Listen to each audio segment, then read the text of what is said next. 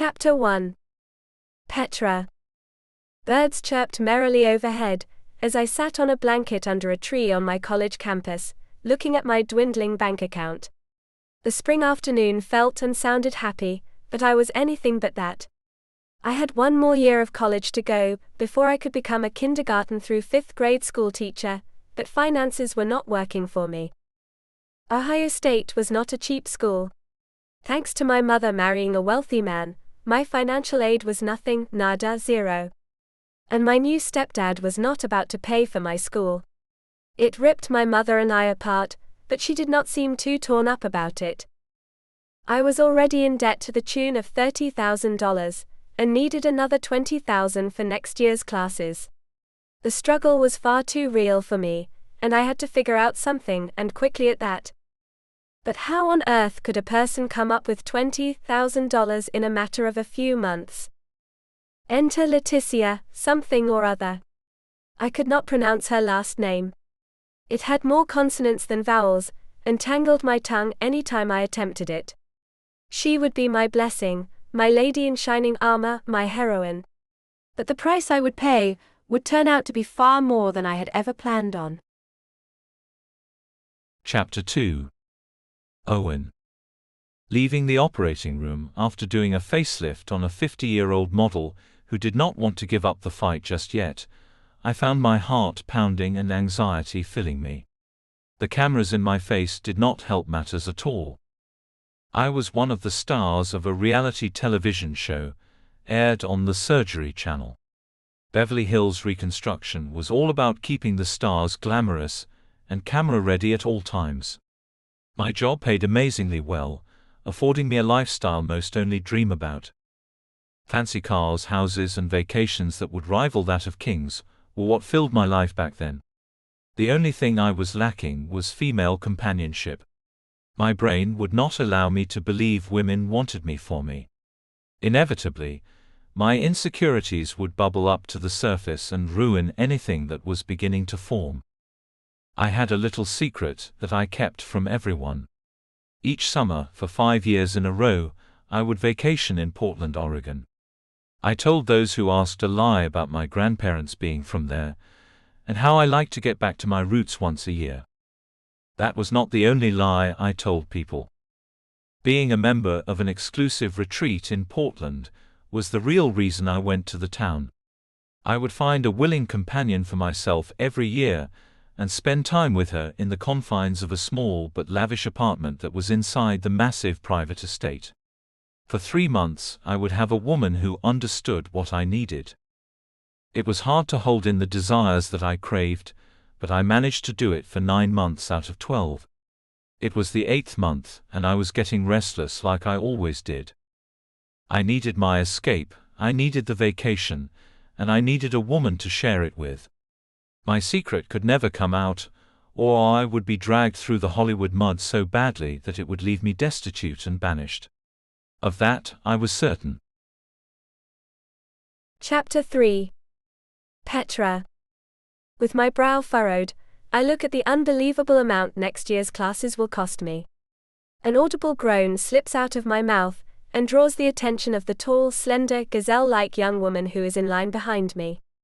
Troubles, she asks. I have shared a few classes with the woman. She is not a big talker, so the fact that she is asking me anything is a miracle. Financial troubles. I put the paper away in my bag and nod with a gesture at the one she has in her hand. Is next year's bill pretty steep for you too? It is high, yes. But nothing I cannot cover. You seem a bit distraught, Petra. Would you like to join me for a cup of coffee? I will let you bend my ear about your problems if you like. Leticia is a complicated woman, in my opinion. She drives a nice car, wears expensive clothing, and lives in a very nice apartment from what I have been told. And she is always kept to herself.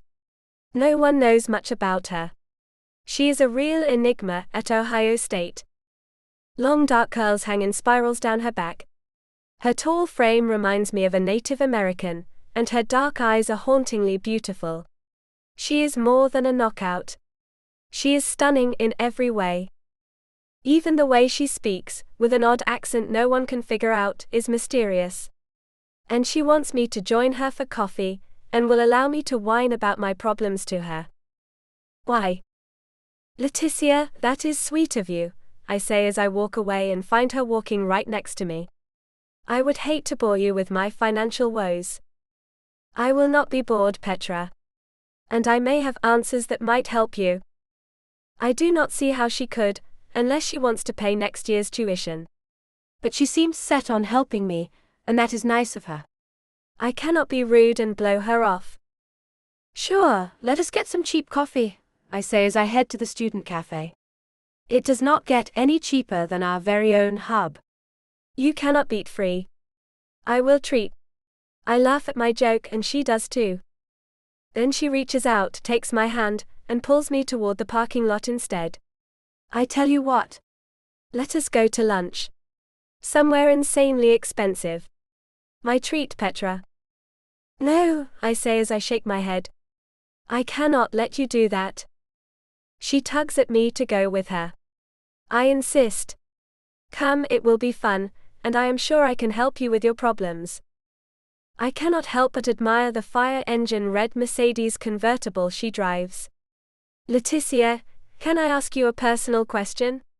I slide into the buttery leather of the passenger seat, as she gets behind the wheel and nods.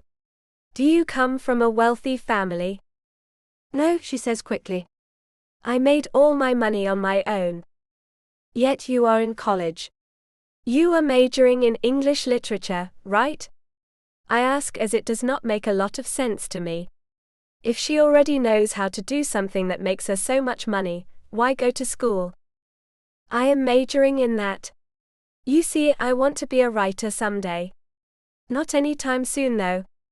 I am happy with what I am doing now, to get me by for the next few years. But one day, I will have to put that behind me, and then I might write about my adventures. She pulls out of the parking lot and heads toward downtown. Curiosity forces me to ask, adventures? That is how I like to think about what I do to make money. She stops at a red light, and pulls out a couple of pairs of expensive sunglasses.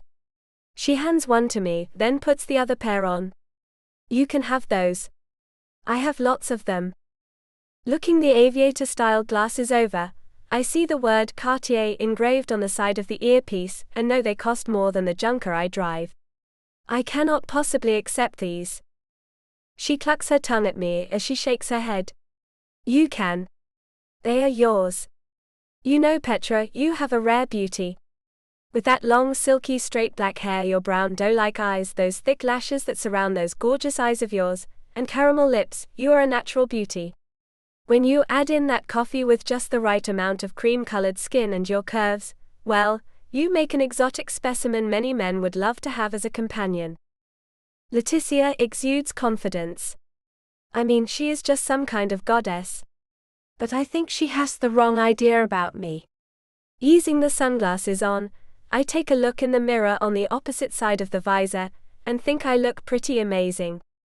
When I look back at Leticia, I see a warm smile on her face. Look, I am not into girls. Her laughter peals through the air. I am not asking you out, Petra. I am not exactly into girls myself. I am into making money. Lots of money. If that means attending events with another female client, then I do what I have to. Wait. Did she just say she gets paid for it? Because that is what I got out of it. Sitting in awkward silence, I look away from her. I have no idea what on earth she wants with me, but I know she wants something. So I spit out, I am not about to become an escort. If that is what you are, and that is how you make your money, I want no part of that. You can take me back to campus if that is what you are after. Pulling into a parking garage downtown, she eyes me over her sunglasses. Petra, I do not sell myself cheaply. I value my services. And the clients who pay me do too. Unbelievable, I hiss. That sounds like the definition of an escort, Leticia. You may be a high-priced one, but you are nothing more than a call girl. With a shake of her head, she picks up her cell and taps in a web address. I see some kind of a landing page that says the Summer Companion Program on it. There are elegant script letters, and images of luxury resorts and private estates. This is a place I have gone to every summer for the last few years. I like to think of it as an adventure. A unique one, where I get paid very well. You see, there are people in this world who need certain services they do not want everyone to know about, or very few people to know about anyway. And that is where programs like this come into play. She giggles a little, and I frown at her. Leticia, what on earth is this place? A program where wealthy individuals who want sophisticated companionship for the summer season come to find the right match. It is completely legitimate, she adds as she looks at my skeptical expression. That sounds suspicious, I whisper. Leticia, take me back to campus. Please. I do not feel comfortable. You are feeling this way because society makes everything sound worse than it is. People need personal assistants, travel companions, social event partners. No one wants to hire through traditional channels because of privacy concerns. But there are many legitimate needs that wealthy people have. Suspicion replaces horror on my face. I am not naive, Leticia. What you are describing sounds problematic. That is not what this is about, she says as she rolls her eyes. No one ever has to do anything they are not comfortable with. And clients are thoroughly vetted. There are professional boundaries and contracts. You can specify exactly what kind of work you are willing to do. You can be matched through a selection process for the summer months. Your client will cover all of your expenses the whole time. The best part is the substantial payment you get at the end of it all. And you get to have an experience while you are at it. I gulp, as I watch Leticia's expression grow into that of pure joy. You are crazy. No, I am not. The things I have done have helped me. You would be shocked at what all you can learn from some of these clients. Many of them are incredibly accomplished people. Business executives, entrepreneurs, artists. They can teach you things you would never learn in a classroom. You make it sound like they are mentors instead of employers, I say as I open the door. Are we going to eat or what? I am suddenly starving. Leticia gets out of the car and comes to me, taking me by the hand and leading me to wherever it is she wants to eat. All I know is that I am getting a free meal out of this encounter. Threading her arm through mine, she leans into my side as we walk. Petra, you need money, and this is the only way I know you can make what you need in such a small amount of time. And you will learn so much from this experience. The program is always only a phone call away if the client does anything to make you feel uncomfortable or crosses boundaries. They will intervene immediately and get you, and you get to keep the money already paid. There is nothing to fear. I promise you that. Being quiet, I try not to think about my money problems and the solution Leticia is offering me. I am not naive. I have had experiences with different kinds of employers. I have had respectful ones, demanding ones, and even difficult ones. But the thought of this arrangement is concerning to me. We walk into some place I have never even heard of, and are quickly seated by some man in a fancy suit. I listen as Leticia speaks in French, then the man leaves us alone in the far corner of the elegant establishment. Looking around, I ask, is this how you always eat? Not always. I wanted to give you a taste of what can be yours if you want. For just 3 months a year, you can have the same security I have right from the very start. After your first time, you will come into the new school year as a changed woman, mentally and financially. The waiter brings us some tall glasses that are filled with yellow bubbly liquid. Champagne? Leticia nods. Yes. I took the reins here, and ordered us some of the most decadent things on the planet. Well, in Ohio, anyway. Her laughter is quiet and subdued, as she gives me a wink.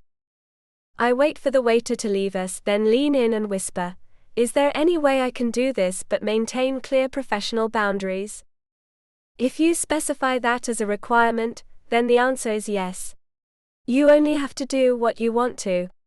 The contracts are very specific about expectations and limitations. I interrupt her, but how do I know what I am signing up for? What kinds of things would I actually be doing? There is a detailed questionnaire, and there is a place where you can describe your skills and preferences. You simply indicate the types of work you are comfortable with, and leave out the ones you are not. The clients who participate in the matching process get comprehensive information about each candidate. They know ahead of time what you will and will not do. So things are transparent from the very beginning. No surprises ever. She pulled a small iPad out of her purse and handed it to me. The program's website has already been pulled up, and I look over the list of services. Personal assistant duties are first on the list, then there are event planning responsibilities, travel coordination, household management. The list includes social event attendance, cultural activities, and administrative support. I look up at her, as I shake my head. I do not know how to do most of this, and I am not sure I want to. I cannot sign up for something with no clue if I can handle it or not. I shake my head again, not sure why I am even contemplating this. I can help prepare you, she says, then takes my hand. I can teach you the etiquette and professional skills you need to succeed in these roles. The best part is that no one will ever know what you have done unless you tell them. Everything is confidential. This cannot come back to haunt you. Only you and I will know about your participation, and I am bound in writing not to tell a soul about any member of the program. I look back at the website and scroll down, finding images of elegant estates, formal events, and what appears to be luxury travel destinations. What kind of woman does this sort of thing? Chapter 4. Owen. April has always been the hardest month for me. I am so close to the break I need that it is frustrating, yet I have a month's worth of work left before me. My mind gets frazzled, as do my nerves. I hate how this always happens. I left the operating room after a harrowing 12 hours of surgery on a woman's face that was already perfectly fine, and came to find solitude in my office. The routine facelift had changed into a life-and-death situation when her heart stopped beating. Thank goodness for my staff and their endless knowledge. The woman who is a model turned out just fine, but I was left with a bundle of nerves. It is days like these when I wish I had a permanent companion. Someone I could go to.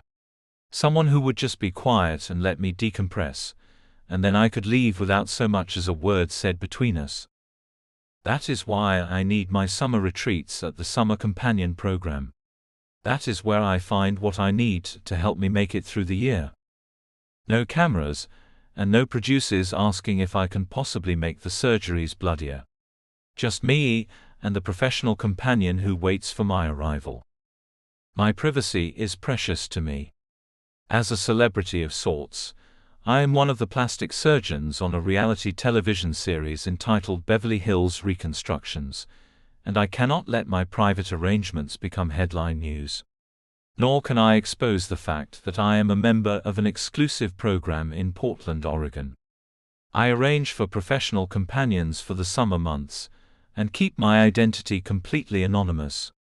They never see my face or know me by anything other than a codename. It is best that way. No one can ever come back to haunt me. I turn on my personal laptop and pull up the program's website. Scrolling through the women who are already signed up to participate in this summer's matching process, I review them all. It is not that I have a type, really, but I do like to have a few candidates chosen before going to the selection event. I have had various companions in the last 5 years. Tall, short, curvy, thin, and one was a woman who had overcome significant physical challenges. That one was interesting to say the least. I let her tell me that she had lost her leg in some accident. I prefer not to know anything about my companions' personal lives. I like to keep things with them strictly professional. Not that they get a lot of personal interaction. I mean, some of them might have wanted more conversation, but I do not ask about things like that. I am in it to find my escape, not to form emotional connections. It is distant, I know. That is why I pay highly for what I want. I do not treat the women I date that way, but I hardly ever date anyone for more than a month or two at a time. My work has made me quite wealthy. I am also rather good-looking to boot. I work out so my body is on point. And that is what makes me insecure. Stupid, I know.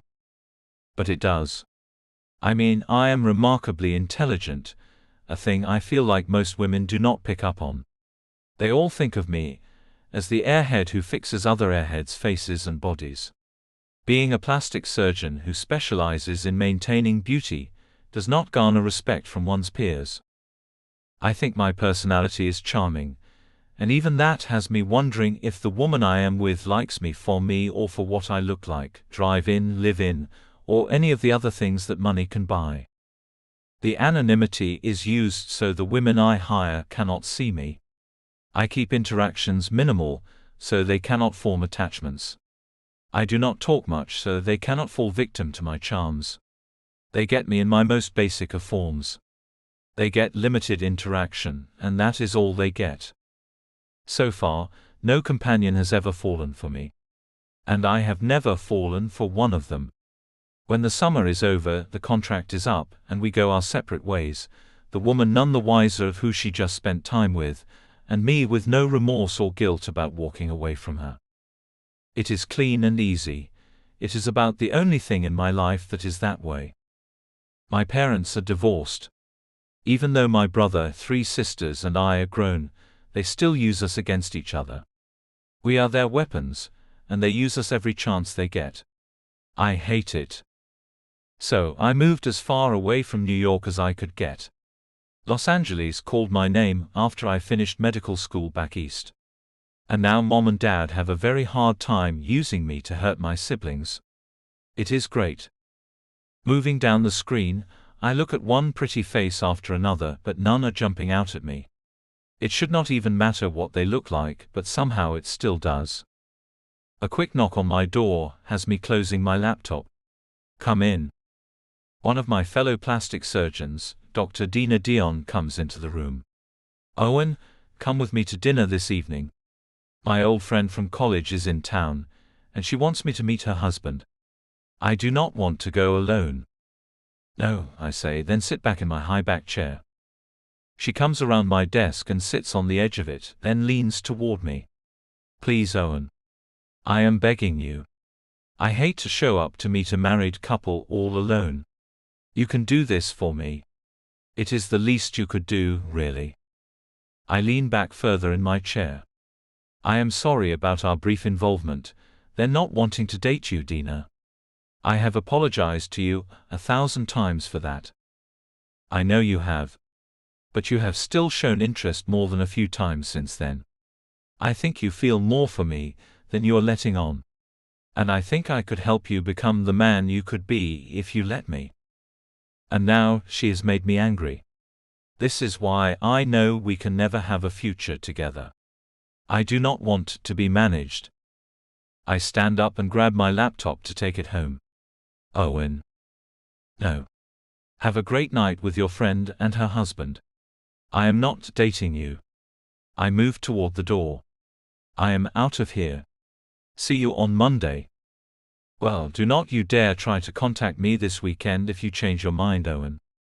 I open the door to my office and nod my head, gesturing for her to leave. You have nothing to worry about. I have a lot of research to do this weekend.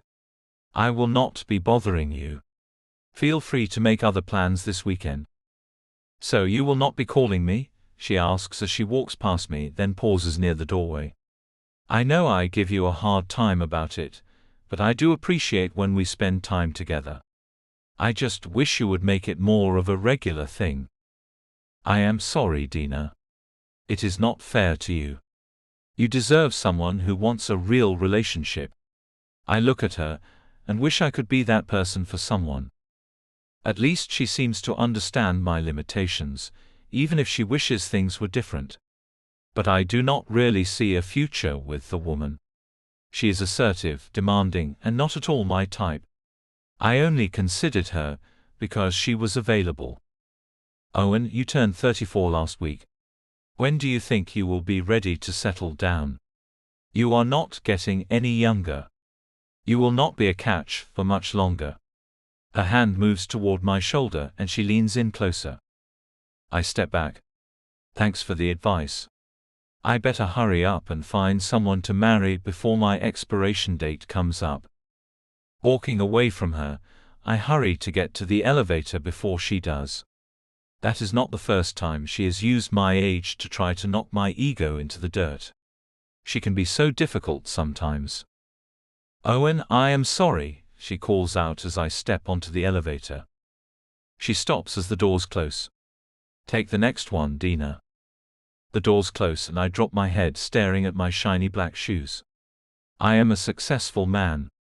I have tons of things going for me, and only one little thing that I do not want anyone to know about. And that one thing seems to be my downfall, the thing that sets me apart from normal people. If I could stop doing it, I would. I can only manage to keep it under control for just so long. The need is building in me as summer approaches, and my time grows near. Soon I will be able to have the arrangement I need, and get it out of my system for a while. I just wish I could get it completely out of my system. Maybe then I could have a normal relationship. Getting into my car, I opened my laptop to check my personal email, and found that the page for the program was still up. A new woman's face is at the top of the list. She has a really nice face. Gorgeous brown eyes look sweet, and they are staring back at me. Her hair hangs in a black sheet of silk around her heart-shaped face. Full lips, the color of cotton candy, stand out against her creamy tan skin. Now, who is this Petra Bakari? Chapter 5. Petra. After agonizing over my decision about becoming a companion for the summer, I finally accepted the fact that I had to do something to fix my current situation. No one was going to step in and hand me $20,000. I needed money badly. So badly that I would take on an unconventional arrangement for the summer. At least I had some say in what the role would involve, and Leticia was going to help me prepare before I got in over my head. A week had passed after she and I talked. I was sitting under a tree, listening to birds chirp with happy sounds while I glared at my bank account on my cell phone screen. My part-time job at the little cafe was not cutting it. Suddenly there she was, like an angel sent from above. White layers of a mid-thigh length dress flowed around her. "Hey Petra. The long face you are wearing does not look great on you.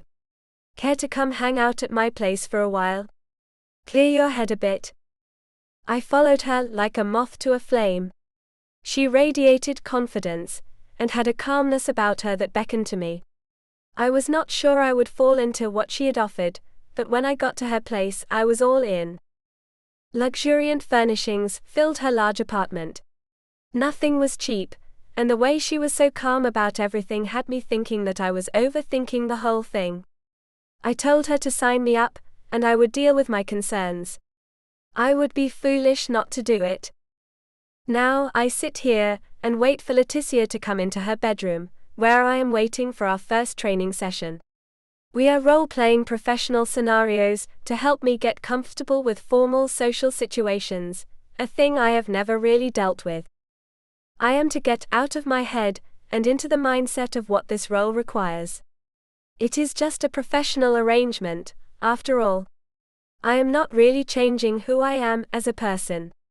Wearing one of Leticia's elegant cocktail dresses has me feeling a lot like another person too. Leticia has so many outfits that it boggles my mind. She is 4 inches taller than I am and slender, while I have some curves, but she managed to find a few things of hers that fit me nicely, generously giving them to me. Plus, she is going to help me select my outfits for the selection event, so I will present myself well alongside the other candidates there. She is kind of like a mentor to me, helping me to see that this is not really as intimidating as I thought it was. I have attended formal events before for free, so why not get paid to attend them in a particular way some wealthy client prefers? The door opens, and she walks in carrying a leather-bound planner and some etiquette books. Ready to begin? I stand up quickly, smoothing down the dress. Yes, I think so. Good. First lesson is about proper formal introductions and social grace. The clients who participate in this program expect a certain level of sophistication. She sets the books down on an elegant desk.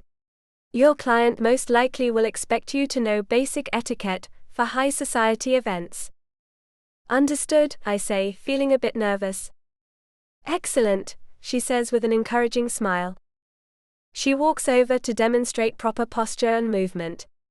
Remember, confidence is key. Even if you feel uncertain, you must project poise. With a smile, she has me practice walking across the room several times, correcting my posture. Better. Your presence will soon become natural. She demonstrates again. If you kept practicing, it would eventually become second nature. But I do not want you to worry about perfecting everything today. We are just getting you familiar with the expectations. I suppose we all have to learn these skills somehow. It is like learning any new professional role. I stand a bit straighter, trying to embody the elegance she is teaching. Exactly. These skills will serve you well in any professional setting. And if you do find yourself uncertain in any situation, just remember the basics we practice here. The clients usually will provide additional guidance specific to their expectations when you begin the arrangement. She walks over to the desk and gestures for me to join her. Getting back into practice mode, I compose myself and approach. Now what? I ask as I wait for her to show me what is next. Now I want to go over conversational skills. You will need to be able to engage in sophisticated dinner conversation. We will practice with some common topics. She sits down gracefully, and I take the position across from her. I feel kind of inexperienced doing this. I did not grow up attending formal dinners or high society events. It feels unfamiliar for me to be learning this, but I have to give it a try. It could mean better opportunities for me if my skill set is broader. So far, I have only indicated a few things I am comfortable with on the questionnaire. Event attendance is acceptable, and some forms of travel assistance are as well. But nothing has been checked on the extended social engagement list, the list that includes things like weekend retreats and multi-day events. That is something Leticia has told me is a real advantage and not nearly as demanding as I have been thinking. Ready? She asks me as she opens one of the etiquette books. I think so, I say, then take a deep breath. You need to relax, Petra. You are supposed to seem comfortable in these settings. You know what I mean? She asks me as she demonstrates a relaxed but elegant posture. Seem comfortable, I say. Yeah, okay. I try my hardest to breathe in and out to calm myself, but it does little to help me. I am just going to be nervous about it right now. That is just how it is. She began the first practice conversation about art and culture. The first topic is not that bad. I managed to contribute some thoughts on a recent museum exhibit I attended. Another topic comes up about international travel, and now I can feel my inadequacy showing. I stumble over my response about a place I have never been. One more question about fine dining has me feeling completely out of my depth. I do not know much about that, I admit. Leticia smiles encouragingly and helps me understand. That is exactly why we are practicing. Tell me what feels most challenging to you. Unfamiliarity. I feel like I do not know enough about these topics, and I kind of feel inadequate. I place my hand on the desk to steady myself. That is completely normal. I want you to try something, she directs me. I do as she has said, and watch her as she pulls out a list of suggested reading materials and documentaries. What are these for? Education, she says with a wink. Can you commit to learning about these topics? My voice comes out uncertain, like, study them all. She nods. Not memorize everything. Just familiarize yourself enough to hold a conversation. Okay, I say as I nod. I am not really sure about this, but I suppose it is not much different than studying for any other professional development course. She slides the list toward me and smiles. You are already more cultured than you think. That foundation will help. And what does that mean? I ask as I look over the reading list. It means you might end up enjoying learning about these topics. Her eyes meet mine. Do you mind if we practice a mock dinner conversation now? Now. I ask as I look at her. Leticia. Some of the clients like to have companions who can discuss current events and cultural topics. Last year, mine took me to a charity gala where I had to mingle with philanthropists and business leaders. It was enlightening. It is not that I prefer high society to my normal life, but it opened my eyes to a different world. So, can we try the practice conversation? I nod as I consider this new perspective. Her demeanor becomes more formal as she begins asking me questions about recent news and cultural events. I am riddled with curiosity about this world I am about to enter. Is it really that sophisticated? Leticia maintains her formal demeanor and gives me an approving nod. The program matches candidates carefully. I do not want you to feel unprepared if your client asks you to attend important events. Wait, I say as I think about what exactly she is asking of me. Can I not specify that I am only comfortable with certain types of events? You can, but why would you? She asks. It is just conversation and social presence. I am not experienced in that world, I say and look at her with concern. Neither was I when I started, she says, then walks over to a bookshelf and takes out a small notebook. What is the difference, she asks calmly, between learning these skills now or figuring them out as you go? A lot, I tell her as I shift in my seat. Open your mind, Petra. Become the confident professional that resides within you. You have no idea how much you will be able to impress your client if you are prepared. And in turn, you will find yourself gaining experiences you never knew were possible. My heart is pounding. My mind is racing, and I do not understand why I feel so anxious. I kind of want to prove to myself that I can do this. But then again, I have doubts. Reaching out to take the notebook, I see my hand shaking. Do you think this preparation will help me to get ready for the huge adjustment I am in for? I think each thing we do here will help you to be what you will need to be for the client who selects you for the summer. If they are pleased with your professionalism, they usually add generous bonuses to the compensation you are already getting. You want the best outcome, do you not? Money opens doors to opportunity. But I do want as much financial security as I can get. I only plan on doing this once. I might as well make the most professional impression I possibly can, right? So, how comprehensive is this training going to be, Leticia? Oh, let us just take it step by step. I will show you what impresses sophisticated clients. You will be surprised how quickly one adapts. And with that, we dedicated ourselves to the preparation, losing track of time as she showed me etiquette I had never learned before. By the time we finished, I sat there exhausted, my mind reeling from everything I had discovered about this world. As confidence filled me, and knowledge still resonated in my thoughts, I found myself feeling a lot better about what I had gotten myself into. My professional polish was developing under Leticia's guidance. With her training me, I was sure I would make some clients satisfied with what I could offer. And with that would come all the money I would need to secure my future as a teacher. And no one would ever need to know how I earned the money. Chapter 6. Owen. Picking up my cell, I make a call to the program to finalize the arrangements for the apartment I rented there for the summer. And I want to know more about this new woman, Petra Bakari. Isabel, at your service, Mr. Cantrell. My call is answered by a happy-sounding feminine voice. Hello, Isabel. And how are you doing this fine Saturday afternoon? I run my pencil over the paper. I have written my list of preferences, giving it one more look before I finalize the details. More than fine, sir. How can I help you? As you are aware, I am sure, I have rented an apartment at the estate again for the summer.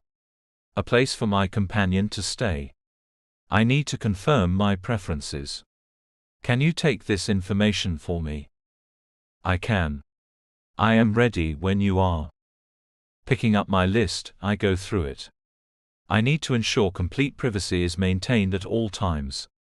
My identity must remain anonymous throughout the arrangement.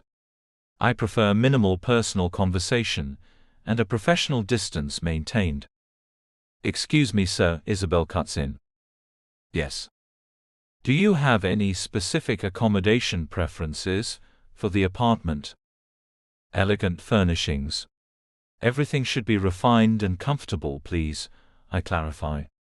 Ensure the space is well appointed. And I want premium amenities throughout. I will be providing some personal items separately to ensure my privacy is protected. That sounds perfect. I see you have filled out everything else. You are all set, Mr. Cantrell.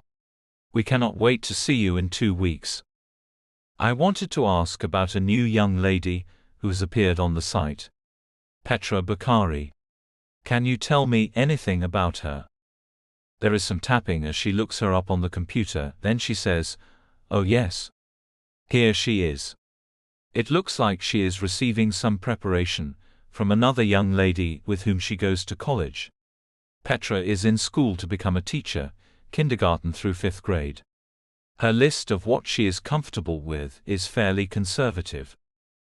Tapping my pencil on my kitchen table, I ask, "Can you let her know she has an interested client?" Of course. Good. Let her know what my preferences are. I want to make sure she knows about my need for complete anonymity. I prefer minimal physical contact and maintain professional boundaries at all times. I generally prefer my companion to be discreet and only engage in conversation when appropriate. I do not require extensive interaction. She is under a professional arrangement, and that is the nature of it. I am not interested in anything beyond the agreed terms. I value privacy and discretion above all else. I prefer to have my own schedule and time alone, as the companion should have her independence as well. Not that we will interact much. I do not allow personal attachment. Make that clear. I can do that for you. I will just send her an email. I am sure she will be very interested to hear about your inquiry, Mr. Cantrell. Her use of my name worries me, so I add, "Isabel, I do not want her to know my name. Just let her know she has someone who is interested in her selection, and nothing more than what my preferences are." Okay. Sir, anonymity is always the #1 rule in the summer companion program. You have nothing to worry about, except the fact that 2 others have already made calls to me about this young woman. You should also select a few more candidates, in case this one is matched with another client. My blood begins to boil as I think about anyone else selecting her. No, I say sternly, my voice sharp with warning. The tip of my pencil breaks as I press it too hard on the list I made. I will not be considering anyone but Petra Bakari.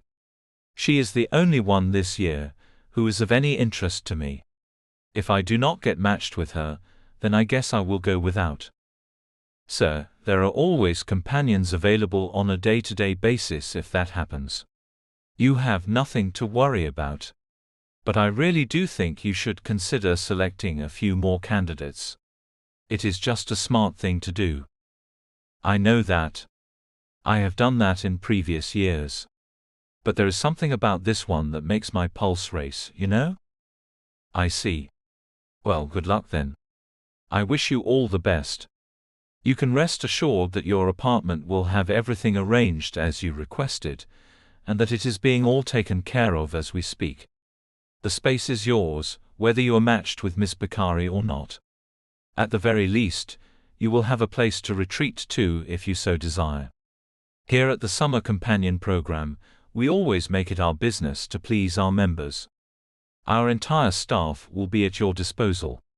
Have a great weekend, and we look forward to seeing you.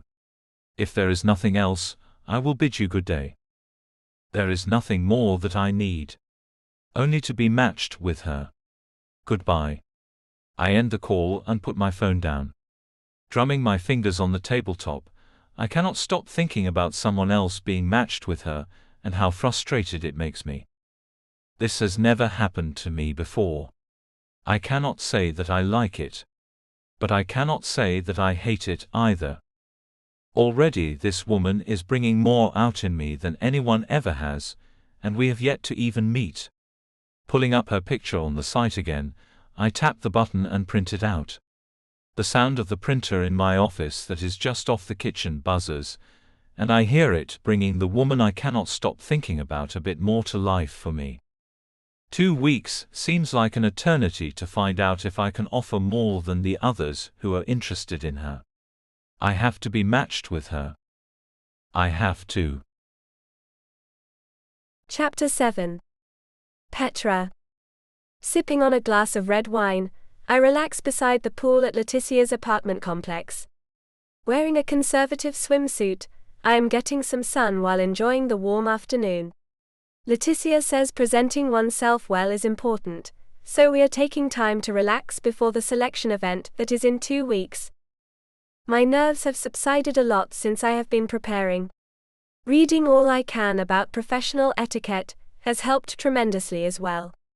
Picking up my cell, I checked my social media and saw that I had gotten an email from the Summer Companion Program. Hey Leticia, I have an email from the program.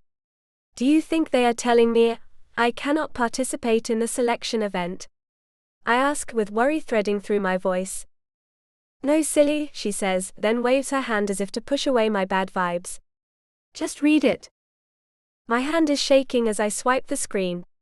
Taking a breath, I see it is from the program manager, Isabel Delian. It says I have an interested client, and he would like for me to know what he expects from the arrangement.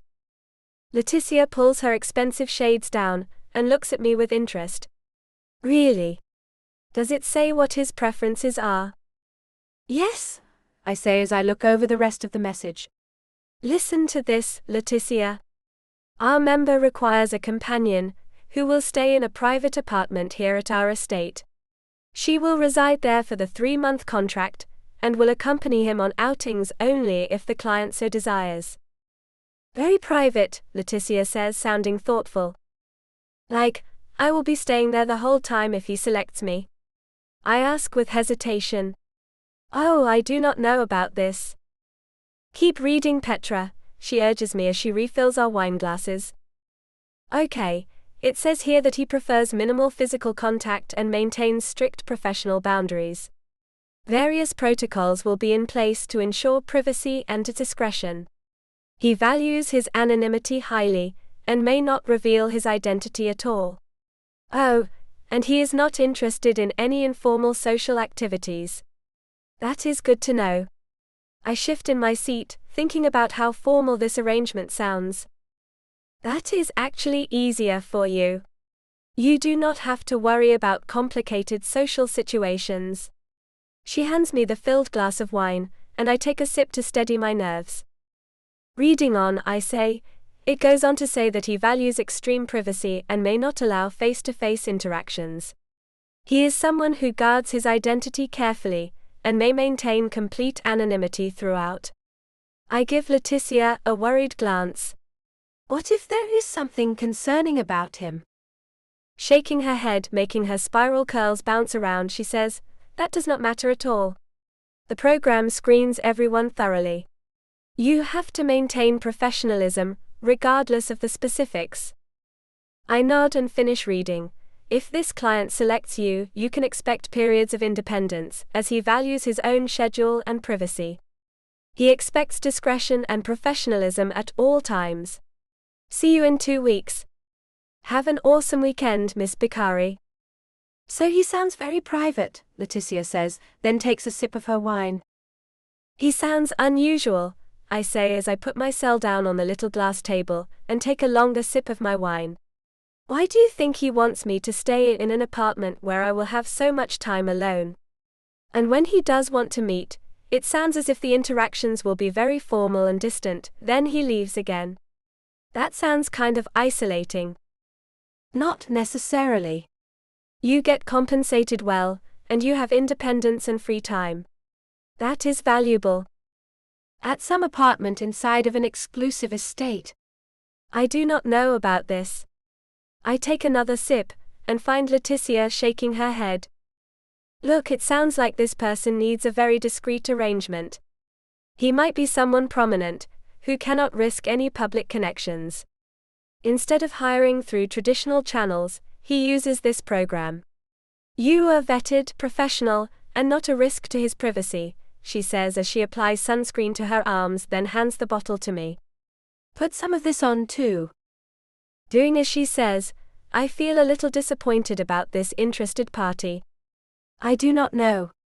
To be honest, I have kind of romanticized who would select me. You know, someone interesting who is successful and has fascinating stories to share. We would have engaging conversations, and things would be pleasant. And the two of you would become friends and stay in touch after, she adds with a laugh. That is not going to happen. That is not what this is about at all. This is about having their needs for privacy and discretion fulfilled with someone who will maintain confidentiality after the summer ends, Petra. Do not get emotionally invested in this. You are the professional the client has hired for a few months to provide a specific service. Nothing more than that. I do not want you to be disappointed. In this line of work, your emotions have no place in it. Is the lecture over? I ask her with a smile. She nods. As long as you understand things clearly. I have been trying to show you how professional this arrangement is. Not all clients care about making personal connections. They paid a fee for discretion and privacy. You are essentially their employee. Not that I like to think in those terms, but if you think the person who selects you will develop any kind of personal relationship with you, I am afraid you are in for disappointment. Okay, I get it.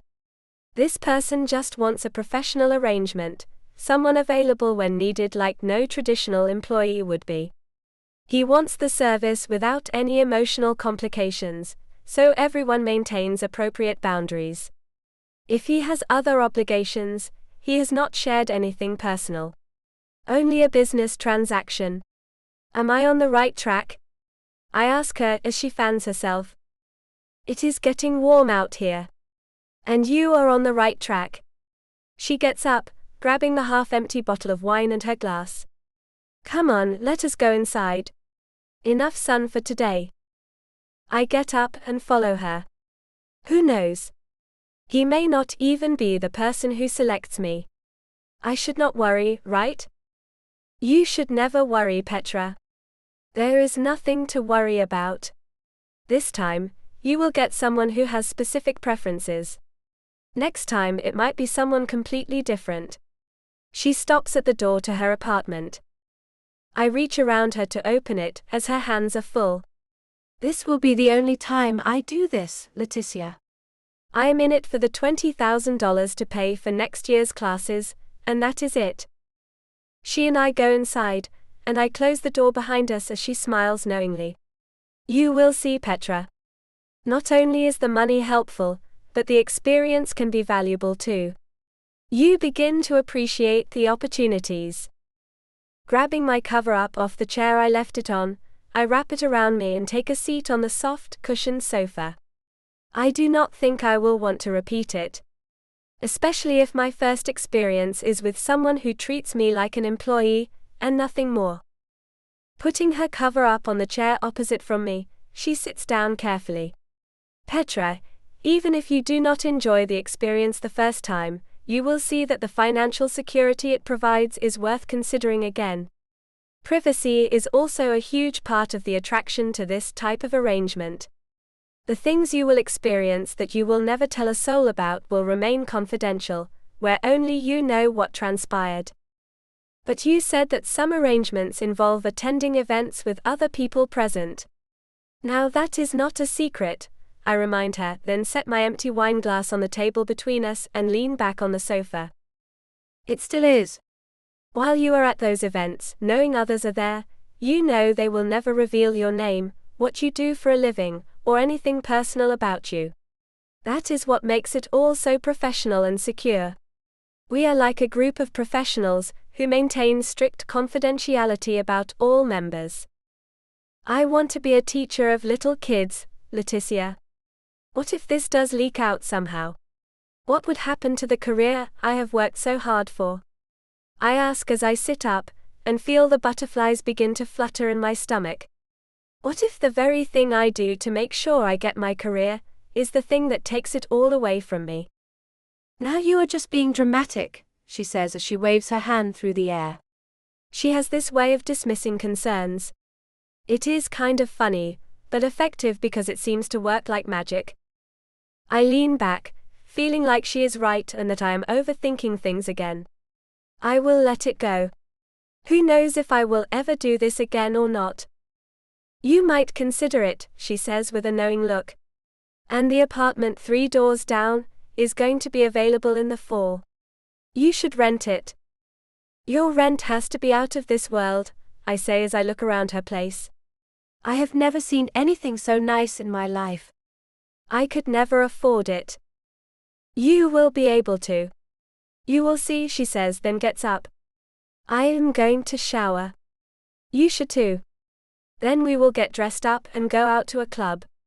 It is Saturday night, and I think you should get out while you can. You might be spending the summer in a very quiet environment. Getting up, I make my way to the guest room I have been staying in since she took me into her preparation program. You are right. And maybe meeting new people would be good. She stops and looks at me with a serious expression on her face. No. You cannot get involved with anyone right now, Petra. You have already been screened for health clearances. You cannot risk any complications until after the arrangement. It is in the rules. Did you not read them all? I did, but I guess I did not fully understand that one. I thought it just meant being careful. No. Nothing that could compromise your health screening. You need to stay healthy and avoid any risks. If you bring any health concerns to your client, then you breach the contract. That means avoiding anything risky, Petra. Even catching a cold could be problematic. Why do you think I have you on the vitamin regimen and the exercise schedule that I do? I thought that was so I would be in great shape. You should explain things better, I tell her as I walk away. I get it now. Stay healthy, avoid risks, and take care of myself. Exactly, Petra, she tells me firmly. I understand completely, Leticia. Health and professionalism are the priorities, I say, then give her a reassuring smile. So we understand each other then?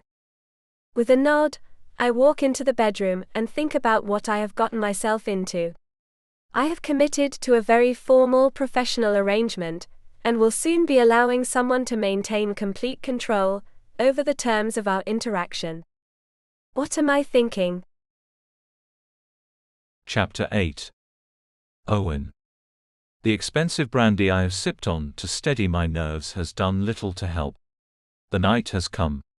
The selection event will begin in just a little while, and I have seen Petra in person. Her beauty was not given justice by the one picture the site had posted of her.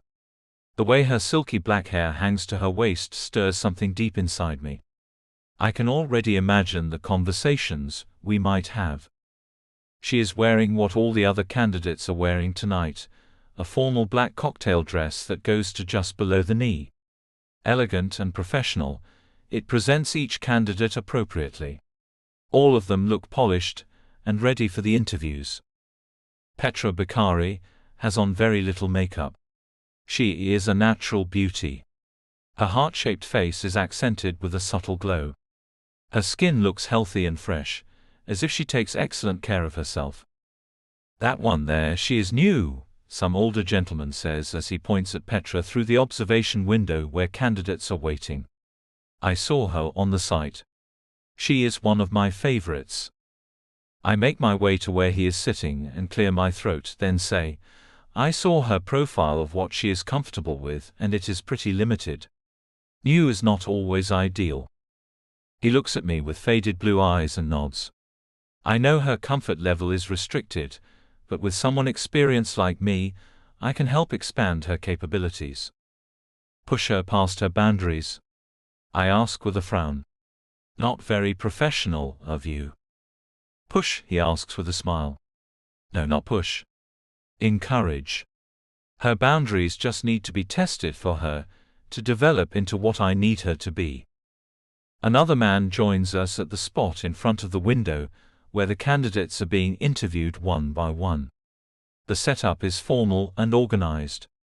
Program coordinators are conducting preliminary interviews, and the way Petra carries herself with her head held high and her posture confident is remarkable for someone who has never done this before. A thin man with a long mustache takes a seat near me and the gentleman who I will be competing with to be matched with Petra. I heard you two talking about my preferred candidate, Petra Bakari. I hope you will not be disappointed when I am matched with her. It is surprising how quickly my concern rises at the thought of her being matched with someone else. And what would your expectations be for the arrangement? I ask him. I have very specific requirements. I need someone who will assist with some unusual personal matters. Medical record organization is one of my particular interests. I would have to train her extensively, of course. It is not on her list of skills, but I am sure if I can get her to help me with my filing, then she will manage other tasks too. I have a complete home office set up at my place. You live in Portland? The older gentleman asks. The man adjusts his mustache. I do. I decided to ask him a question too. And you work in the medical field? No, I am a computer programmer. But my organizational needs are extensive. I have spent quite a lot of money setting up my home office, and I have been eager to get someone who will work with my system. This will be my first arrangement through the program. Congratulations, the older gentleman says as he nods approvingly. I lean back in my comfortable chair and try not to think negative thoughts about the men, but I cannot help it. One wants to make her his personal assistant for the next 3 months with oddly specific tasks, and the other wants to push her boundaries until she complies with what he wants. It makes me uncomfortable and concerned at the same time. I have to be matched with her, or she will end up with one of these questionable characters. All three of us become quiet as Petra is called in for her formal interview. The program coordinator leads her to a professional interview room. She sits down gracefully and answers questions with poise.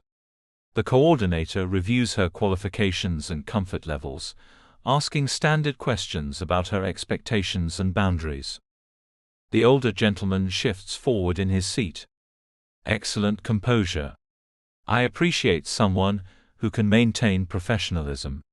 I want someone who will appreciate structure and clear expectations. And she seems adaptable. I cannot wait to have the arrangement finalized. My stomach tightens as I listen to him talk about the woman who has been in my head so strongly since the moment I saw her picture.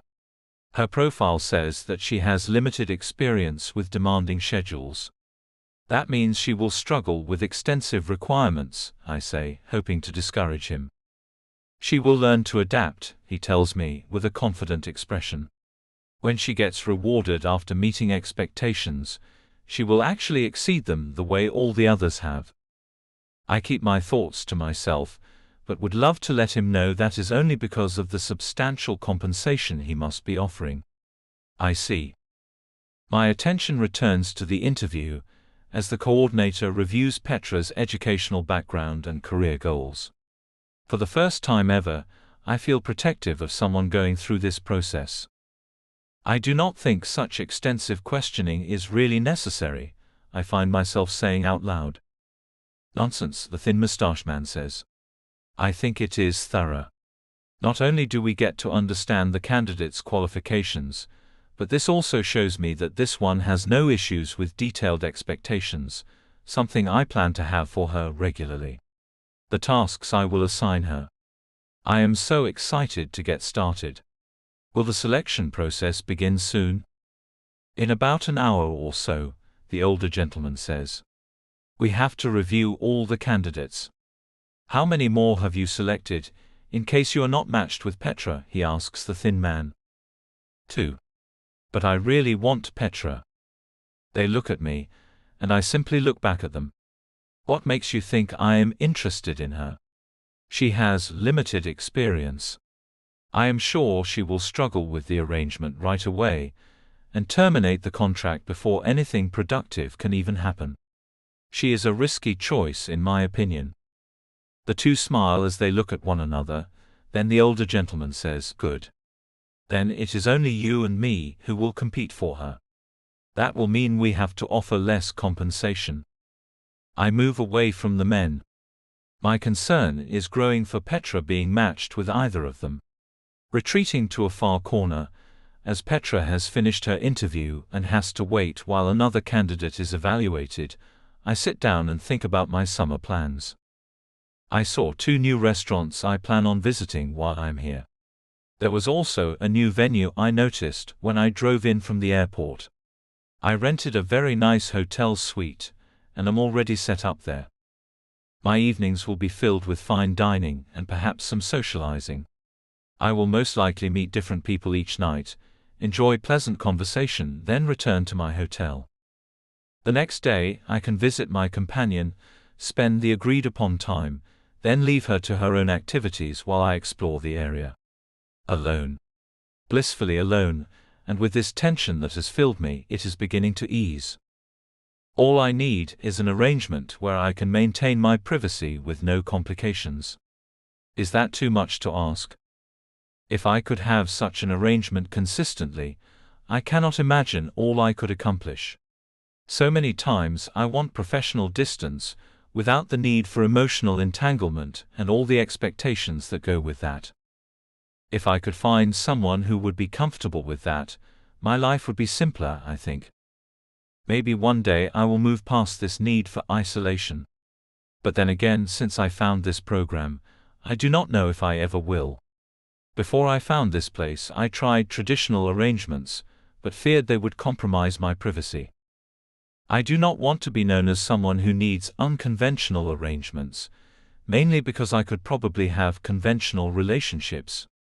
But just like with Dina and a host of other women, I can have what I want, but they want something out of me too.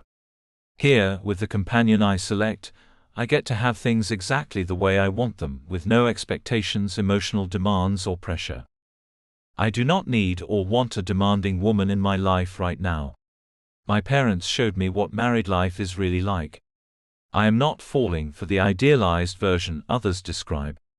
A partnership where love and commitment take center stage is what the married men I know claim. I think they just want to lure more single men into the complicated situations they are living in. They say misery loves company. But I am not about to put myself into a difficult situation, the way my parents did. What is concerning is that even though divorced, those two still managed to complicate each other's lives. Leaving mom did not make dad or her any happier. It makes me think that once that special someone gets under your skin and into your heart, you cannot get them out, even if they drive you absolutely mad. Chapter 9. Petra. With the interview process over, I sit and wait with the other women to find out if anyone will select me or not. It seems the clients behind the observation window can request additional information about the candidates, but no one has asked anything about me yet. Leticia pats my hand as we sit next to each other. It is okay, Petra. This part is nearly over. One of the program coordinators comes to get her and takes her away to answer someone's question, Then I find another coordinator coming to get me. Come on. Someone wants you to state your name and age. Why? I ask as I let him lead me to the interview area. That information is on the profile. I guess he wants to hear your voice, he tells me as he takes me to a designated spot in front of the observation window. Go ahead. Say what I told you to. My name is Petra Bakari. I am 21. He leads me back to the waiting area. Okay, Petra, back you go. Do you think anyone will select me? I ask with worry, as a few of the other candidates have already been matched with clients. Are you kidding? He asks me with a reassuring smile. You are impressive. Do not worry. The only reason you are still waiting is because you have more than one interested client, and there is a competitive selection process happening. Those women who have left already only had one interested party. All of you who are left will be matched. It is just a matter of with whom. Relief fills me as I take a seat and do not have to worry about going through all of this, only to be told no one wants to work with me. More than one client is interested. Leticia comes back to sit next to me, taking my hand and smiling. Is this not exciting? Nerve-wracking, is what I say, then I hear her name called and she gets up, leaving me alone. Bye, she says. See you back here at the end of summer. We will meet here and fly back together. I cannot wait to hear all about your experience. Getting up, I embrace her tightly. Goodness, I am nervous. She pats my back as she hugs me. It is all going to be okay. Just remember all I have taught you, and things will be fine. And like you have been told numerous times, if you feel unsafe or uncomfortable, all you have to do is call the hotline to be removed from the arrangement right away. It is all safe, Petra. With a nod, I let her go and feel like I might get emotional. But I put on a brave face for her. Okay. Thanks for everything, Leticia. See you in 3 months. Bye. She is escorted away, and we wave to each other as she goes. I sit back down and fight the urge to get overly emotional. One of the other women looks at me with sympathetic eyes. It is okay to be nervous. This is my 5th arrangement, and I still get anxious. But it all works out quickly once you meet your client. I have never had a difficult one. Most of them are focused on maintaining professionalism. The experience is sure to be worthwhile. I nod and think about the arrangement some stranger is about to finalize with me. It does little to calm me down. Some client I have never met will expect certain things from me, and I have agreed to this arrangement. The program manager, Isabel, comes to me with a piece of paper in her hand. Come with me, please. She walks purposefully, and I get up to follow her, wondering what is going on. We go back to her office where she gestures for me to take a seat, and she goes to sit behind her oak desk that is clear of any clutter. Placing the paper she holds on the desk, she pushes it toward me and pulls a pen out of the drawer. You did not mark this on the list of services you would provide, but you also did not mark it as unacceptable. You have an interested client. We will need your authorization first, though. For what? I ask as I take the paper and see the words at the very top, personal health assistance. You do know what that means, do you not? She asks me. With a nod, I say, I do. Did this person specify what kind of tasks he wants help with? You see, I did not know what to indicate, as the list was extensive. I do not mind helping with basic wellness activities. But there are things I am not comfortable with. Okay, check off what you are comfortable doing on this list here. I will enter that into the system, and then we will know if that client will actually pursue the match or not. Looking it over, I find that I am not comfortable with most of the requests. I end up checking that I will help with scheduling wellness appointments and some other straightforward tasks like that, but most go unchecked. I push the paper back to her after I sign it. Those things I did not check, I want to be marked as unacceptable. I will not do any of them.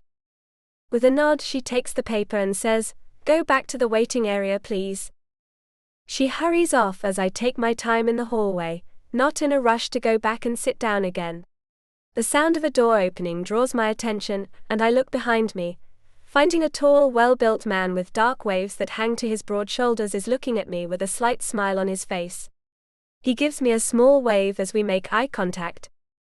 I wave back and smile at him too. He looks like he could be on television, in his elegant dark suit. His appearance is polished and professional. So incredibly striking. Now, he is the kind of person I imagined might participate in this program. And Leticia acted as if successful, attractive people did not even exist here. But he does exist.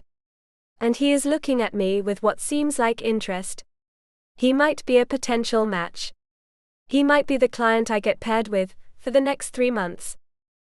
I wonder if I can speak to him, or ask him if he is considering selecting me. He is not looking away or moving.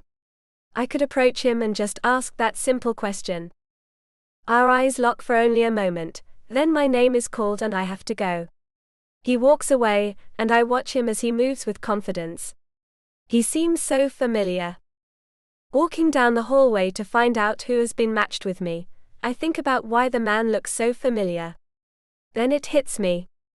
I have seen him on television before, on a reality show. Beverly Hills, something or other. It is a show about plastic surgery, and he is one of the surgeons. My goodness, what if he was the one who requested the personal health assistance and I have made a mistake? I was not comfortable with those tasks, but if he is the one requesting them, then maybe I should have reconsidered.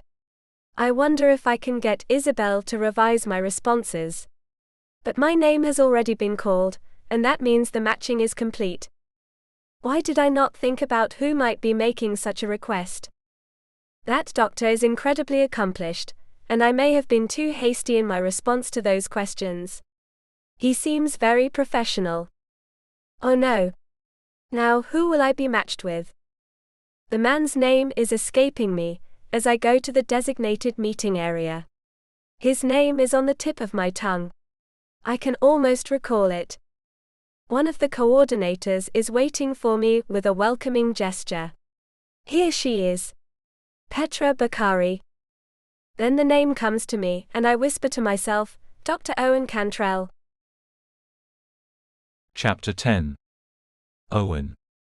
I did not expect to find Petra in the hallway, but when I came out of the restroom and saw her standing there, I almost went straight over to her, which is discouraged by the program protocols. Somehow I managed to stay right where I was and only look at her. Her smile was bright and she looked pleasant. Not that she knows who I am. I always let my hair grow out for the summer. On the shows it is kept short, and I make them use a lot of makeup on me, so that I am not recognized very easily when I come to Portland. And I maintain strict anonymity with the companions I work with, just to be completely safe about it. When our eyes met, I felt more than a passing interest in her. If I am matched with her, I do not know exactly how the arrangement will unfold. I have a feeling I might adjust from my usual approach. I heard her name announced, and had to hurry to get back to the selection room. Isabel must have gotten back with the results she said she would need, if one particular client pursues Petra, something I hope he will not do. It will be much easier if it is only the older gentleman and me. I have already placed a substantial offer in the envelope I gave Isabel. I doubt that man has as much resources as I have to commit for such an arrangement. It is interesting, but I am glad she got to see my face. Once I have the arrangement finalized, she will not see it again due to my anonymity requirements, but I will be able to check on her well-being remotely. The monitoring system was installed, and I will be able to ensure everything is appropriate with my phone when I am away. As I walk into the room, I see another man has decided to pursue Petra. Isabel is taking his envelope, and my heart starts to pound. She looks at me with a professional smile. Good. You are back. We can announce who will be matched with Petra Bakari now. The older man looks at me, with a disappointed expression. I thought you were not interested in her. With a shrug, I take a seat with the rest of them and wait to see what Isabel has to say. She looks at the thin mustached man and says, I am afraid you will not be able to pursue Miss Bakari. She has marked all the services you requested as unacceptable. That leaves 3 offers for her. She opens my envelope first and looks at me. Very generous. I nod, and find myself hoping that the other 2 are lower. Looking out at Petra as she stands there, waiting to see who will be matched with her, I cannot stand the fact that she has to go through this. This does not come naturally to her. She is trying so very hard, but her expression gives away the nervousness she is experiencing. And who could blame her? Never have I felt so much concern for any woman here, or anywhere else for that matter. Her brown eyes reflect only slight anxiety, as she holds a composed smile on her face. I wonder how difficult it is for her to maintain her composure while she waits. I wonder if she has expectations for what she is about to experience. Will she find the arrangement acceptable? Will she appreciate her independence and privacy? Will she be content when I check in with her? Shaking my head, I try not to think of her in the terms that she is already matched with me. There are 2 others who have placed offers for her, after all. Isabel opens the second envelope and looks at the new man. She says, another substantial offer. She gives no hint as to whether it was higher than mine or not, as she opens the third and final envelope. Before she can say a thing, the mustached man is back, waving an envelope and calling out, I will not require the services on her unacceptable list. I will accept her parameters as they are. I want to work with her that much. Here, take my offer too. Rubbing my temples as the man is testing my patience, I almost tell him to move on to another candidate. Looking out at her, I want to walk out there, approach her, and finalize the arrangement immediately. Forget the other interested parties. I want to be matched with her. Isabel takes the other envelope and looks at the older gentleman as she nods. Another competitive offer for Petra Bakari. She puts it at the back of the stack she is holding and opens the last one that was just given to her. I watch her expression as she looks at all 4 of us. Gentlemen, we have 4 substantial offers, and we also have 1 tie for the highest amount. If you will all write new offers for me, we can finalize this match.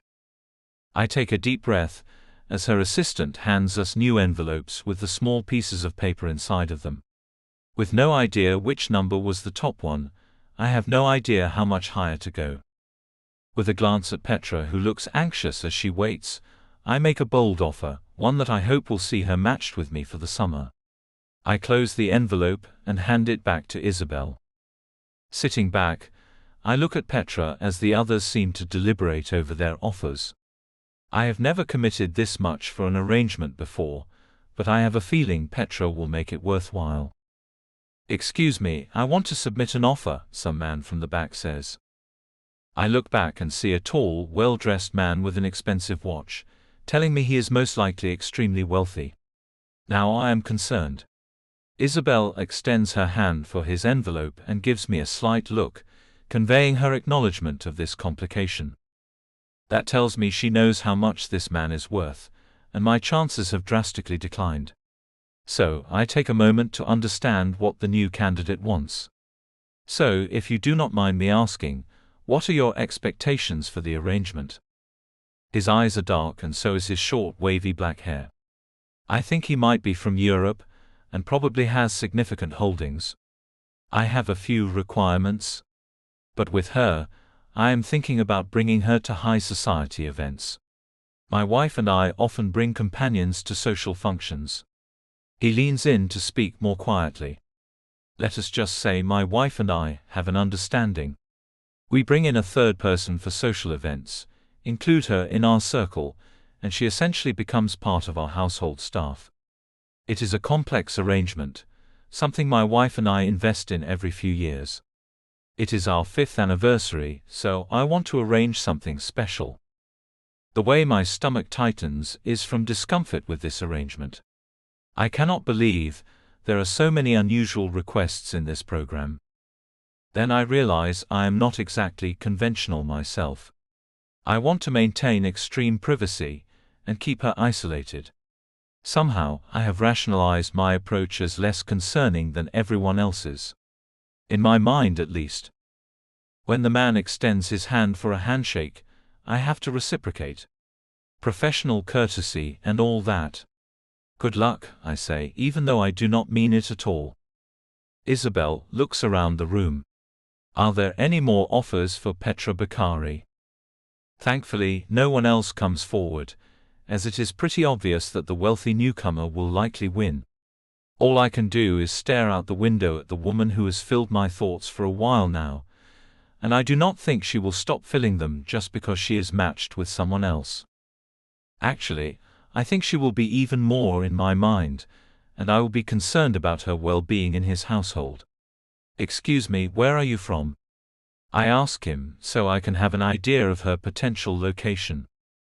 With a polite smile he says, I am from New York. Why do you ask? Oh, just curious, I say, then look at Isabel, who has the first envelope open. She nods, puts it at the back and opens the next one. One by one she opens them all, then sets all but one of them down. With a professional gesture, she reaches for the microphone and gives us no hint as to who has been selected. Petra Bakari, you are to be taken to apartment 22. Your client will meet you there when he is ready.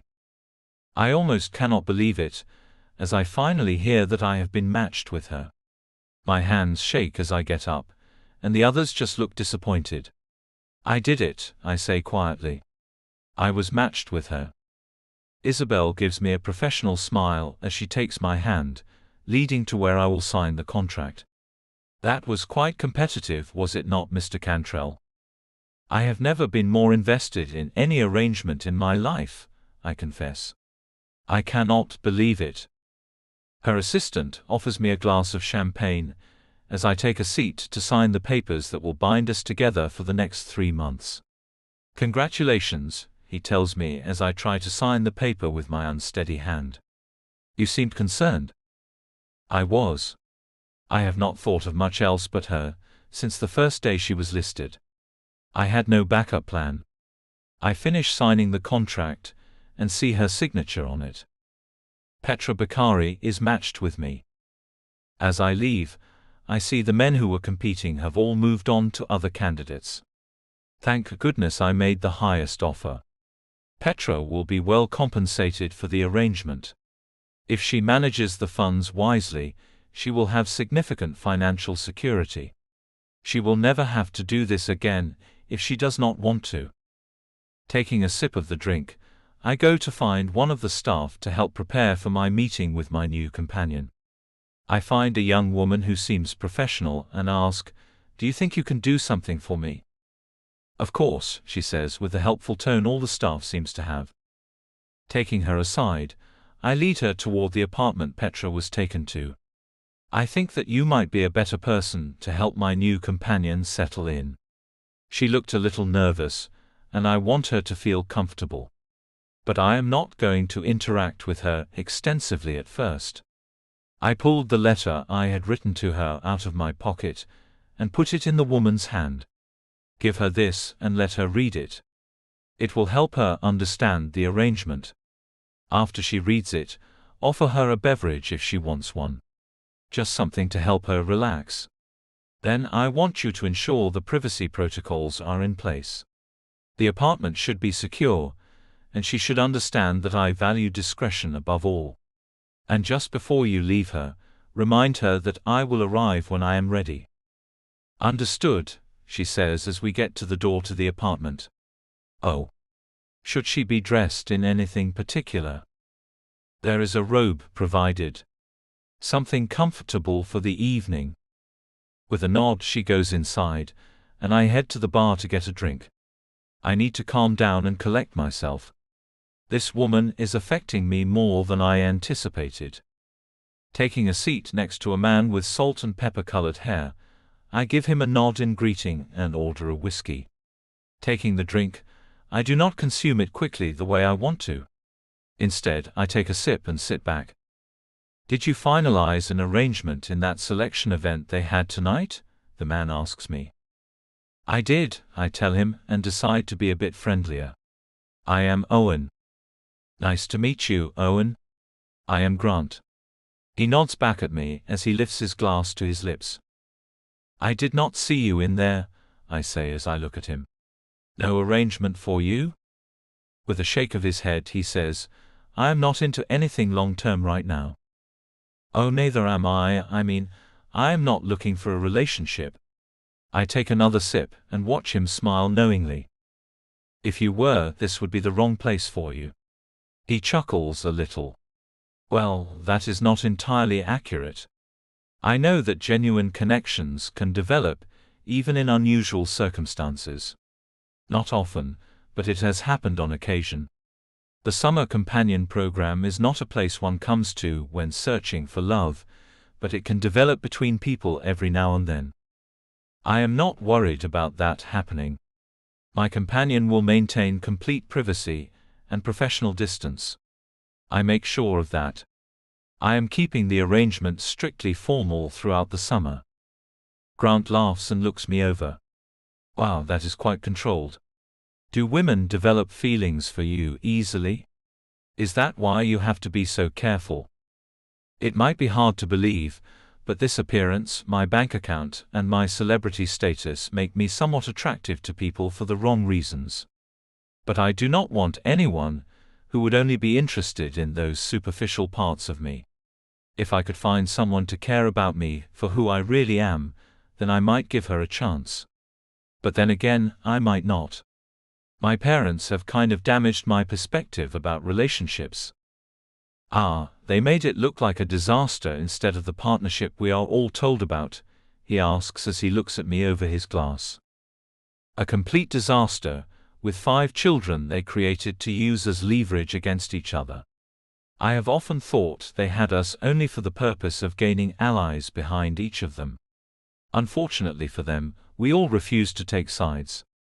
But it has not stopped their battles. You would think their divorce would have ended their conflict over who wronged who more in their marriage, but no such luck. Why do they not just leave each other alone? Grant asks me like I have an answer. That is something none of us can figure out. Our father moved out of the house when he filed for divorce. He left Mom the house and all 5 kids to take care of, I tell him as I think about my difficult past. Mom was not about to be stuck with us, while Dad lived independently. So she sold the house and bought one right across the street from the house my father had purchased. That certainly sent a message, Grant says with a slight smirk. Yeah, and then the real conflicts began as they tried to influence us. A complete mess went on.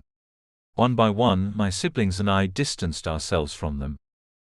A dysfunctional family can really affect one's outlook, he comments, then places his empty glass on the bar. Another, please. I have a father who is quite difficult. My mother passed away, and Dad is still living his life. Taking another sip of my drink carefully, I say, I am sorry to hear about your mother. A story for another time, Owen, he says with a somber expression. Should you not be getting to your new arrangement? Yes, I should.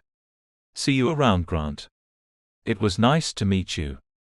As I walk away, I look over my shoulder and see the man looking contemplative. I feel I may have brought up difficult memories. And I thought I had complicated family issues. Chapter 11. Petra. My entire body is shaking as I walk behind the coordinator who is taking me to apartment 22, the place I will be spending all summer in. I have no idea if the man I was emailed about is my match, or if it is someone else. All I know is that I am terrified. Who was I matched with? The coordinator shakes his head as he keeps walking without looking back at me. That is not for me to say. You will be given the compensation that he committed, minus the 20% the program receives, at the end of the period. Until then, it is up to your new client to provide room and board. So be professional, meet his expectations, and things will usually go well. And do not forget that you can always call the emergency number you were given if you want to end this at any time. You are always in control, Petra. Do not forget that. He looks back at me and gives me an encouraging smile, as if that is supposed to comfort me. Any time now some man will come to me and expect certain services. If I want the money he committed to compensate me, then I will fulfill the agreement. How badly do I want the money though? Do you know how much compensation I will be receiving? No. And neither will you, unless your client tells you. You should not ask. It is considered unprofessional. If he does not tell you on his own, then you will not find out until the end of the contract, when you go to Isabel to collect your payment for fulfilling the agreement. He glances at me over his shoulder. If you exceed expectations, most of the clients leave generous bonuses on top of what they have already committed. Yeah, I have heard that. I will do my best to meet my clients' expectations.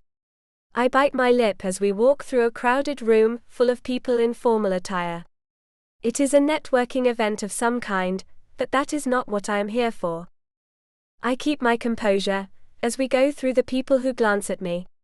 New arrangement just finalized. Self-consciousness fills me as I hear quiet comments about me and my appearance. One would think you would not find such things bothersome, but I am feeling it pretty intensely.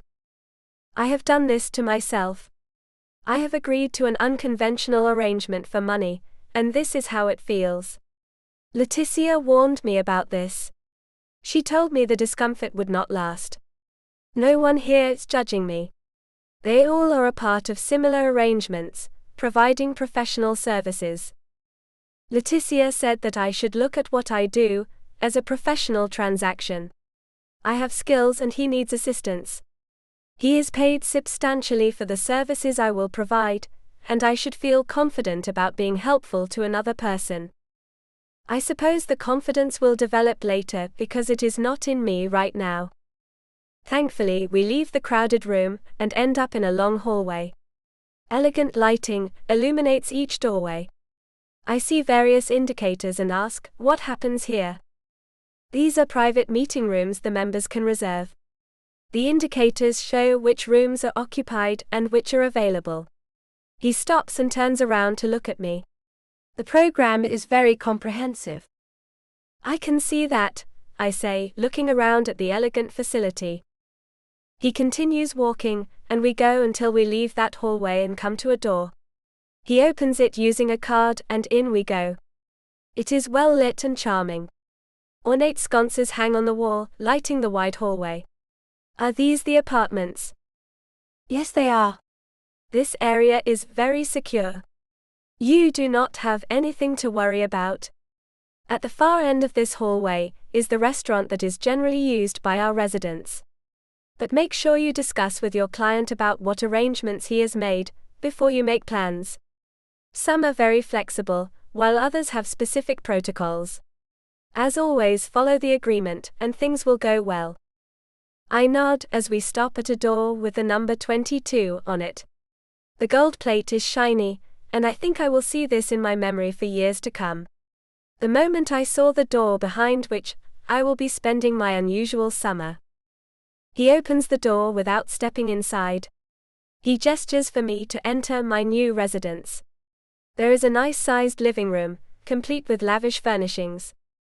I turn back to look at the man who brought me here as he says, "This is where I will leave you, Miss Bakari. Enjoy your stay with us. Perhaps I will see you around sometime." "Perhaps," I say. "Thanks." I am not sure what I am thanking him for, but it seems like the appropriate thing to say. He closes the door, and I am left alone in my new residence. Making my way around, looking at everything before my client arrives, I find only 2 doors leading off from the living room. Opening one, I find a huge bathroom. A stand-up shower and a deep bathtub that takes up one side. There is a standard toilet and sink, then another door. I go inside and open it to find it is a closet filled with various clothes. Upon closer inspection, I see it is all formal wear and casual elegant clothing. Everything seems high quality. The man who was matched with me must value presentation and professionalism. There are outfits suitable for staying in as well as going out, should that be part of the arrangement. There is another door, and I open it to find a normal-looking bedroom with elegant furnishings. The room is tastefully decorated in dark colors. I notice there is nothing unusual about the space. This seems like a nice place to spend the summer, at least. I can hear Leticia encouraging me in my head, "Stay positive, Petra." My attention is drawn as a knock comes at the bedroom door that connects to the living area. "Petra, are you in there?" comes a woman's friendly voice. "I am," I say and go to meet my first visitor. The door opens, and in walks a young woman with her hair in a neat braid. She is wearing the crisp uniform all the staff wear. Her identification badge has her name on it, Pat. Handing me a folded piece of paper, she says, "Read this, and then we can discuss the arrangement details." "Oh, would you like something to drink? To help you relax." No, thank you. I would probably get nauseated if I had anything right now. I take the note and open it, to find he has written me something in his own handwriting. Immediately, I think about how formal and careful his writing is. "Petra. First, let me say how pleased I am that we have been matched. I have been interested in your profile since I first saw it on the program's website. That said, let me explain the arrangement. I am not interested in developing a personal connection. Please try your best not to take that personally. This is a professional arrangement for me. That is why I have committed substantial compensation. I value extreme privacy, and will maintain complete anonymity throughout our arrangement. I prefer minimal conversation during our scheduled meetings. If I ask you something, you may answer, but otherwise please respect my need for quiet. I prefer discretion and professionalism at all times. Here are the expectations. You will reside in this apartment. There are security cameras throughout, for safety purposes. I will be monitoring to ensure your well-being, even though I will not be present most of the time. You can order room service for all your meals. I ask that you maintain appropriate behavior, and limit alcohol consumption to 1 beverage per day if you choose to drink. I may modify these expectations as we proceed.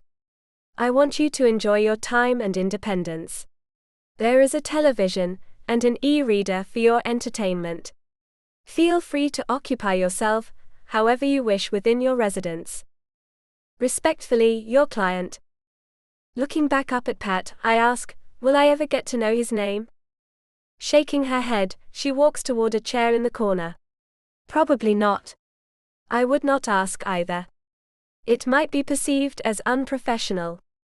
If you meet his expectations, you might receive substantial additional compensation. I interrupt her, a big bonus. Yes, I have heard. She gestures to the closet. He asked that you select something comfortable to wear for your first meeting. He values professional presentation. I go to the closet and select an elegant lounging outfit, comfortable but appropriate. I change in the bathroom, and then return to the room. Pat is waiting for me near the door. Here we go, Petra. He should be arriving shortly, for an initial meeting. My heart begins to pound, as I know I am about to meet the mysterious man who has arranged all of this. Will he be staying here in the apartment? I think he has his own accommodations elsewhere. That is what he has done in previous arrangements, she tells me.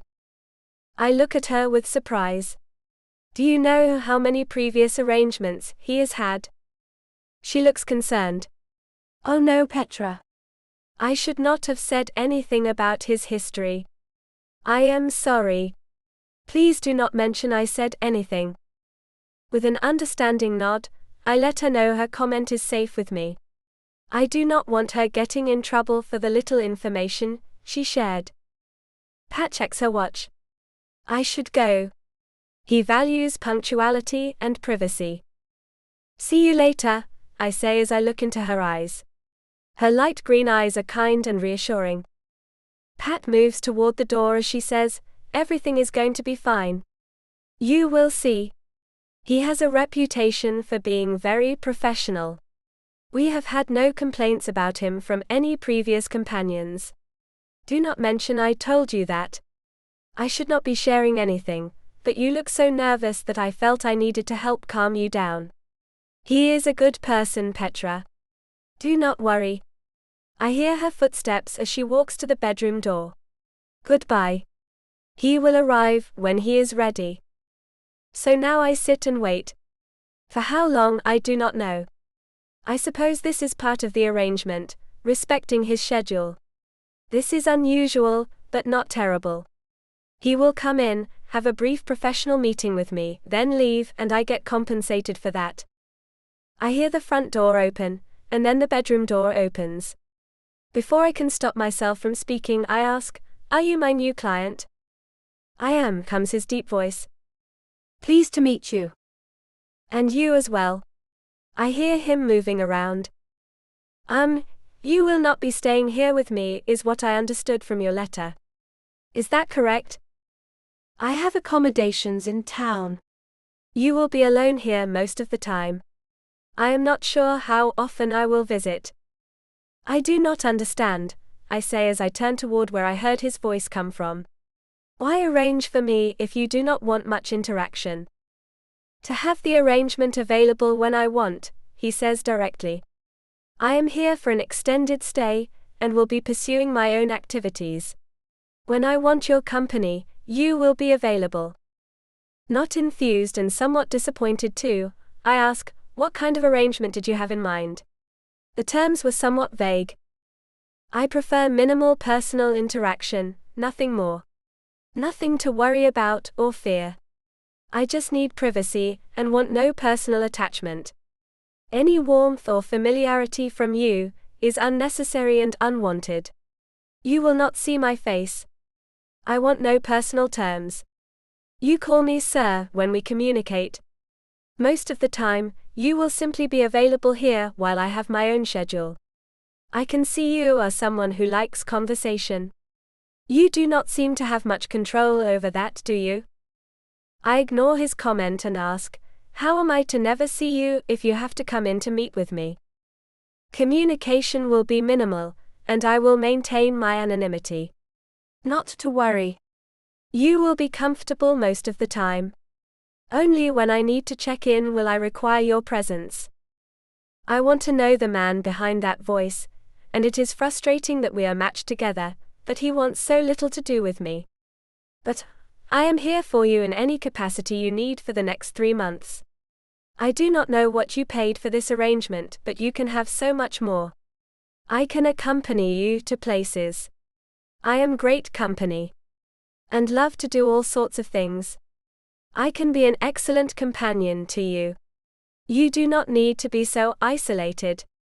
We can spend time together if you want. He interrupts me. Please. You are not following the expectations, and I prefer to maintain boundaries.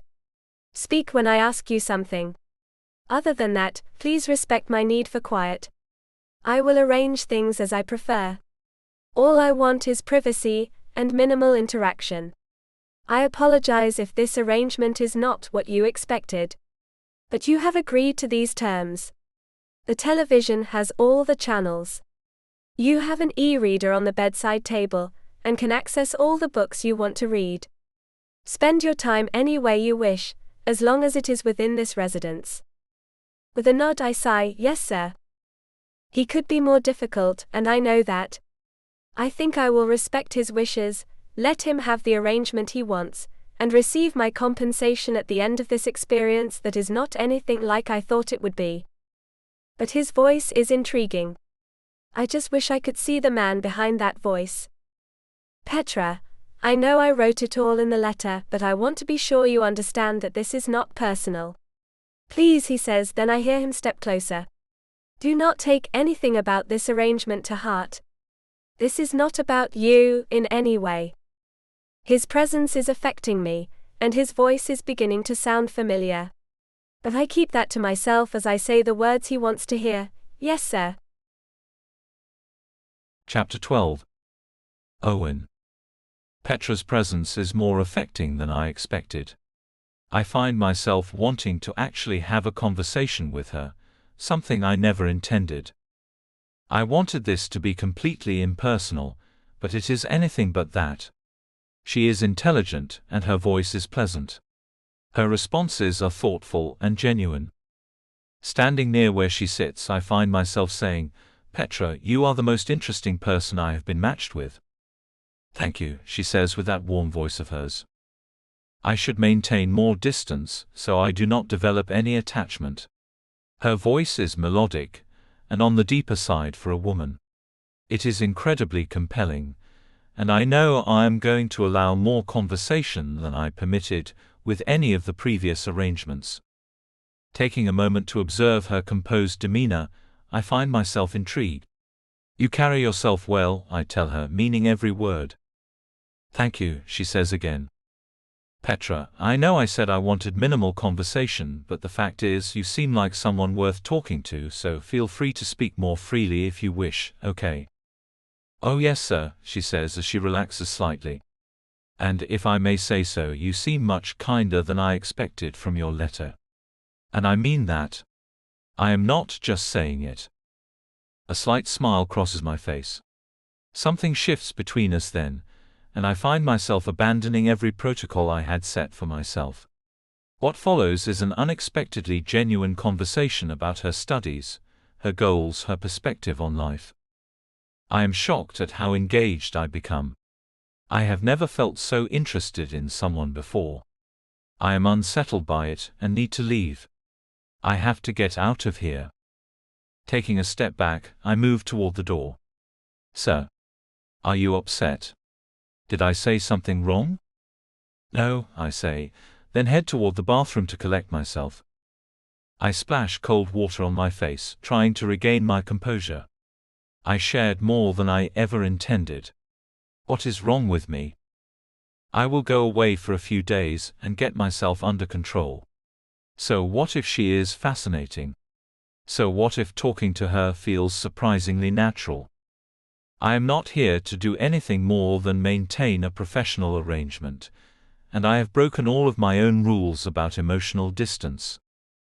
Drying my face, I go back to the bedroom to gather my things and leave before I do what I really want to, which is to continue our conversation, learn everything about her, and spend actual time together. She is sitting calmly where I left her. "Sir, are you okay?" "Yeah," I say, with a sharper tone than I meant to have. "It is not her fault, I am letting her affect me. Sorry. I am fine. I just need to go. You can get settled in, and I will return when appropriate. That is what this arrangement is for. Nothing more than that. Understood?" "Yes, sir." She seems disappointed, and I feel bad about what I have said. I just thought that conversation went really well. I thought you might want to stay for a while and talk more. It was really pleasant. I was scared that this would be awful. It was such a nice surprise, and I am looking forward to getting to know you better this summer. I feel fortunate that you selected me, sir. I stop gathering my things as I look at her, and find myself genuinely touched. "Thank you, Petra. That is kind of you to say. And I thought it was pleasant, too." "I did. It is just that I arranged for you to maintain a specific type of relationship. And I did not interact with you the way I planned to for that to work. I am sorry for being too familiar, sir. But your voice is so familiar that my mind keeps trying to place it. You see, I saw a man earlier today that I think was you. Did you and I see each other today, sir?" I hesitate, knowing that we did see one another and she is figuring it out. But then I think about the fact that she still does not officially know my identity, so I admit it to her. "It was me who made eye contact with you in the hallway, Petra." "I knew it," she says, then pauses. "So Dr. Owen Cantrell is my client." My stomach drops. This changes everything. Chapter 13. Petra. Sir. The sound of the closing door is all I hear. I am here alone, after our conversation went so wrong. And he left me.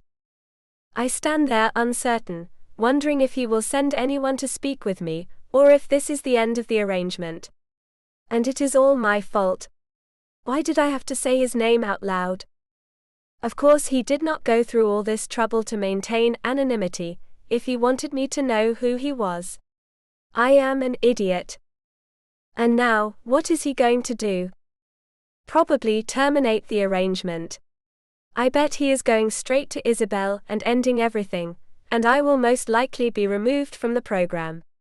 I am so foolish. Petra. I hear that woman who helped me earlier call out as the bedroom door opens. Hi. Your client asked me to check on you. Thank you, I call out. I have made a terrible mistake. I heard, she says as she enters.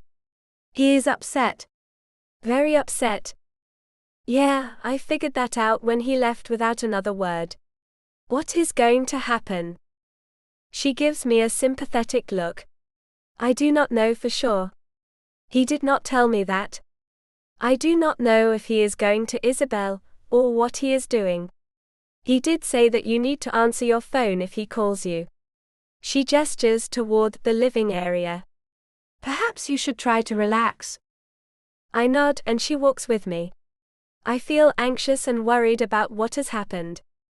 Maybe I should go see Isabel, I say as we enter the living room. No, she says as she turns to me. He said you should not leave the apartment. Just be patient. Wait for him to call or send you a message. Who knows, he might even come back. I just want to know one thing, I say, sitting on the sofa. Can you tell me anything about him? She shakes her head and sighs. Everyone who is employed here has stricter rules than any member does. If we give out what is considered classified information, we can be terminated and sued. But Mr. Cantrell is very particular about his privacy. She hesitated. Oh no, there I go mentioning him again. I lean forward urging her to keep talking. Pat, please. I need to understand him. I need everything I can get to help salvage this arrangement. She looks around nervously. He has never let any companion know who he is. Even though you would be in serious trouble if you revealed his identity, you did sign the contract, and you could be taken to court if you ever told anyone about him. I know. I read it before I ever signed it. Plus, it was emphasized repeatedly by the coordinators and Isabel. I am not about to tell anyone a thing. If he had stayed a minute, he would have known that. I wonder if he is always so quick to react.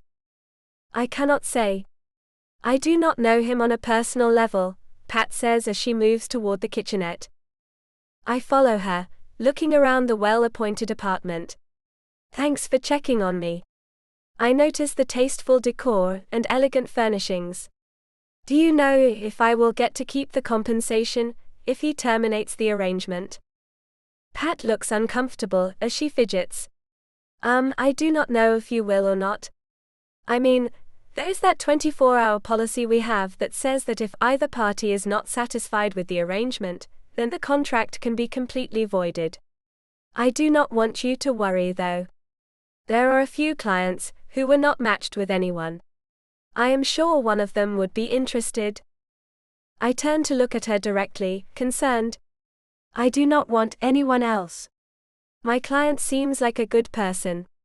We had a genuine connection during our conversation. I felt something I have never felt before. I leave the kitchenette and go to the living room, worried about what I have done. Pat follows me and picks up the phone on the end table at the far end of the sofa. Housekeeping to apartment 22, please. She puts the phone down and then gives me an encouraging smile. Hey, why do not you order room service and get something nice to eat, along with a beverage to settle those nerves? Most likely, he will come around and realize that he can trust you. And when you do talk, if you do, Remind him that you know your legal responsibility to him and maintaining his privacy. Settling on the sofa and picking up the television remote, I cannot even concentrate enough to choose anything. I guess there is a real possibility that I will never see him again, except on television. And that is making me feel terrible. I look up at her as she heads toward the door. Leaving already? It is expected that we keep moving and attend to everyone. But if I hear anything, I will call on the apartment line. The menu is on the table in the kitchenette. The refrigerator has beverages, and there are various snacks available. And coffee supplies. It is all included. Help yourself. Like it might be my last night here. I ask as she opens the door. She nods and slips out the door. And now I am all alone. It feels much worse than I expected. Owen may not come back. I may have to accept another client. And this may go from a promising situation to a complete failure. To be perfectly honest, I did not even mean for that to come out of my mouth. It was in my head, and somehow it just slipped out. I am going to explain that it was an honest mistake, if he ever gives me the chance to say anything to him. I will just say, hey, your voice is distinctive and memorable. I recognized you from the television show. Oh, and by the way, I have watched your show and found you impressive as a surgeon. I admire your professional accomplishments. I am sure he will understand and accept my apology, giving me another chance. Hopefully, he will return willing to continue our arrangement. Oh, the way the man communicates is impressive. Our conversation felt so natural. It is remarkable. I can imagine learning so much from him. Discussing interesting topics with him. I would be a respectful and discreet companion. If he would just come back, I could tell him all of this. Instead, here I sit, confined to this apartment. Looking around, I have to appreciate the elegant decor. The furnishings are sophisticated and clearly expensive. Looking around some more, I notice the art on the walls is abstract and tasteful. Modern pieces that suggest the owner has good taste. The apartment is beautifully appointed. Restlessness pulls me to get up, go to the kitchenette, and look at the menu. The cover shows an elegant presentation of various dishes. The inside of the menu has many appealing options. Everything looks professionally prepared. I sit at the little table with 2 chairs, look at the menu selections and sigh. I wish I could have had more time with Owen. If he does not ever come back to me, what will I do? Chapter 14. Owen. With a glass of whiskey in my hand and half of it consumed, I have managed to calm myself down. I have stepped back from the panic I was experiencing, so I can evaluate my position. Okay, Petra knows who I am. That was always my biggest fear, that a companion would discover my identity, and then I would be in jeopardy of Hollywood finding out and I would lose the show. But with my nerves returning to a normal state, I think this may be exactly what I need. I need to face my fears. Petra has signed a contract that has stipulations about privacy, and some stiff penalties for breaking anything in that contract. I should be safe to continue this arrangement. And she and I have some genuine connection too. I would hate to end it when I have found someone so understanding of what I need. But I am bending too many of my own rules for her. First, I let her talk extensively when I needed to maintain distance. I also let myself become too engaged in our conversation. This whole time I have been thinking about maintaining emotional distance, and my mind is already focused on her. Picking up my cell, I give her a call to see what she thinks about things. I am relieved to hear her answer. Owen. Okay, I will allow that for now. I do want to talk to you on an equal basis, instead of a formal dynamic that would have you agreeing to anything I say. Okay, can we talk like 2 adults for a minute? We can, she agrees. I am sorry about blurting out your name. No, that is okay. I would rather know that you are aware of who I am, rather than you conceal it. I should apologize for my hasty retreat. That was a bit immature of me. I put the empty glass down, and devoted my attention to our conversation. I understand completely, she says with that pleasant voice of hers. I think I could listen to it for long periods of time. It is so soft, soothing, and genuinely warm. I am glad you do. I wanted to remind you about the contract we both signed. Owen, I would never tell a soul about you or anything about our arrangement. Contract or not, that is just not me. I am no gossip, and I knew coming into this that I would have to keep complete confidentiality about any member of this program. You have nothing to worry about with me. I promise you that. That is good to know. I appreciate it. It would bother me immensely if you terminated our arrangement, and another client selected me, she says, making me tense. Concern rises up in me. I did not think about that, I admit. If I terminate the arrangement, then I suppose one of them could select you. And you are sure that is not something you want? Owen, if you end our contract, then I am going home without completing the program. I do not want another client. Pat just told me that if you end our contract, then there will be a few clients who were not matched and they might want me. But I do not want anyone else. You are better than I ever expected. I want to complete this arrangement successfully. Compensation or no compensation. Her words, while unexpected, are good to hear. You would get the compensation either way. I would see to that, I tell her to ease her mind. That would not be fair. I would not even want you to do that. Do you know what I really want? What? I ask her, as I imagine her sitting in the apartment, perhaps looking out at the city. I do not want this to interfere with your summer plans, and I do not want you to select another companion. Let the arrangement be the same as it was before I figured out who you were. Curious about how she was able to figure out who I was so quickly, I asked, Petra, just how did you figure that out? I recognized you in the hallway. Your longer hair had me uncertain for a moment, but then I placed your face and there you were. Dr. Owen Cantrell is from a show I watch regularly. I have admired your work for 4 seasons. My chest fills up with an odd feeling. I have never been shy, but it feels kind of like that. Okay. So you also had my voice in your head then too, did you not? Well, truth be told, when I saw you, I hoped you had expressed interest in me and would be matched with me. I kept telling myself when I thought I recognized your voice, that I was just imagining things. And your name just came out unintentionally. I suppose my leaving confirmed it for you, I say, as I shake my head, and think about all the things I could have said that would have redirected this. I could have just laughed and told her she was mistaken. Well, yeah. It certainly indicated that you were the person I thought you were. She laughs a little, and I appreciate the sound. I am bothered by the fact I appreciate so much about her. This is a temporary arrangement, and that is all it is. With that thought, I let her know exactly how I approach things and how our time together from here on out will be. Petra, I want to be honest with you about what I need in this arrangement. Please tell me, Owen. All I want is to meet your expectations.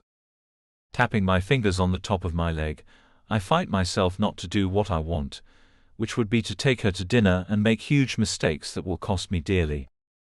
After a moment of collecting my thoughts, I say, okay, just like before, I will need to maintain significant emotional distance and privacy. Then I think about our earlier conversation and feel I should check in with her. Petra, about our conversation earlier, was it uncomfortable? Did my abrupt departure upset you? It was fine. I was concerned initially when you left, but Pat checked on me and I felt reassured. Thank you for asking, Owen. Okay, I say, and I feel strange that she is calling me by my name. But I am not going to say anything about it, as I am about to let her know that I will need to maintain much more distance going forward. Petra, you should understand that our interactions will be very limited and formal. For my comfort, I will need you to respect my need for privacy and minimal conversation. Minimal conversation, she asks, sounding disappointed. Yes. I prefer our meetings to be brief and professional. When someone comes to notify you that I will be visiting, please be prepared to maintain appropriate boundaries. Owen. Yes, Petra. You know, you could communicate directly with me about your expectations. It feels odd for everything to go through intermediaries. What if the message gets confused? I will make sure communications are clear then. And I apologize for the indirect approach. It is just that I prefer to minimize direct interaction. So you do not have to engage personally? She asks, then reconsiders. No, do not answer that. It is none of my business. You are right, I say as I lean back and look up at the ceiling. But you are also right about the reason I use intermediaries. You see, I want the entire arrangement to be exactly what it is. I told you before, I want professional distance, minimal interaction, and then to leave. Nothing more than that. Direct communication would force me to have more personal engagement than I want. I can see that now. Her voice sounds disappointed. And this is why I prefer things not to be this way. Petra, I feel I need to remind you that this is not personal. It is not that I do not think that you seem like a wonderful person. Because I do think that, it is just that I have needed this type of arrangement for nearly a year. You understand, do you not? Sure, Owen. I get it. Your life is full of high-pressure situations, and you just need privacy. One where there is minimal interaction. Because you just need to step away from your responsibilities for a while, and do not want to explain why. Petra, you really understand me. How is that? I ask as I get up and go lay on the bed, the one I will occupy alone, because the idea of going and finding someone to socialize with is not appealing for some reason. I do not know how that is, Owen. I just know it is all. And I want to say something to you, before you establish strict boundaries. I understand and accept things. I appreciate you, and value our conversation earlier. Even if our interactions are limited, I want you to know I will respect your needs. Even brief conversations with you are meaningful. I will accept whatever level of interaction you are comfortable with, and appreciate every moment. I appreciated our conversation too, Petra. We have a connection, that is for sure. And who knows, I might adjust to this arrangement, and then things might become different. I just do not want you to ever take anything personally. None of it, okay? She makes a quiet sound, then says, I will not take it personally. But you need to know that I will respect whatever boundaries you set. I will maintain my privacy here, or accompany you if you ever wish. And I will value our arrangement every moment. When I am notified that you are coming to visit, I will be grateful for the opportunity to interact with you, even if it is brief and formal. But you need to know that I appreciated our conversation earlier, and I would enjoy getting to know you better. Petra, you are making me reconsider my approach. I laugh as I tell her. Sorry, she asks, then laughs softly. No, really, I did not mean to do that. I just want to be honest with you about how much I value this arrangement. I can respect whatever boundaries you set, whenever you need them. I am committed to this arrangement. If you still want to continue, that is. Oh, I want to continue, I tell her as I think about another client being matched with her. It would be completely unacceptable for another person to be matched with you. And thank you for your honesty. I wish I was not so guarded. But I am. I wish you would not think that way about yourself, Owen. You are an accomplished person. An intelligent person. A generous person. Guarded is not something negative. It is understandable, given your circumstances. Yeah, well, wait until I maintain the distance I have planned. How many accomplished people want to visit briefly, interact minimally, then leave without substantial conversation? I ask her, as I know my approach is unusual. A person with a lot on his mind, she says. A person who holds people's lives in his capable hands, but worries about making mistakes. A person with tremendous responsibilities, who tries harder than most to maintain high standards. Petra, you are one remarkable woman. Unfortunately, I need to end this call. I will visit when I am ready. Goodbye. I end the call because I simply cannot talk to her anymore. She is kind of affecting me emotionally, and I cannot let that happen. Chapter 15. Petra. I am bored. There seems to be nothing on television, and I cannot concentrate enough to read. My mind goes to Owen all the time. I wonder where he is, what he is doing, and why he will not visit. It has been 3 days. And now that I have his cell number saved, I am finding it hard to control the urge to call him. It is like all I can think about. If I could just talk to him, I think I could get him to stop thinking so negatively about himself. So what? He prefers privacy and minimal interaction. There are far more unusual preferences than that.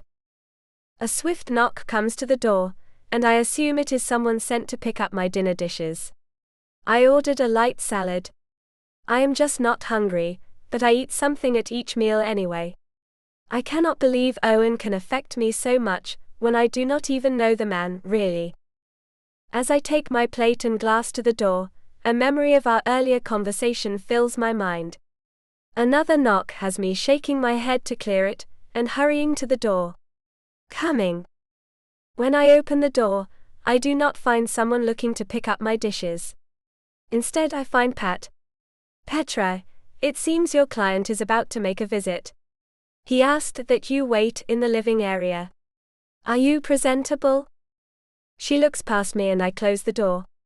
Placing the dishes on the little table beside the door, I find my legs weak, and my stomach filling with nervous butterflies. I am dressed appropriately. I follow her to the living room. He is coming. He is, she says as she tidies the space quickly. He said he would only be here briefly. How does he want me to wait? Just be in the living room. He prefers minimal interaction. I take a seat on the sofa, feeling anxious about seeing him after 3 days. Did he say anything to you? Only that he would be visiting briefly. She looks at me for a moment with a slight smile. He has not been here in a few days. Did you miss him? A short burst of nervous laughter comes out of me. That is all I have done. Worry fills her expression as she says, Petra, do not become too emotionally invested. This is not the place for that. This is an arrangement where you are providing professional services. Compensation is at the top of that list, followed by experience, independence, and other benefits. Emotional attachment is not part of the arrangement. I know that, I say, but my heart skips a beat as if to tell me that I am only lying to myself. Be practical, heart. She moves toward the door. Well, he should be here soon. Just remember to respect his boundaries. He values his privacy and prefers minimal conversation. I understand, I say as I sit there feeling anxious. She gives me an encouraging look. He seems like a very private person. I think he finds genuine connection uncomfortable. His preference seems to involve maintaining emotional distance from his companion. The idea of developing feelings is not what he wants. So try your best to maintain professionalism. Your compensation in the end should be substantial. Okay, I will try. Good advice, Pat.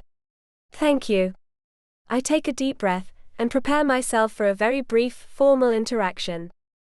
I will check back in a little while, she says, then leaves. I sit and wait. For what feels like an eternity, I wait to hear him arriving, and then I finally hear the door open and his footsteps. My pulse quickens as I know he is here now. He is finally here. He enters the living room, but stays near the doorway, maintaining significant distance. Petra. Owen, I say, standing up. I am glad you came. I can only stay a moment, he says, his voice distant and formal. I wanted to check that you have everything you need. I do. Everything is fine. Would you like to sit down? We could talk. No, he interrupts. I prefer to keep this brief. The coldness in his tone makes my heart sink. He stands there, so close yet so far away, refusing to engage with me on any personal level. What follows is perhaps 2 minutes of the most uncomfortable silence I have ever experienced. He asks if the apartment is satisfactory. I answer yes. He asks if room service has been adequate. I say it has. He nods. And then he leaves. Just like that. No real conversation. No connection. Just a brief impersonal check-in, as if I am a hotel guest rather than a person he is spending the summer with. The door closes behind him, and I am left all alone. He barely said a dozen words to me. Tears sting my eyes as I feel dismissed, unimportant, and neglected. I feel horrible about this arrangement. I am better than this. I deserve more. And he is just hiding from what I know he feels. I am crying, and my mind is racing, telling me that I cannot keep doing this. Money is not worth this pain I am feeling. The door opens. Petra, it is Pat. Thank goodness. She comes to where I sit on the sofa. Petra, you are crying. What happened? He was here for maybe 2 minutes. He barely looked at me. He asked a couple of questions and left. Nothing personal, nothing warm. Just complete emotional distance. I stand up and walk to the window. Petra, you cannot get emotionally involved with him, she says as I walk away from her. Please remember that. I nod and keep looking out the window. I need to think about what I am doing here, and whether I can continue. The apartment feels emptier now than before he came.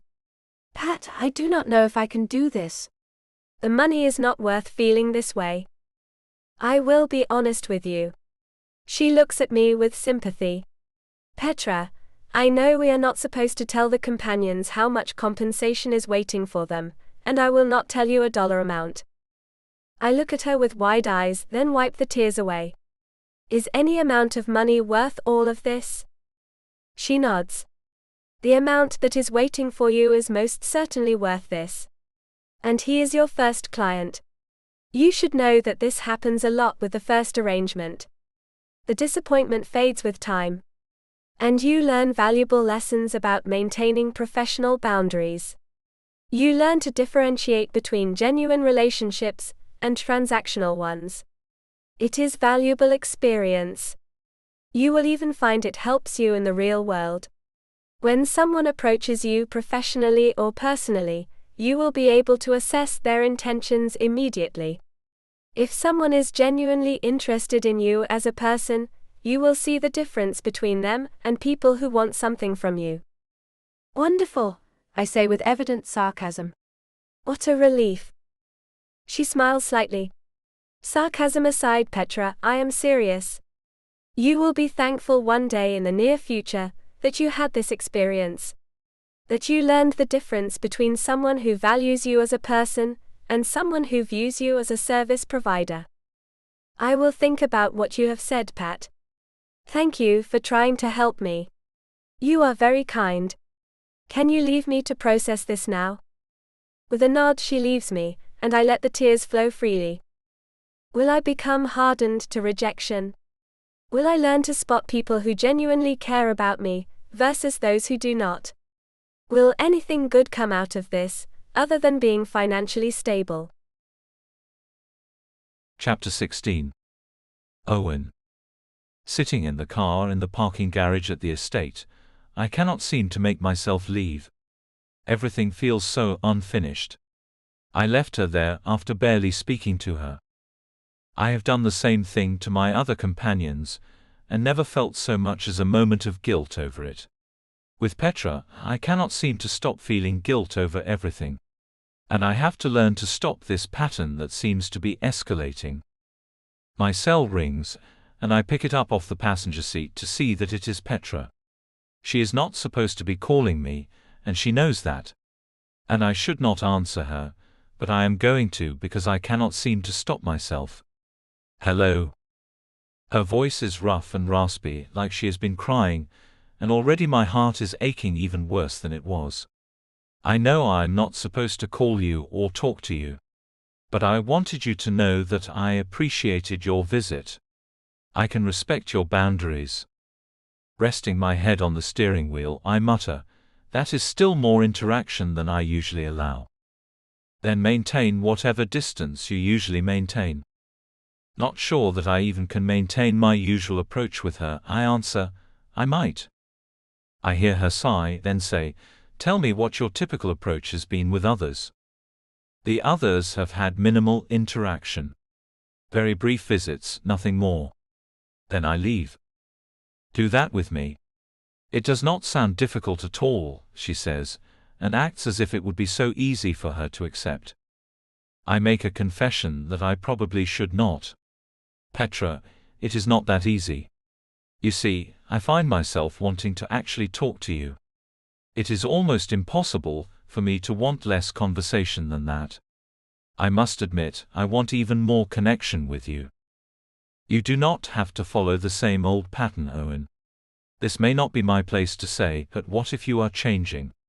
You might be wanting more meaningful interaction. I am here for whatever you need from this arrangement. Anything at all. Just come back to me tonight. Let us see if you can maintain your usual distance or do something different. Just come back, please.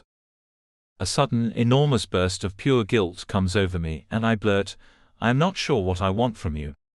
And you are not to call me. We are not friends, and I will visit when I want to. I hang up the phone, and feel awful before I even toss it back onto the passenger seat. I am such a fool. Why does this have to be so incredibly hard? And why am I getting out of my car and heading back into the estate? And what am I going to do about this situation?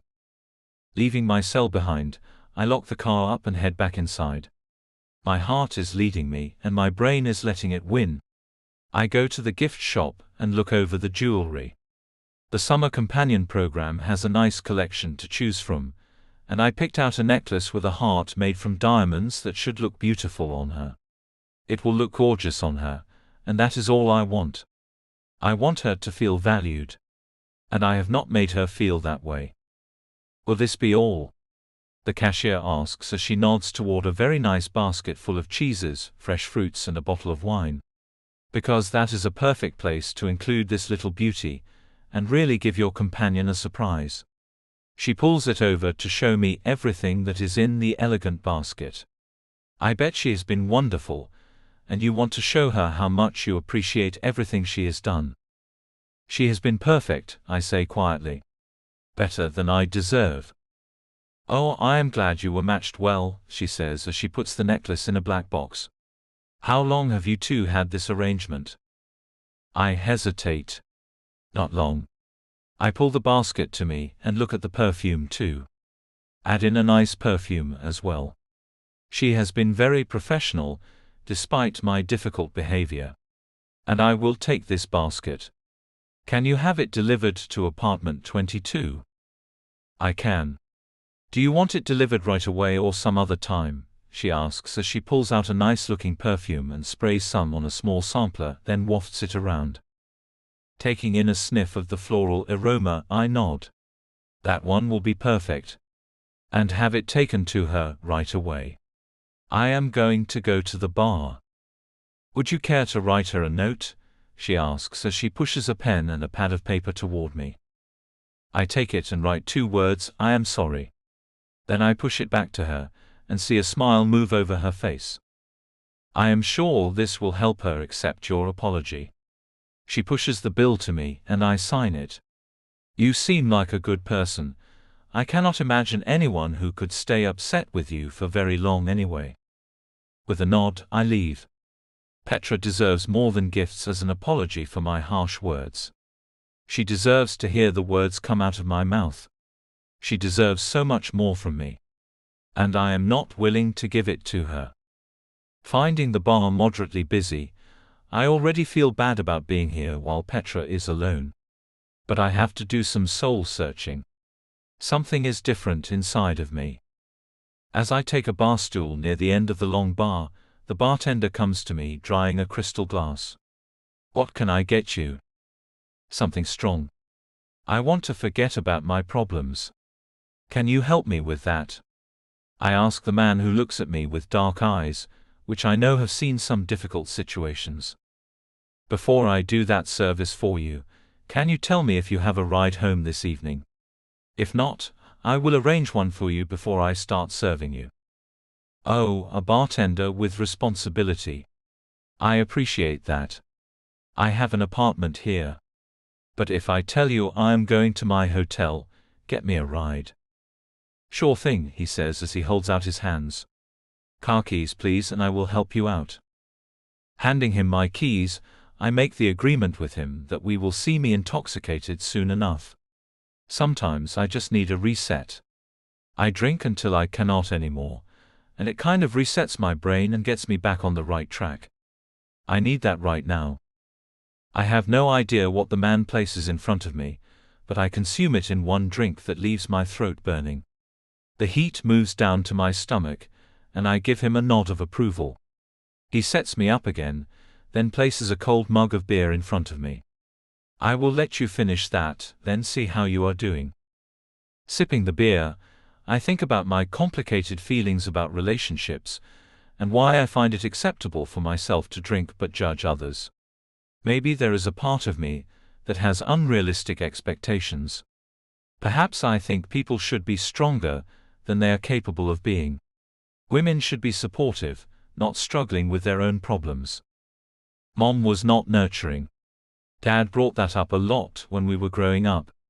She would go out and send us over to Dad's, telling us she had to have some her time. My brother, sisters and I would go to Dad's, tell him what Mom had said, and he would tell us how she was being selfish and irresponsible. He did all this while consuming large amounts of beer and watching inappropriate content on television. While making comments about Mom that had us kids thinking some pretty negative thoughts about her. Looking back at it all, leaves me thinking about how I'm not fit to have children or a serious relationship in my life. I find my drink's gone and the bartender is setting me up again. Thanks, I tell him as he places the shot glass and another mug of beer down in front of me. I can arrange some company if you want, he offers. No, I have someone if I want company. She is waiting in the apartment.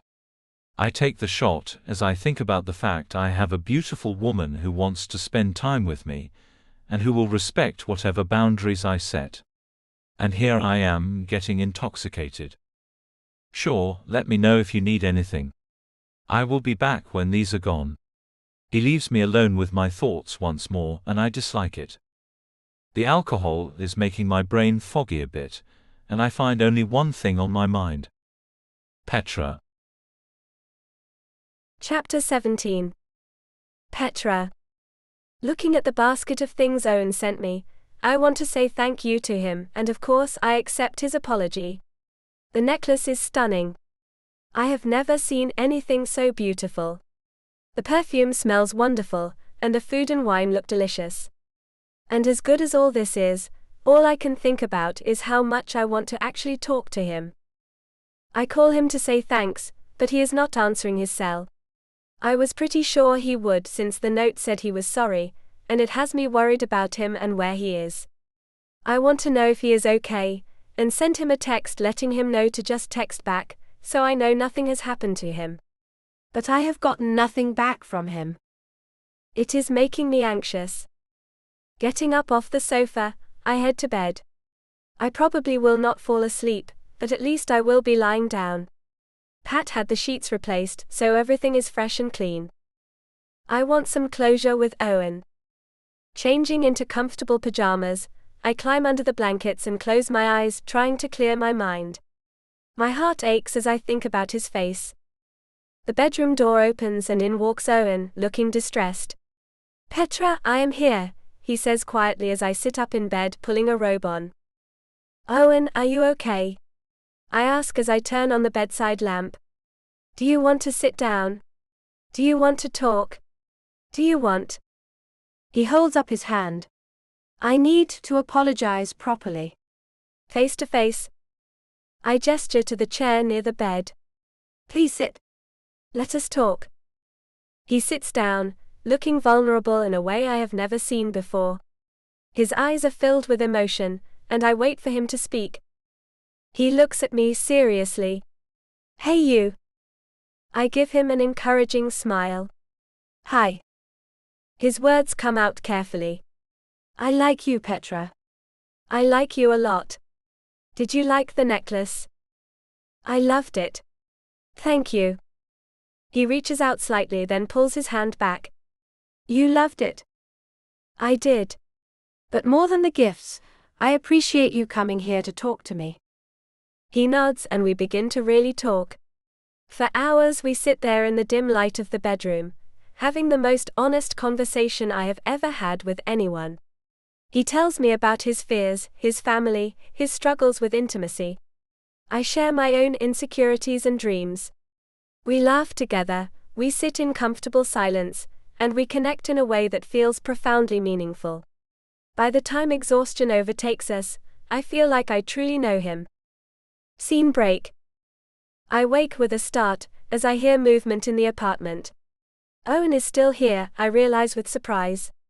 He stayed to continue our conversation. Getting out of bed and putting on my robe, I find him in the living room, looking out the window at the morning light. He turns when he hears me approach. "Good morning," I say softly. He gives me a slight smile. "Morning, Petra."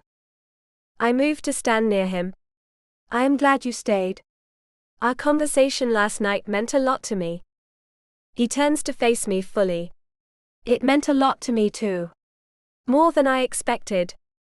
We move to sit on the sofa together, maintaining a respectful distance but feeling closer than we have before. "Petra, I wish I was a different man. I wish I believed relationships could work. I wish so many things. But most of all, I wish I could be the man you deserve." I look at him seriously. "You can be." "You are." He shakes his head.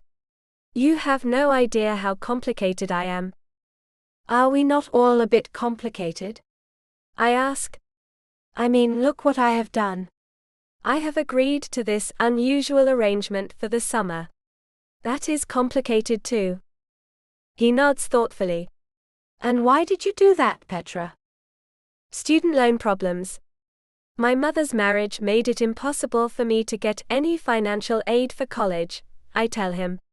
"And my stepfather refuses to help me finish my last year of college." "That is right. Isabel told me you were in college to be a school teacher. A noble profession," he says. "I can see why you did it, and I am grateful I was matched with you and can help you out. You should also know that I committed enough compensation to set you up financially, if you invest it wisely. And since you know who I am, I will help you do that. I never want you in this program again. I am never doing this again. And thank you for your help with investing. I have no business sense, I admit. I appreciate this. I appreciate the way he is talking to me, and allowing me to know him this way." A thoughtful look crosses his face as he says, "Petra, I have to tell you that I have a hard time thinking about you being matched with anyone else. I am glad to hear you never want to participate in this program again. Do you think you could be happy with an arrangement like this, for an extended amount of time?" "I cannot stay here for any longer than the summer," I remind him. "I do not mean here." He looks at me seriously. "I mean in Los Angeles." "After you graduate, I could help you get established there. In the meantime, I could visit you in Ohio. You would not be a secret, Petra. But I would maintain my own residence. Only visit you when I wanted. Do you think you could live that way? My mind is full of questions, but my heart is telling me to be honest. Owen, I do not know if that would be enough for me. I know I care about you. And I would love to continue to see you. I will gladly fulfill our agreement for the term of the contract. After that, though, I do not want to be the woman who waits around for a man to visit, only when he wants company. His expression becomes guarded, and he looks like he is contemplating telling me something, but he only says, I do not want a conventional relationship. Sitting up straighter, I ask, and why is that, Owen? His frown makes me think I might be touching on old wounds he would rather not revisit. But he will have to if he wants any kind of future with me. Chapter 18. Owen. Although I cannot understand why my mouth is moving telling so much about myself, I do it anyway. My father and mother divorced when we were kids. They did terrible things to one another in the name of love and family. They pulled and pushed, ripping us all up in the process, each claiming all they did was for the love of their family. What they did showed me how marriage really is. I do not believe in the fairy tale most couples talk about. Petra's soft hand moving over my arm makes me look at it. Divorce must be hard to go through. I would not know. I never knew my father. He left Mom early on. I had no father figure at all.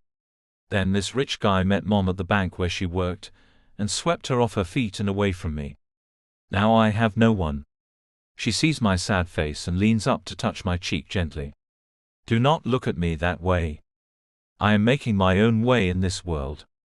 I do not need a safety net. But you do need people you can count on, I tell her. It sounds like you do not have that either. And you are doing great, might I remind you. I have my education, my career that will sprout soon, and thanks to you, enough money to make my life easy. I did not have a safety net either. You are right, I agree. As far as thinking that love can last forever, well, I have to admit that I have a hard time believing that. My mother told me my father preached his love for her, and he left soon after I was born. Then we have similar ideas about what we believe and want out of life, I say, as I pull her close to me, and think I might get her to do things the way I want. She places her hand on my shoulder to stop me from pulling her all the way to me. Owen, I know I said I have a hard time believing love can last forever, but I am a romantic at heart. If I were to trek clear across the country for a man, I would want to be more than a woman he comes to when he feels like it. What if I felt like it a lot? I ask her as I hold her close. I might want to more than I normally want to be with a woman. I mean, I have felt more for you than anyone else. And I believe you, she says, then looks up at me. But even so, I would want something stable. You and I will be spending 3 months doing things the way you want to. I can see how that would become a pattern you would see nothing wrong with. And I get it. But I would want more. Like how much more? I ask as I have no idea what she wants.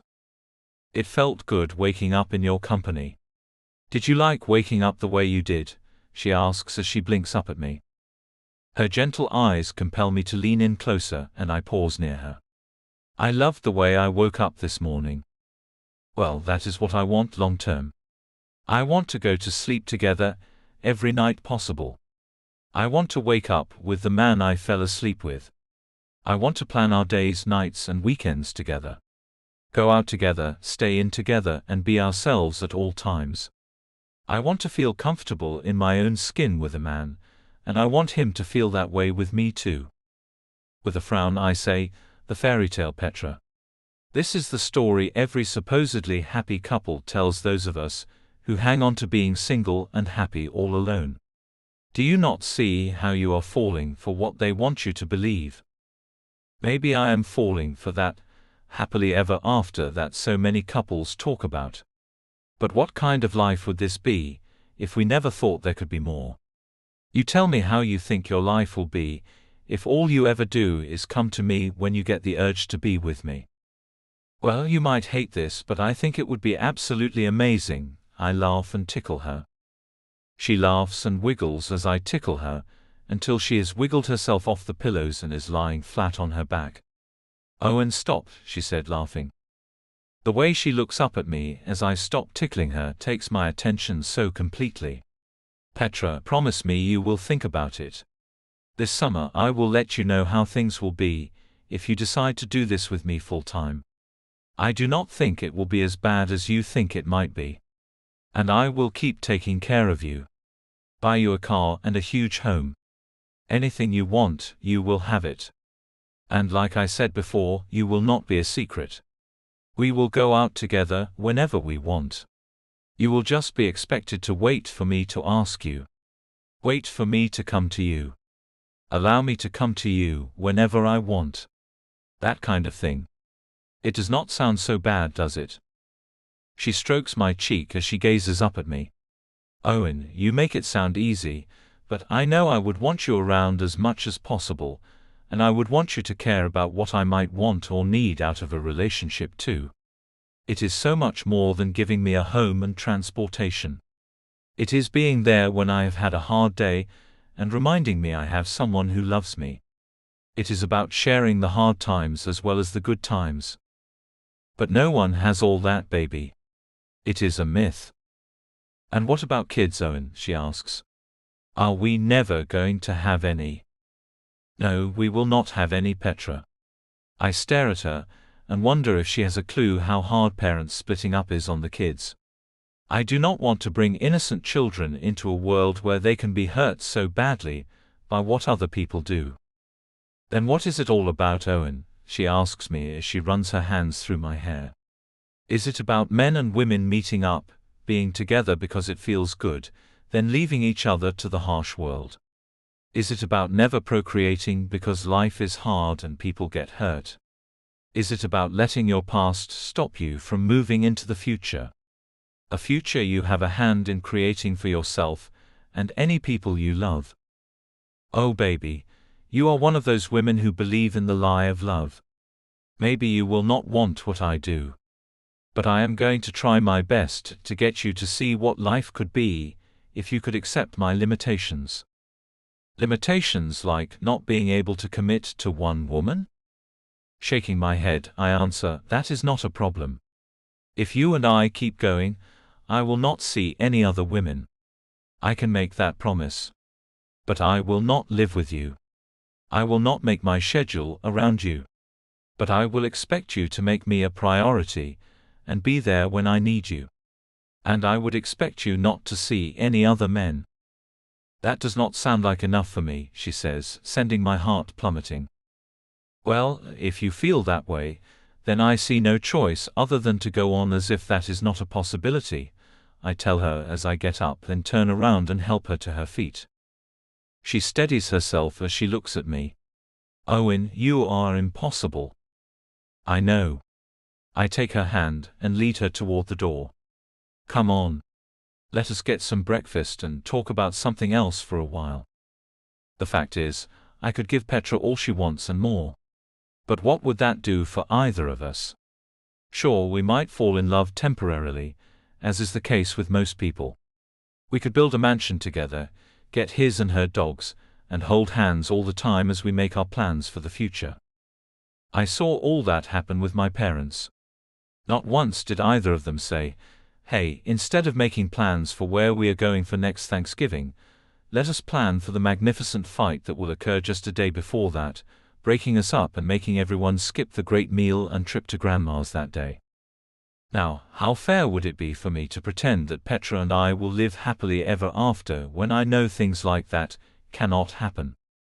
They are never planned or prepared for. Everyone is left feeling like a bomb went off that ended life as they knew it. So why not live in a way that makes things like breakups more bearable and less destructive? Am I the only human on the planet who thinks this way? Later, as we sit together having breakfast, Petra looks thoughtful. This is nice. Do you not think so? It is nice. I love being with you. I love spending time with you, and I would like to discover where else I would enjoy being with you. What do you think about that? I think I like it, she murmurs.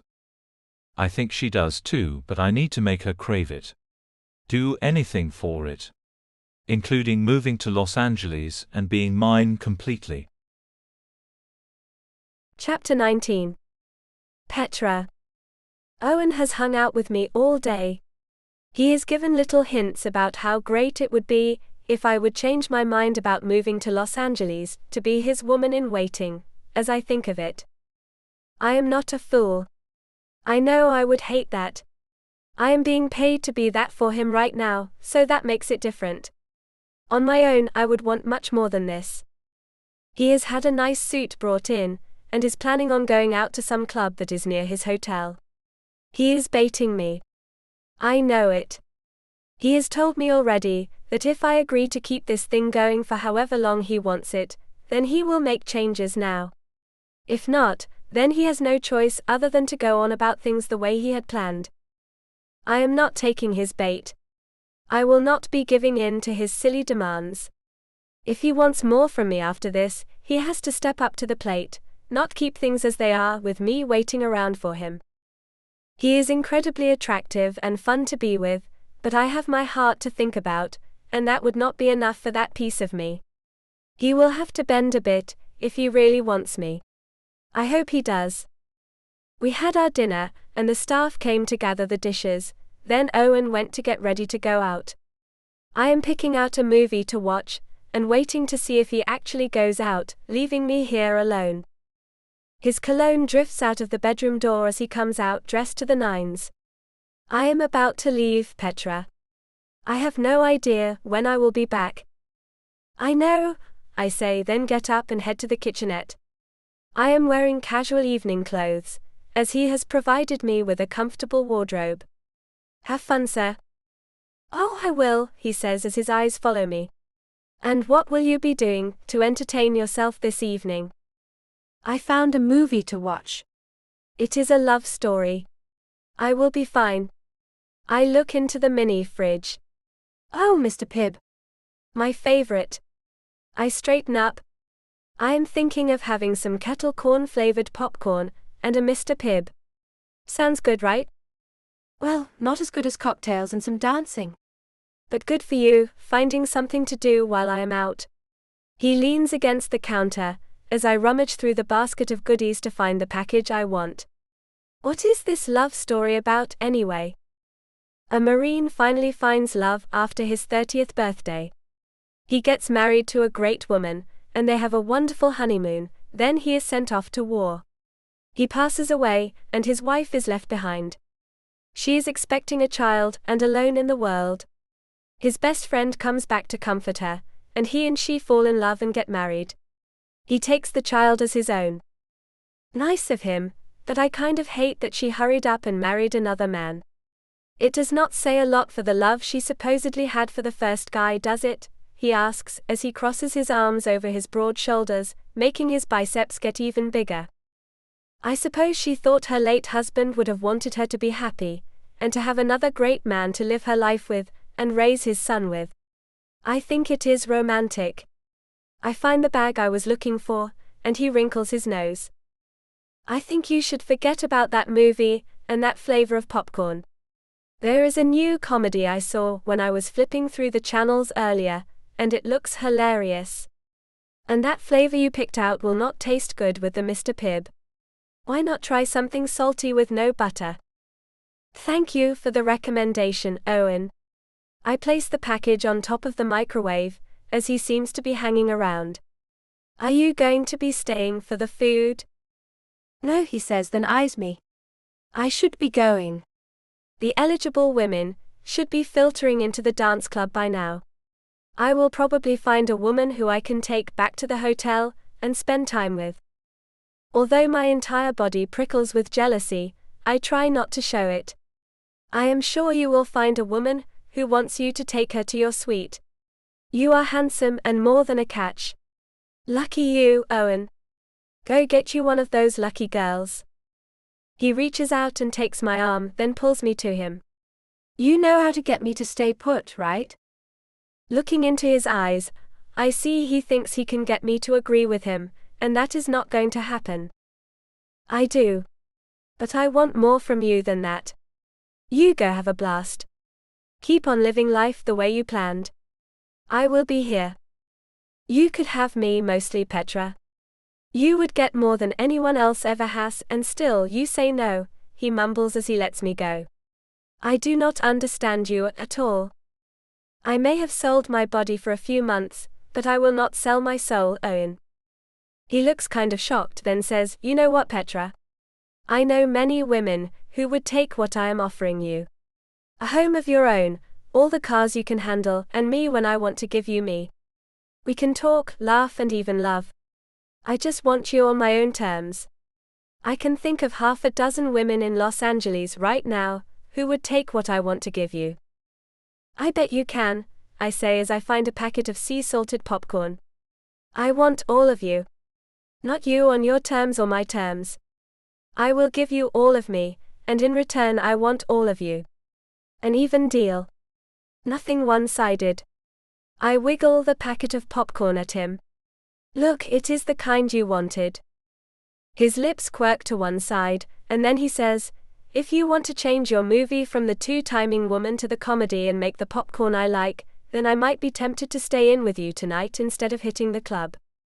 And give up the other women too? I ask as I figure he might offer me this.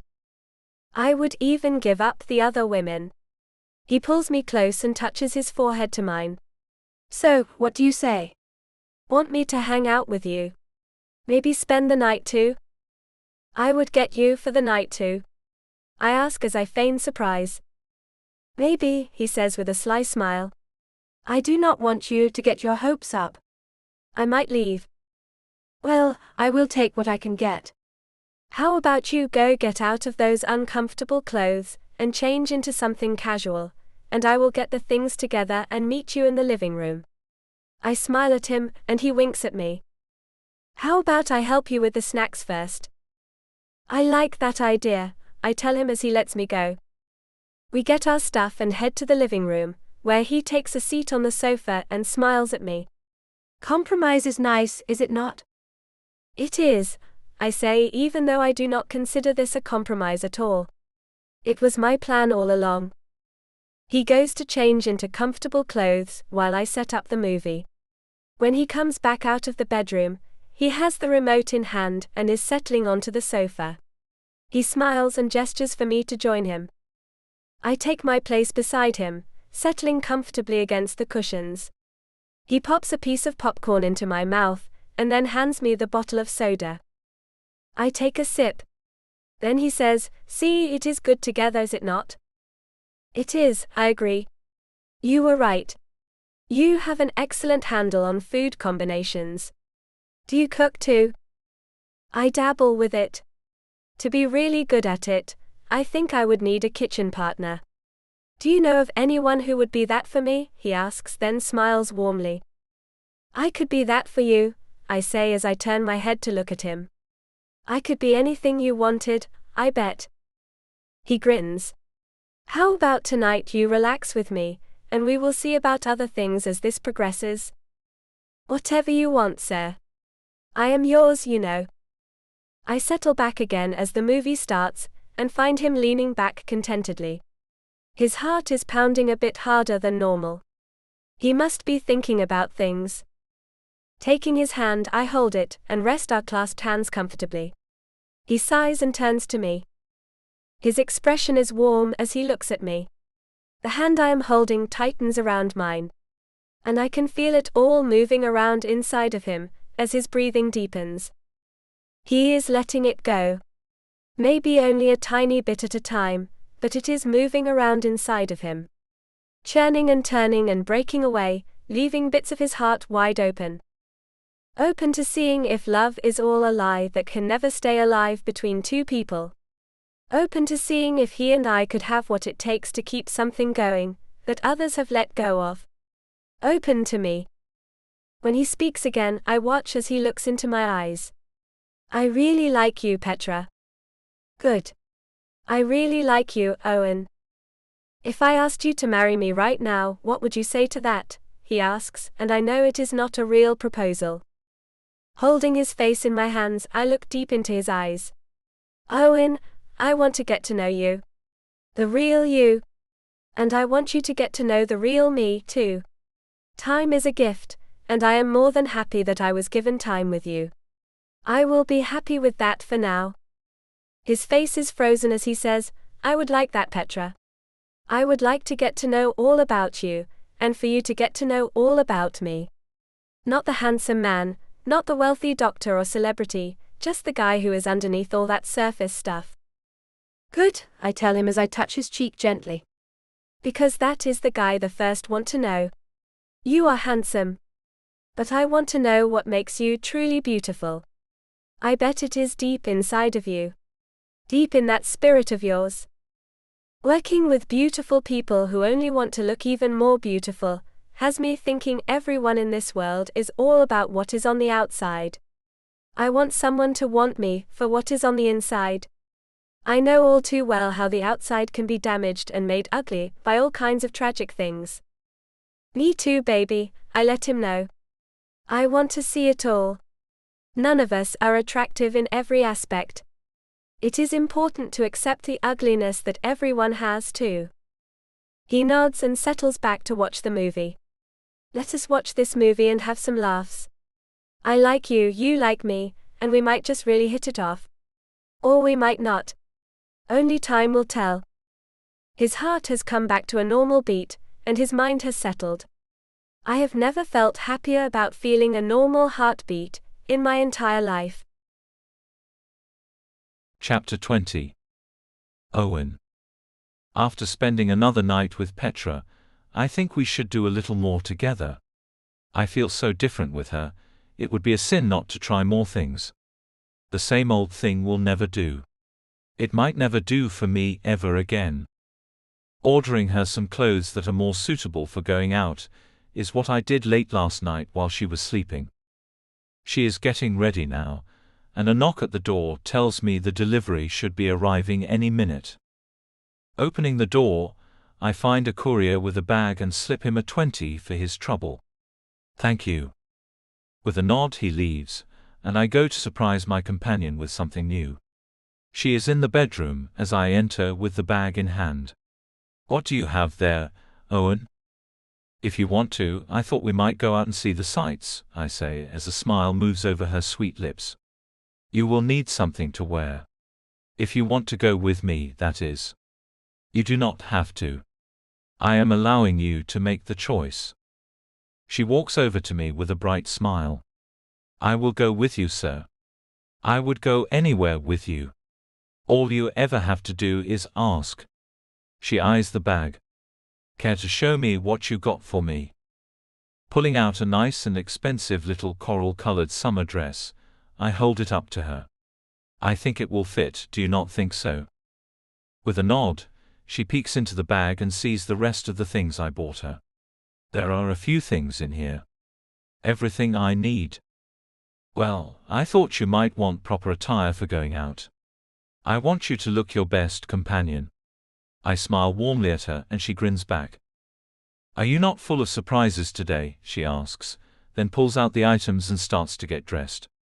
Did you want me to order breakfast before we head out? No, I am taking you out for all the meals today. I watch as she examines the dress with delight. If I feel like it, I might take you out on the town this evening. I sit down on the end of the chair, and she looks at me with such genuine happiness. She makes me feel better than I have ever felt in my entire life. Just her sweet smile, the soft touch of her hand, that certain look she can give me that tells me she is more than just into me. She looks at me. Owen, thanks for this. I have felt cooped up, and taking me out is a nice thing to do. Leaning forward, I feel guilty for keeping her locked away. I am sorry about that. I will think about giving you more freedom. Her hand moves over my cheek as she sighs. I think that is nice of you. And I think I will only want to leave the apartment if you take me out anyway. Being that I can have all I need brought right to me, and the fact that I would have to walk through the exclusive club if I leave, and if I am not with you, then I am kind of an open target. Glad you realize that, I tell her and stand up. Now get yourself dressed.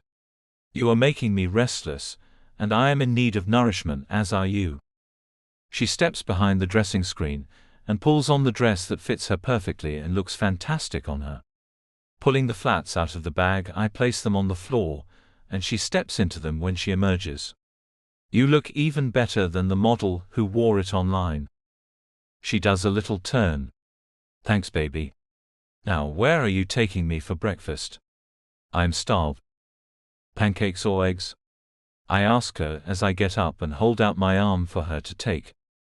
Do I have to pick one or the other? She asks as we walk out the door of the apartment. I suppose I can splurge on you a bit and allow you to have both. I chuckle and walk beside her as we move through the empty corridor. We have to go through the corridor where the private areas are and see only green lights on every door, meaning they are empty. She glances at them, then looks at me. These are all closed in the mornings, sir. They are, I agree and keep walking. We continue through and reach the main room of the club. It is empty, cleansed of all the night before left on it. Petra looks around at the decor and smiles up at me. Have you ever thought about taking me in here to show me off? The thought has crossed my mind a time or two. But I would have to know if you want to continue this outside of the club. If I were to bring you around anyone else, then I would want you to wear a mask. So I would remain just as secretive as you are? She asks with a cute little grin. I nod and push open another door that leads to the foyer. One of the valets waits by the front door, and all I have to do is look at him, and he rushes off to get my car. Alone we wait, and I run my hand through her dark silky hair, then breathe in the aroma it has released. I love the shampoo they provide here. And your hair looks shiny and soft. I should get some for you to take home. What kind of home do you live in? An apartment. A really modest one. But I will move up as I get my career going. She runs her hands through my hair too. Oh, you are right, it does make it soft and silky, and the smell is so unusual, yet actually pleasant to the nose. Do you not think so? It is. I pull her close. You make me happy. I do not know when I have felt so relaxed. I wish like anything you would stop holding out on me. What am I holding out on you? She asks as if she does not know. I give you everything you want, and tell you of other things I could do for you. I want this to last longer. I see the car pulling up, and decide to leave this conversation for another time. Let us just go enjoy our day, and I will not talk about that anymore. Okay, sir, she says with an obedience that seems to come naturally to her. She slips into the Maserati and looks at home in it. She is admiring the extraordinarily luxurious interior, but not acting like a fool about it, the way a lot of young women do. Do you like my car? I do. She looks up at me before I close the door. This one is just a rental though. I nod and close the door. She is smart, clever, sweet and delightful. How did I get so lucky? Getting into the driver's seat, I pull away from the club's entrance. Okay, the club is behind us for today. I am Owen, you are Petra, and we are just a nice normal couple. Okay, baby? I reach over and take her hand, resting our clasped hands between us. Normal. Got it. She smiles at me, then looks out the window. It was dark when we came in. I have not seen a thing around here. I ask with curiosity. My friend Leticia was the one who told me about this place, the auction, and about what would be expected of me. She trained me. And we rode into Portland on the plane together. We will be going home together too. She gazes out the window. It is prettier here in Portland than it is in Ohio. The idea of her going home with anyone other than me makes my skin prickle. It is nice here. I have a home in Malibu. She looks at me with a grin. I know that, Owen. Your business is all over the place. You have a home on the beach in Malibu, where you have entertained many young actresses and models, if I recall correctly. And you have a monstrous cabin in Big Bear. Another place where you have entertained young, beautiful women. So? I ask her, as I am not sure what she is getting at. So you will continue to do such things. She looks back out the window, as if our little conversation is over with her final words. And that bothers you? I pull into a little cafe and park. Only if we were to continue things. She reaches for the handle. Do not dare, I caution her. She stops and looks at me with wide eyes.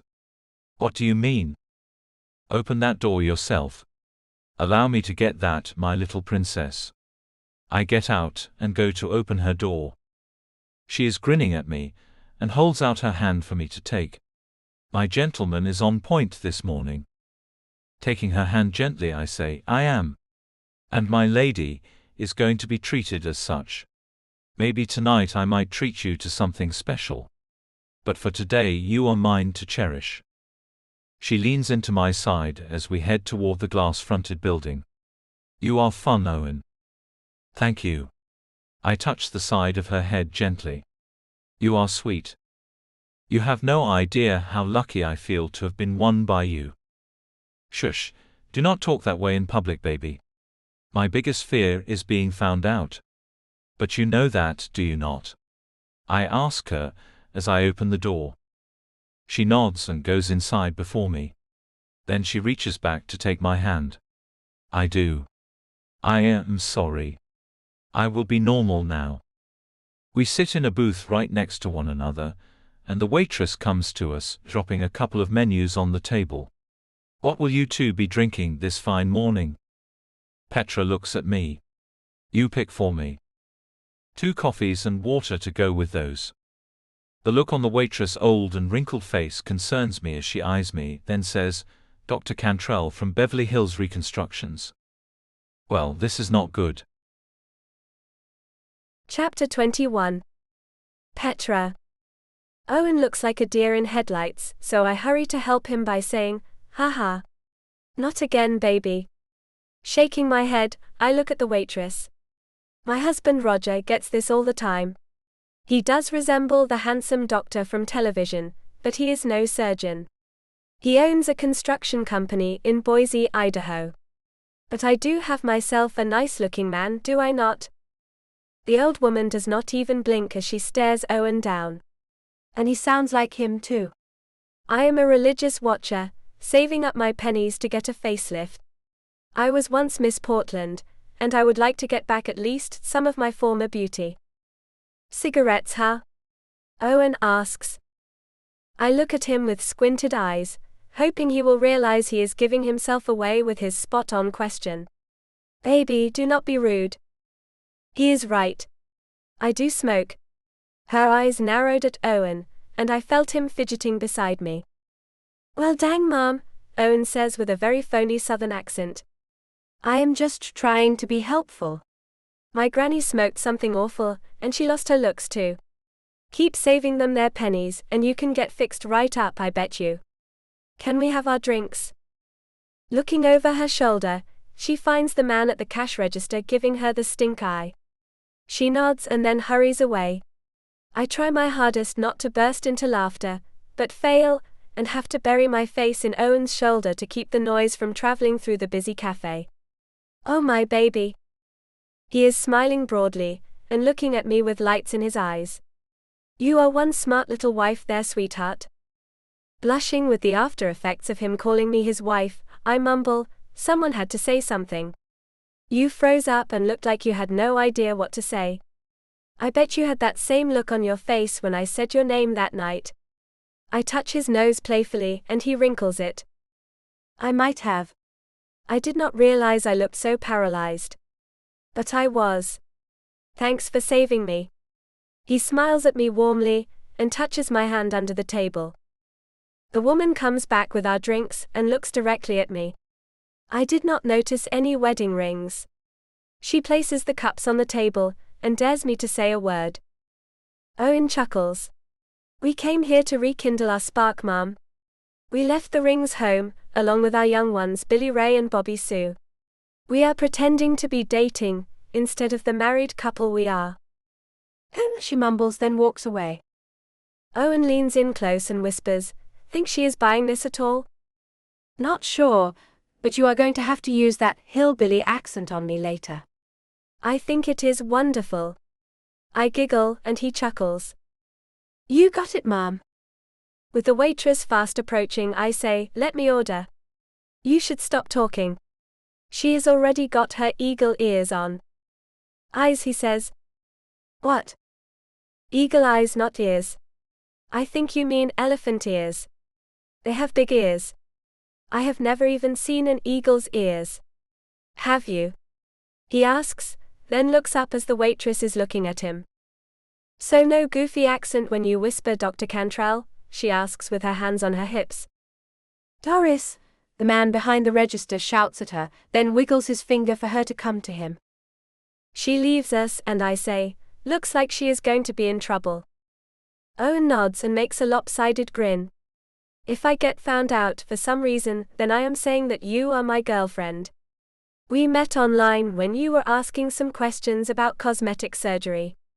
You wanted, let us say a consultation. Got it." Sounds reasonable, I say, nodding along. No, it is just what we will say. You asked a question on Twitter. And I answered it. You gave me your cell number, and I called it. I liked the sound of your voice. Then we made arrangements to meet in Portland.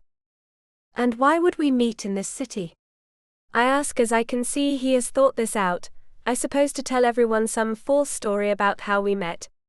If I was to go along with his plan. I always come here for summer vacations. To see family. Oh, you have family here? I ask as another waitress comes toward us. Oh, let me order. I do not want her to hear your voice. What do you want? Anything you order will work for me, he says, then gets quiet as she approaches the table. Have you two decided what you would like for breakfast? We will both have the same thing. That breakfast plate with 2 pancakes, 2 eggs, both scrambled, and bacon, I say, and put the menu back down on the table. Toast or biscuits, she asks. Biscuits, I say. Then she nods and walks away. His eyes move over me as he looks me up and down. I like everything you ordered. It is like you know me or something. And you could not have gotten that off anything that has been written or said about me. I never order food like that in Los Angeles. I know, I say as I run my hand over his bearded cheek. You eat healthy at all times as far as anyone knows. But I knew you liked more indulgent foods. You are going to make me gain weight, he says with a smile, then twirls my hair in his fingers. Nah, I will make sure you get plenty of exercise to burn those calories. Why not splurge? And why not eat something Dr. Cantrell would never eat? So incredibly smart. How is it that you can be everything that is so attractive in a person, Petra? You are like a perfect little angel. It is hard to believe that you are real. He pokes me in the shoulder, as if to check if I am. You seem to be enamored with me, I whisper as he leans in. That is only because I am, he says, then touches his forehead to mine gently. My heart pounds as we sit close together. Could he be falling for me? We stare into each other's eyes as the waitress comes back with our food much too quickly. Here we go. Reluctantly, he and I turned away from each other, and I started to wonder how much sightseeing we would do that day. The connection between us is strong this morning. Thank you, I tell the waitress, then dig in, cutting into the short stack of pancakes that Owen has already poured syrup over. Eat up, baby. I think we should take our time today and enjoy ourselves. I nod and smile. Sounds perfect. I take another bite, and he watches me with contentment. So you have family here, you said? Have you seen them yet? I do not have any family here. I just say that. Both sets of my grandparents have passed away. Probably from complete disappointment in their children. He puts some grape jelly on his biscuit, and holds it to my lips. Taste this. I take a bite and nod. It is good. The biscuit is fluffy. It has been forever since anything other than low-carb wheat bread has passed through my lips. Should I take the bite? He asks me. You only live once. He takes the bite and gasps. So good. He paused to savor it. After he swallows, he takes a drink of his coffee. Oh, you and I have to work this off me today. Do you work out? No, I am allergic to exercise, I say, then eat a piece of bacon. How on earth do you stay in such great shape, eating like this and not exercising? He looks me up and down again, as if that is impossible. I mumble as I think about why that might be. Well, my mother is slim. And I am young. Maybe that is why. I have always eaten whatever I wanted, and I am not exactly a couch potato, but I do not have any kind of exercise schedule. I do walk a lot. But not without somewhere I am going. Naturally fit and trim, he says and looks kind of envious. I was a chunky kid. I know, I tell him as I have seen tons of pictures of him before he became the attractive man he is today. I am sorry you have to work so hard to stay in shape, but you have done a great job. He runs his hand over his dark blue t-shirt as he flexes. Thanks. It was hard work, and it was not easy to maintain it. But it is a passion I have. I do love the workouts. And even though you are already fit, I would love it if you would join me today at the gym in the hotel. Then I will do it. For you, I will do anything. His eyes droop at the far corners. Only because of our current deal. His sad words hurt my heart, and I touched his cheek to get him to look into my eyes. I thought we were not going to talk about that anymore today. For now, I will do anything and everything you want. And just for the record, I love doing it all. He nods and finishes his food. Salads for lunch. I cannot go too far off my normal diet. Salads it is, I say, and I finish my plate of yummy food. After he pays and we leave, he wraps his arm around me, pulling me close and touching my cheek gently. How can going out to breakfast with you be something so very fun?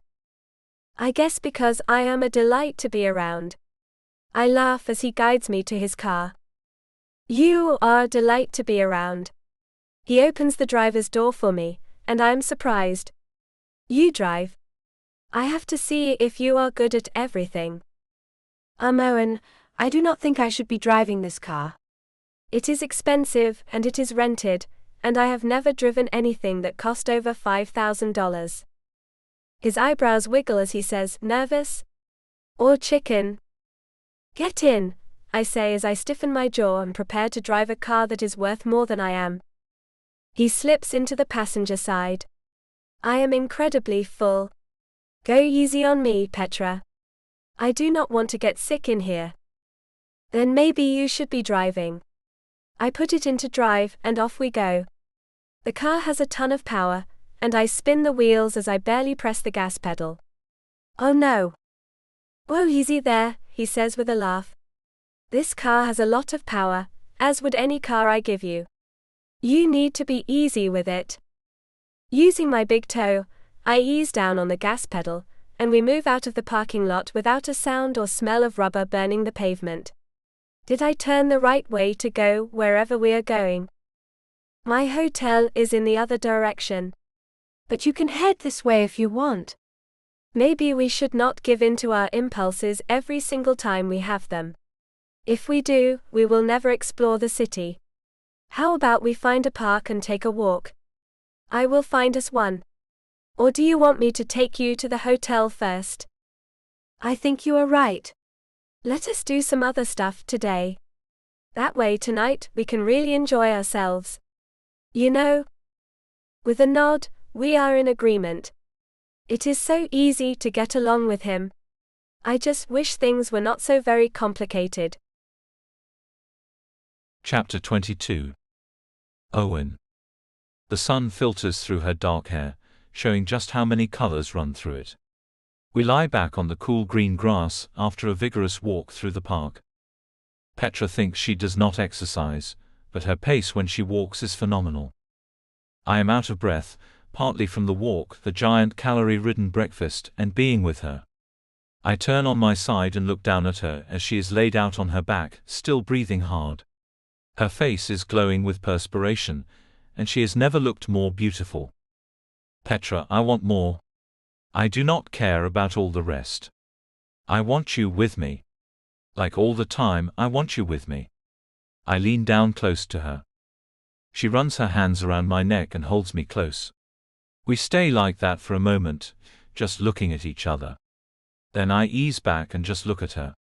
She is gorgeous, and all I can think about is keeping her with me. I have to go back to school. You are rich now. You do not even have to work if you do not want to.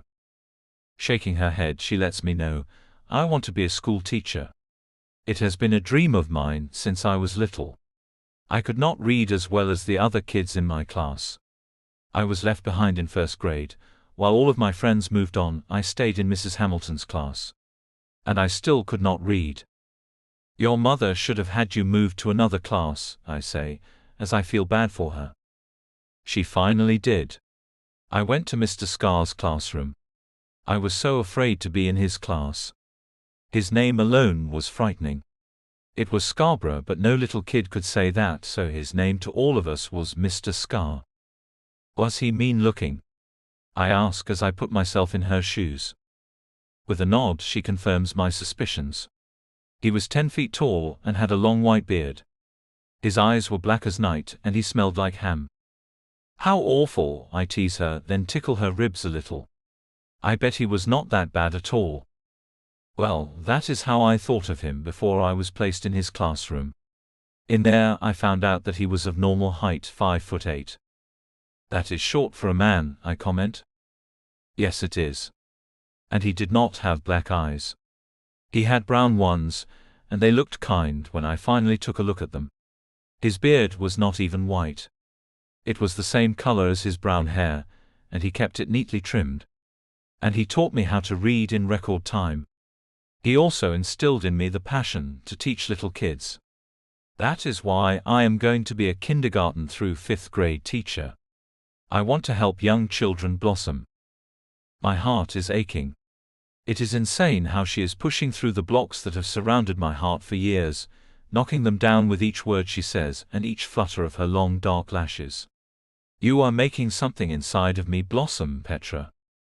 Her hand on my cheek makes me close my eyes as it sends so many feelings through me. Love is at the very top, and then she whispers, you are making things blossom inside of me too.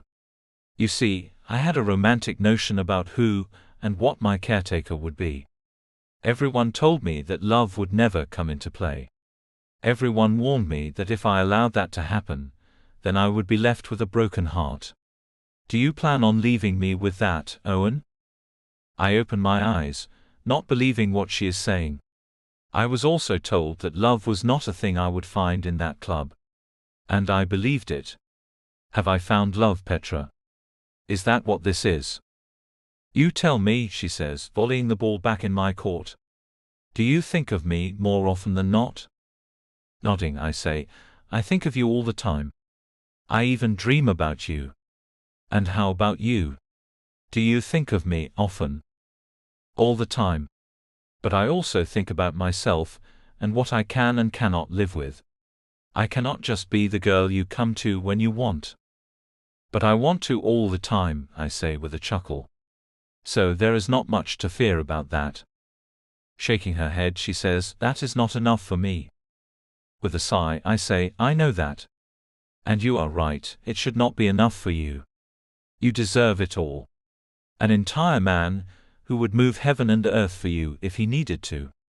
Not some man who would leave you alone to miss him, and only come to you when he wanted to use you. You are better than that. She nods, and I am glad to see that.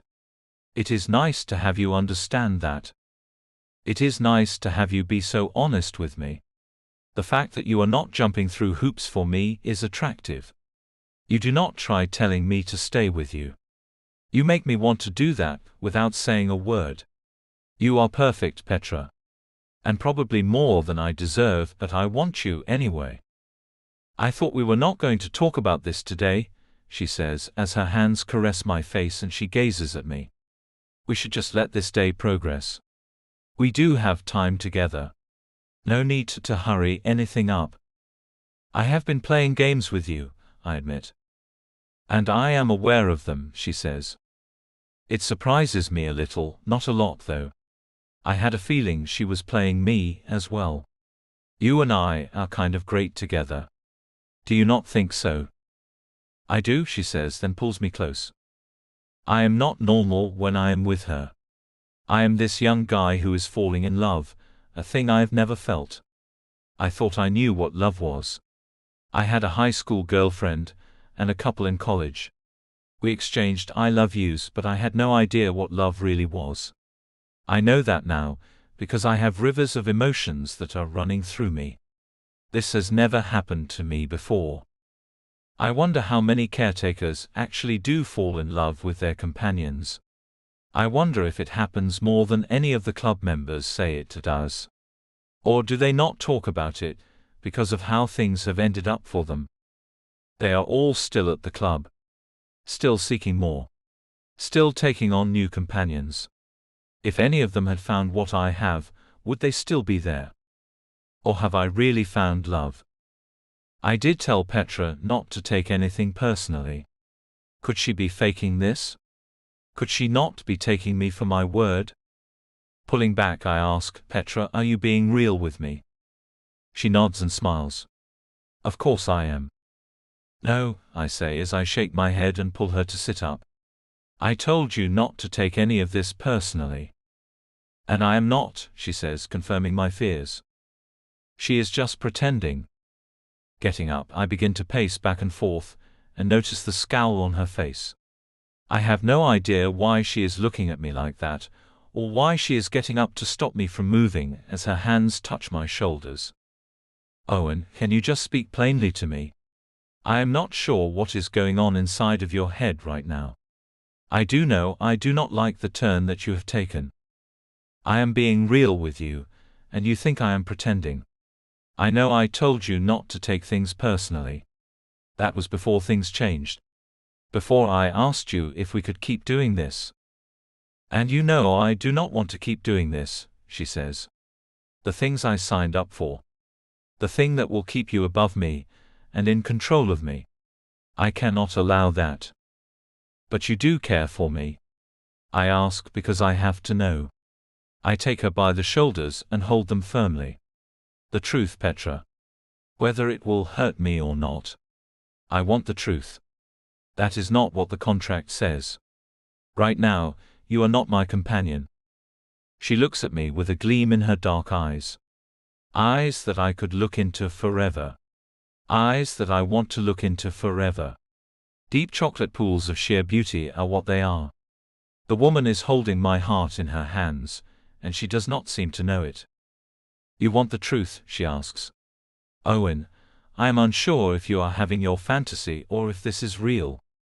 I am living in this moment with you. But I have no idea if it is real or just real for right now. Do you even know? She has hit me with her question.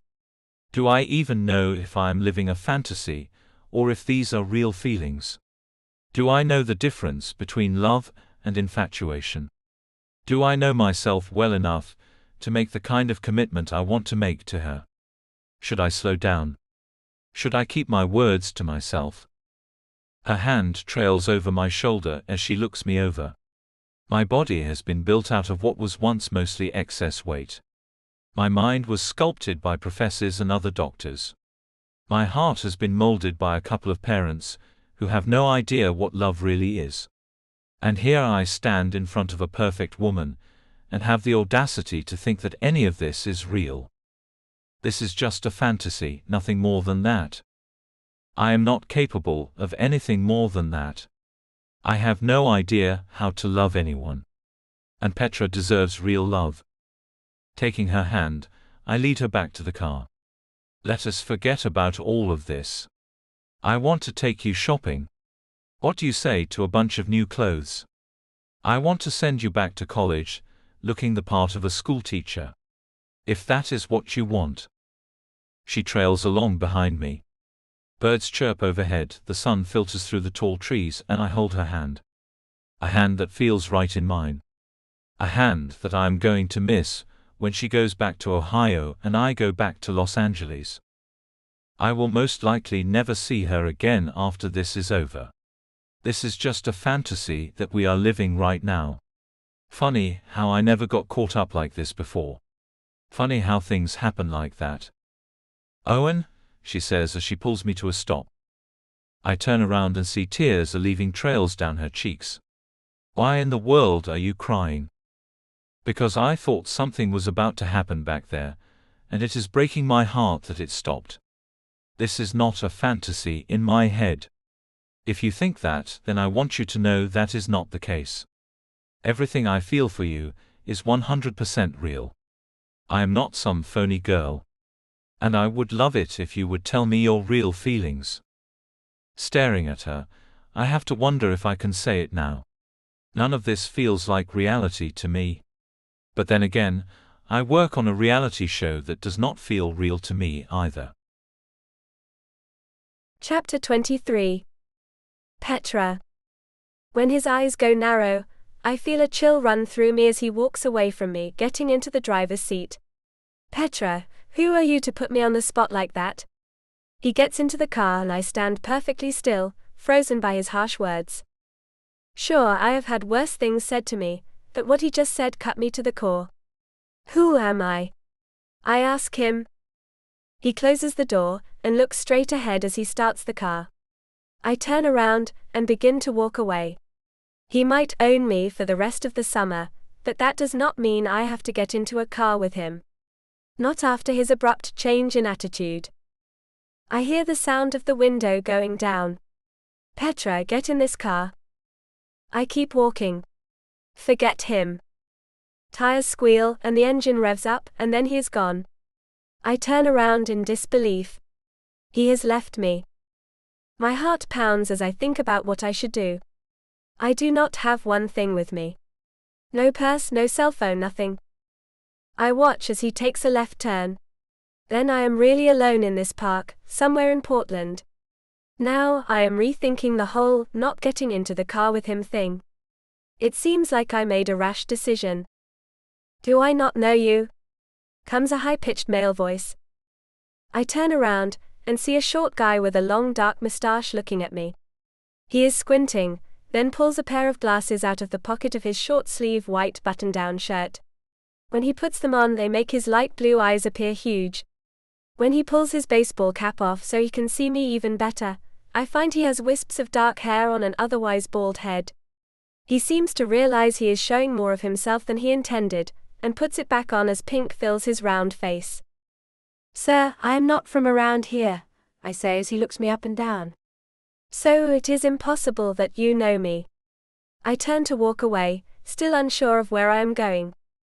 Quickly he comes up next to me, matching my quick pace. No, I have seen you somewhere. His small hand touches my arm and I stop and look at it, then at him. Do you know of a place called the Dungeon of Decorum? I go numb. I cannot seem to make words come out of my mouth.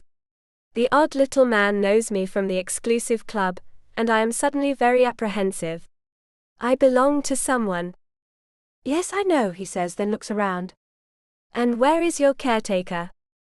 I am not sure what to say, I say nothing at all. Taking off again, I try my best to leave him behind me. He should know better than to bother another man's companion, after all. I am taken aback as he grabs my arm and spins me around. He may be small, but he is strong. Hey. I am sorry, he says as he puts his glasses back into his pocket. It is just that you should not be out here all alone. Have you run away? Was your caretaker mean, or did he mistreat you? No, I say as I look around and pray that Owen will come back for me. You should really leave me alone. I do not know what my caretaker will do to you, if he catches your hands on me. He releases the tight grip he has on me and nods. You are right. But where is he? I do not want to let him in on anything, so I shrug. He had something to do, and left me here to wait for him. You did not look like you were waiting. You looked like you were about to cry. I bid on you. Did he tell you that? He asks me as he shifts his weight from one foot to another. I hesitate to say anything to the little man who is eyeing me like crazy. I need to be alone, sir. Chance, he says. My name is Chance, and I wanted you from the moment I saw you on the club's website. I had interesting ideas for the two of us. I did not end up winning any of my bids at the auction. If your caretaker is not interested enough in you to keep you safe, then he might be into making me a little deal for some of your time. I think I will wait with you for him, and see what he says about lending you to me when he has no use for you. And now I am furious, as he is talking about me as if I am nothing more than a toy for the club members to play with. Now you listen to me. I am not about to be loaned out like someone's possession. My caretaker and I are quite happy together. He would never allow another man to be near me. I understand completely, he adds. I simply thought your caretaker might be open to discussion. That is none of your business. I stop what was about to be a verbal assault on the little creep, as I hear the sound of the Maserati coming down the street. When I spin around, I see the steely grey of the machine as it speeds up. Owen sees the man talking to me, and I think this guy should run. Is this him now? The fool asks. I will just run my idea by him. You should get out of here, I warn him. He is going to be mad. I watch a sly grin form on his thin lips. Maybe at you. My mouth gapes open as I hear Owen shouting, "Get yourself in the car." I hurry to do as he says, and find him making long strides toward poor little Chance, who's too dumb to follow my warning. Not looking at Owen as I run past him, I head to the car and get inside. The two men exchange words that look to be heated. The smaller man seems like an idiot, as he stands up to Owen. Then I see Owen's face, as he looks back at me, with a desperate expression on his handsome face. Then he turns back to Chance and the two shake hands. Waiting for Owen to return, I find myself worried about that handshake. His face is ashen as he gets back into the car. Darn it. What? I ask as he takes off. He knows who I am. I sit in silence as that sinks in. Owen will have to deal with this situation. I know he will. If that man is stooping to blackmail, then Owen has no choice but to consider his demands. This is my fault, I say as I look at the floor. No, it is mine. I should not have left you where anyone could get to you. His knuckles are white as he grips the steering wheel. He wants to borrow you for at least a few sessions. Owen, I say, then gulp. I do not want to, but I will do what is necessary if it means he will keep your secret. He pulls to the side of the road and looks at me with sad eyes. I will never allow that to happen. I cannot sit idly by and let him expose you to the world. I know it is your biggest fear. I will not let anyone hurt you like that. I reach over, take his hand, and rub the back of it against my cheek. I was wrong for trying to make you say the words to me first. I was wrong for baiting you, Owen. The fact is, I love you. I will not allow anyone to hurt you. Not ever. I will go to the man, and meet with him if needed. I can do that for you. Owen's eyes twinkle as he stares into mine. You love me. With a nod, I say it again. I love you, Owen Cantrell. And I will do everything I can to keep your secret safe. His lower lip quivers, and I see the emotion as it overwhelms him. Tears pool in his eyes. Then he drops his head. No one has ever made me feel the way you do, Petra. I have heard those words hundreds of times, but no one has ever made me feel the love that you do. You would go through hardship for me. That is more than anyone should even ask of someone they love. I would do it for you. I will do it for you, I say, then shake my head to clear it. Wait. Did you just say that you love me in a roundabout way? When he raises his head to look at me, tears fall down his whiskered cheeks. I love you, Petra Bakari. Reaching over to take his handsome face between my palms, I touch my forehead to his gently. The tears on his face make my heart pound and ache for the man. I have to protect him. No matter what the cost, I have to keep his secret. Just as we pull back, our eyes meet. So, we love each other. Now what? Now, we figure out how to get that little pest off my back without you having to meet with him. You see, he told me about what he wants. While we were in the bidder's booth, he was quite honest about his interests. Okay, I say with a sigh. Give it to me straight. What kinds of things would he want? First, know this, he says as he cups my chin and runs his thumb over my cheek. Neither that man nor any other man will ever lay a finger on you. Owen, I begin to protest. No, he stops me. I love you, Petra. I will never allow another man to be near you. If my secret comes out, then it comes out. No. Yes, he says as he leans over and touches my cheek gently. That is my problem to deal with. I never meant for you to think you would have to do a thing with that man. I merely was upset, and trying my hardest to think about what I could do. You can lend me to him, Owen, I say with a smile. My limits are set. He cannot do anything inappropriate. You have not set limits on everything, baby. Owen's fingers touch my hand gently. That is what he wants. He thinks he can convince you to change your limits. Does that fool think he can manipulate me into agreeing to more? He nods and I shake my head firmly. Then he says, I will come up with something. Do not worry. He pulls away from the curb and back onto the street. Owen, I really will do anything for you. Please let me help you if you need it. Promise me. With a sideways glance he lets me know, I am a man, Petra. You are the first person who has ever loved me for me. You are the first person that knows what my desire is, and has accepted me as I am. I am not about to hand you over to anyone. If it means I lose the show and my practice, then so be it. As long as I have you, that is all I need. Chapter 24.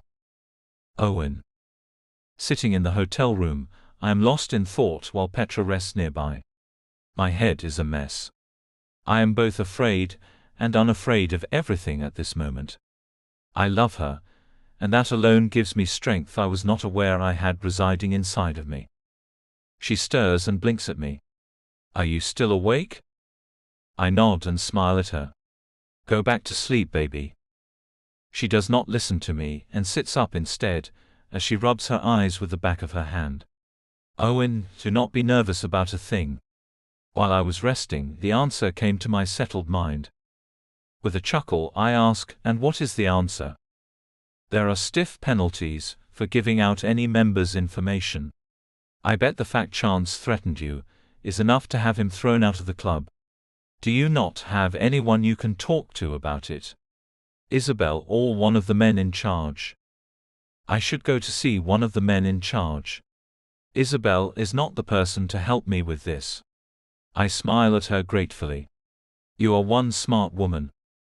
Thanks, she says, settling back comfortably. Owen, what are you and I going to do about us and our distance between each other once summer is over? I have thought about that a lot. Why can you not transfer to a college in California? Maybe UCLA. Are your grades good enough to get into that college? I think so, she says. But where would I stay? She sits up to look at me. At my own place, where you will come to me when you want. As if you would allow that, I say with a grin. How about you live with me? Are you sure about that? She asks with a straight face that tells me she does not entirely trust me, which hurts. Now, why would you ask me a thing like that?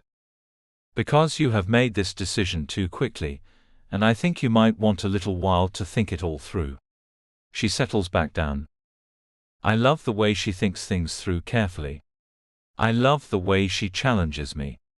I love everything about her, and I know my decision is the right one. We have the rest of the summer to hammer out the details. But that is what I want, Petra. If that is what you want. I will think about it, she says with a smile on her beautiful face. I laugh gently.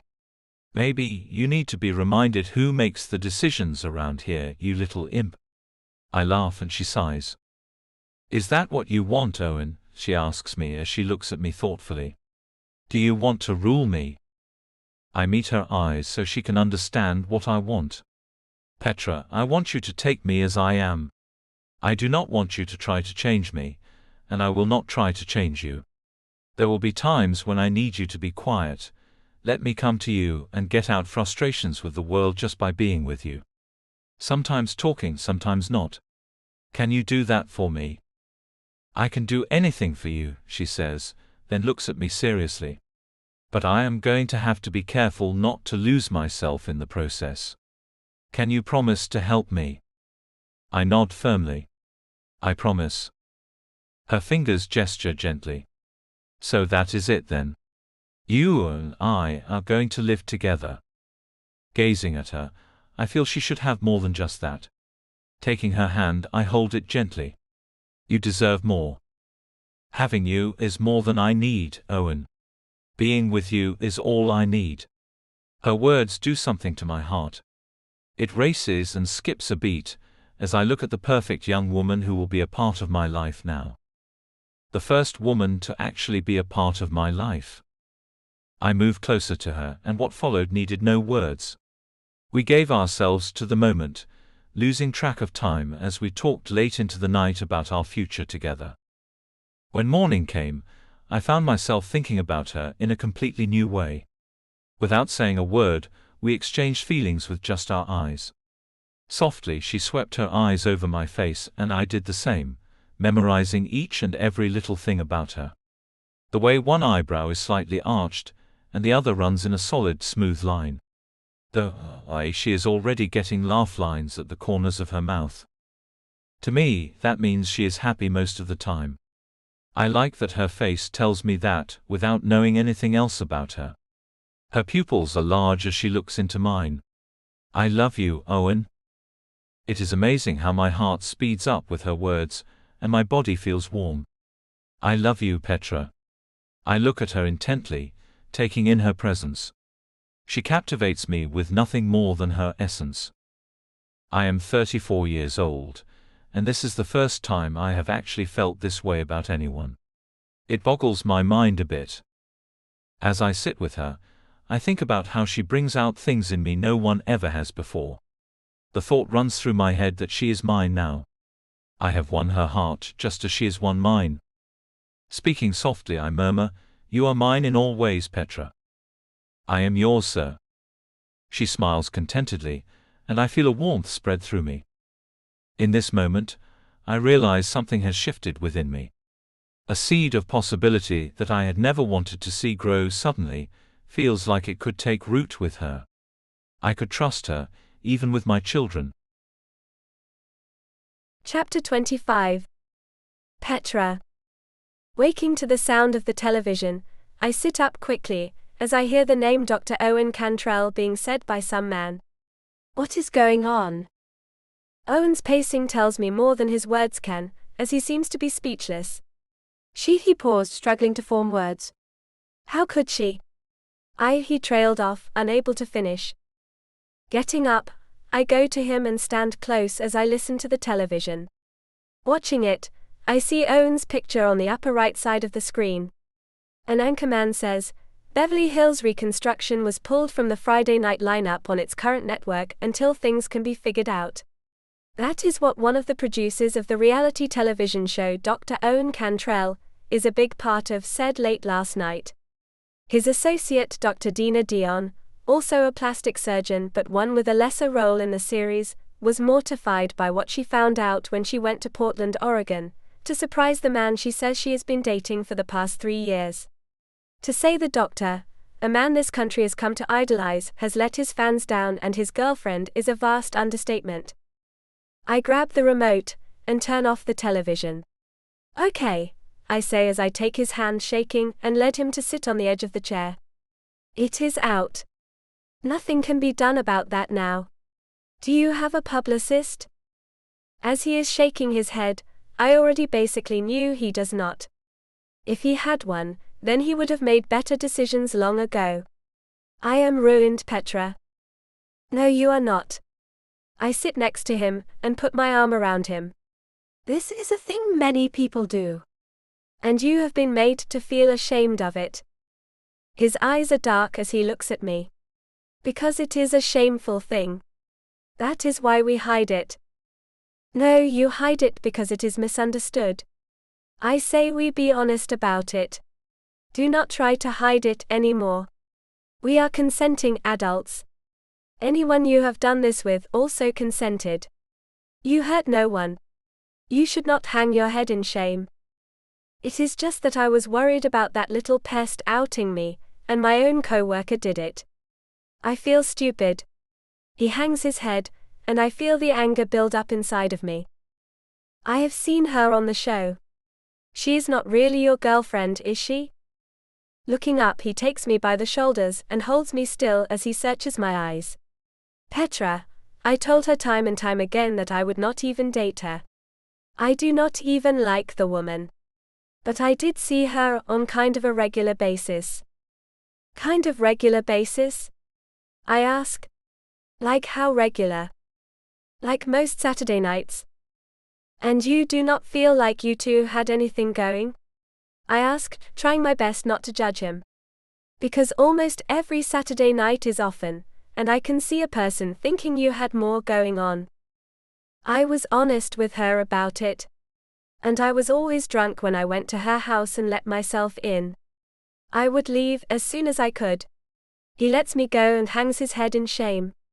I am a terrible person. No, you are not, I say as I stand close to him. Everyone will hate me, and I will be thrown off the show. I might even lose all my clients. He will not look at me as he puts his face in his hands. Maybe this is where your tide turns, Owen. I touch his shoulder gently. Maybe this is where you make something different out of yourself. I do not want to make something else out of myself, he says as he looks at me. I am happy with my life. Oh yeah? I ask. Then why so many drunken Saturday nights, seeking out a woman you say you did not even like? I do not know, he says, then gets up and heads to get ready for the day. I have messed up so badly. I have never messed up in my life, and now it is like a volcano has erupted and blown me off the planet. Walking behind him, I am not about to let him fall into a depression about this. Is that woman in Portland? I am not sure if she is or if she came and left, he answers me. Cannot you call her and tell her that we need to speak to her about what she has done? He asks. Yes, I tell him. I am not leaving you to face this alone, Owen. You should, he says, then looks at me seriously. Hollywood can be nasty. I am sure she does not know your name. I will do this on my own, leaving you and your reputation out of it. It hits me that I could be plastered all over the news too, and that could affect any schools that I might apply to teach at, especially in Los Angeles, where Owen wants us to live. I go quiet as I think about what that would mean for me. Owen touches my cheek gently. I understand, if you want to end things with me. Jerking my head to look at him, I whisper, never. His eyes droop at the outer edges, and he shakes his head. I cannot let you come along for this ride, baby. I will not do that to you. I want to talk to her. I can make her see things for what they are. Let me do that. Shaking his head again, he looks at me seriously, then says, you will only fuel her fire. I will have to handle things and take my consequences. Owen, let me help you. Let me be there for you and face this with you. We are together now. I look at him pleadingly. Not anymore, Petra. He looks at me firmly. I will not bring you down with me. I love you too much to do that to you. Owen, do not. He stops me by holding up his hand, and I feel the backs of my eyes burning. This cannot be happening to us. I stare into his eyes as he whispers, do not make this harder than it already is. Do not end what we have. I have never known love before. Do not ruin me, Owen. If you leave me over this, then I will be ruined. I mean it. No, you will not. He smiles at me. Petra, you will recover from this. I promise you that you will. And as you watch the media tear me apart, you will be grateful that I let you go, and did not hold on to you through it all. I will be called names like monster and pervert. And if you are with me, standing at my side, you will be called a brainless woman of loose morals. I am not one, I say and smile right back at him. I am not a little girl, Owen. I know I am only 21, but I have my head on straight. I have a heart full of love for you, and I will not be that easy to ridicule. You also will not get to teach, he reminds me. That is your dream. You told me that yourself. I will not be the reason you do not get to live out your dream. Do not even ask me to do that to you. I do not know what on earth to say to the man. He is being such a hero, but at his expense. And I cannot let him do that to himself. A knock at the hotel door has both of us freezing. Who do you think that is? I ask. No idea. We should get ready. I need to get you back into the safety of the apartment at the club. He moves toward the door cautiously. You can stay in the apartment with me. I hurry to get properly dressed. He follows me as the knocking persists. Then a woman's voice calls out, Owen, I know you are in there. I have been watching your rental car. And you have that little woman with you too. It is time to face the music. His eyes are wide as he looks at me. Good grief. It is Dina. Something moves through me. Panic leads the procession of emotions, followed by offense, and bringing up the rear is pure, unadulterated anger. That woman who is at the door has single-handedly ruined my man's career, and that is not okay. Let us get ready and let her in, I tell him as I move away from him. I find a dress, and make sure I am presentable as he watches me in concern. We cannot let her in. Oh yes we can, I say and walk toward the living area. Owen quickly moves to the door, and plants himself in front of it. No. His eyes look stern, and his manner is a bit commanding. But the woman on the other side of that door needs to be straightened out, and I plan on doing the straightening. Why not? I ask with a loud voice. Let me in, Dina shouts. I can hear you both. Owen steps away from the door, and places his hands on my shoulders. He looks at me squarely in the eyes. Because I need you to trust me on this. Do not open that door. I need to handle this myself, companion. My jaw clenches as I think about opening the door, and dealing with that woman. But then I feel like I would be breaking our bond. The first thing that brought us together. A thing that, while most might not understand it, I hold dear to my heart. Stepping back, I nod reluctantly and move away from the door. No words leave my lips. I am his until the contract is up. I will follow the agreement I signed. I will let him control this situation, however he sees fit. Placing his hand on my shoulder, he whispers, "Thank you, Petra. Owen is not your typical caretaker. He has a lot of things going on inside of him that most caretakers do not. I am brand new to this, and I can even see it. As for his involvement in this world, he is about to pay the ultimate price, his livelihood. And he wants me to stand by and say nothing, hide even. And I need to let him do that for me, I suppose. I need to let him take the hero's way out of this, and save my reputation. But it feels wrong.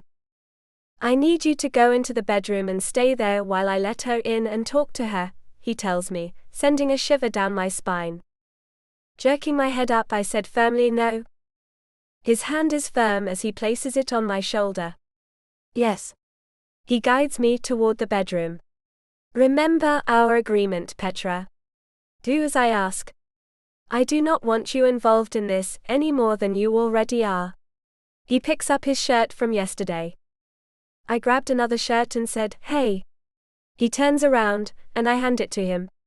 Put this on. I am incredibly jealous where you are concerned. He smiles as he pulls the shirt over his head, and I cross my arms in front of him. Then he nods. He closes the door, making me feel as if I am a coward. Pressing my ear to the door, I listen as hard as I can. I hear him unlock the door, and then Dina says, "Finally." The door closes and Owen says, "Why would you do what you have done, Dina? I have always been honest with you. You should never have come here, and you should have never told the world about what I am doing here." "So you admit it," she says, and I hear her sit down on the couch. "You have yourself a little companion out here, and you are part of a club. I cannot decide which I am more upset about, you being here without me, or you being involved with this at all. And I cannot believe you went to the press and told them things you were not even sure of," he says. I was sure. I saw you and some young woman come out of a strange garage yesterday morning. I was sure that when I drove into that garage, I came into an odd-looking place, and was met by security officers who asked me what business I had there. You had no business there, Dina. You were being nosy. Well, when the man you love is... She cannot finish as he stops her. Do not say anything like that. You and I do not love each other, Dina. Did you let your little companion know how you come to me often? She asks him, and I start to see red. I have never cared for you in that way. Not even once. I have only seen you casually. Yes, you have been with me many times. So does she know that? She asks. Do you have her waiting for you to get rid of me? Is she listening to all this? That is none of your business, he says, and I hear his voice faltering a bit. Owen, you and I have something. And you could have told me about your needs. You did not have to come all the way here to get them fulfilled. If you want someone to be with, then be with me. But for goodness sake, leave poor young women alone. It is just wrong. Then I hear him breaking as he says, I guess I am wrong. Then my heart breaks for him, and I cannot take any more of this. Chapter 26. Owen. Get out, Petra shouts as she comes out of the bedroom door. Moving quickly to reach her, I hold her back as she tries to move toward Dina. Stop. The smirk Dina has on her face makes me angry, and makes Petra even madder than she already is. The sound that comes from her is frightening even to me. You horrible person. He is not evil. You do not even know this man, Petra says loudly to Dina. Stop, I shout at Petra again and try to get her to pay attention to me. Now. Her body is shaking, and I have never seen anyone so mad in my life. Her eyes turn to meet mine, and I see the pain behind them. She is wrong, Owen. You are not evil. I heard you agree with her, and I want you to know there is absolutely nothing wrong with you. You need to let me handle this, I tell her as I try to guide her back to the bedroom. But her feet are firmly planted, making it hard to get her to where I want her. Let her stay, Dina says as she gets up and looks Petra over.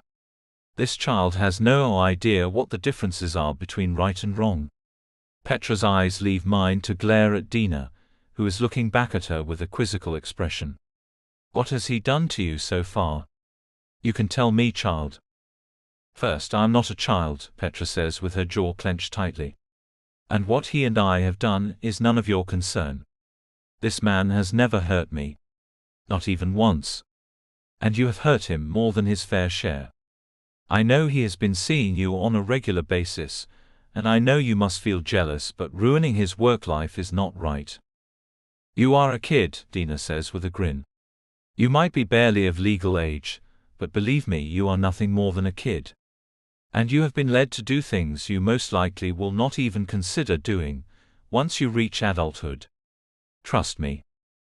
Petra stops shaking and smiles at Dina. I am an adult. I have taken care of myself for many years now. I have my life in order. As do you.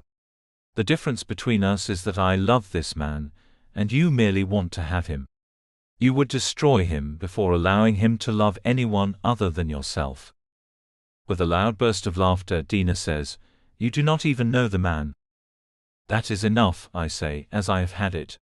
Dina, leave. You have done what you have done, and nothing can change that. I probably will not have the show anymore, and you will still be on it, I am sure. Go back to Los Angeles, and leave me alone to figure out what I am going to do with my life now that you have destroyed it. Do you think it is going to be that easy for you, Owen? Dina asks me with a smirk on her thin lips. I am not about to let you go. You see, I have a plan. It will be rehab for you. Counseling is what you will go in for, and substance issues. You do have that nasty habit of getting intoxicated most Saturdays, and ending up at my place.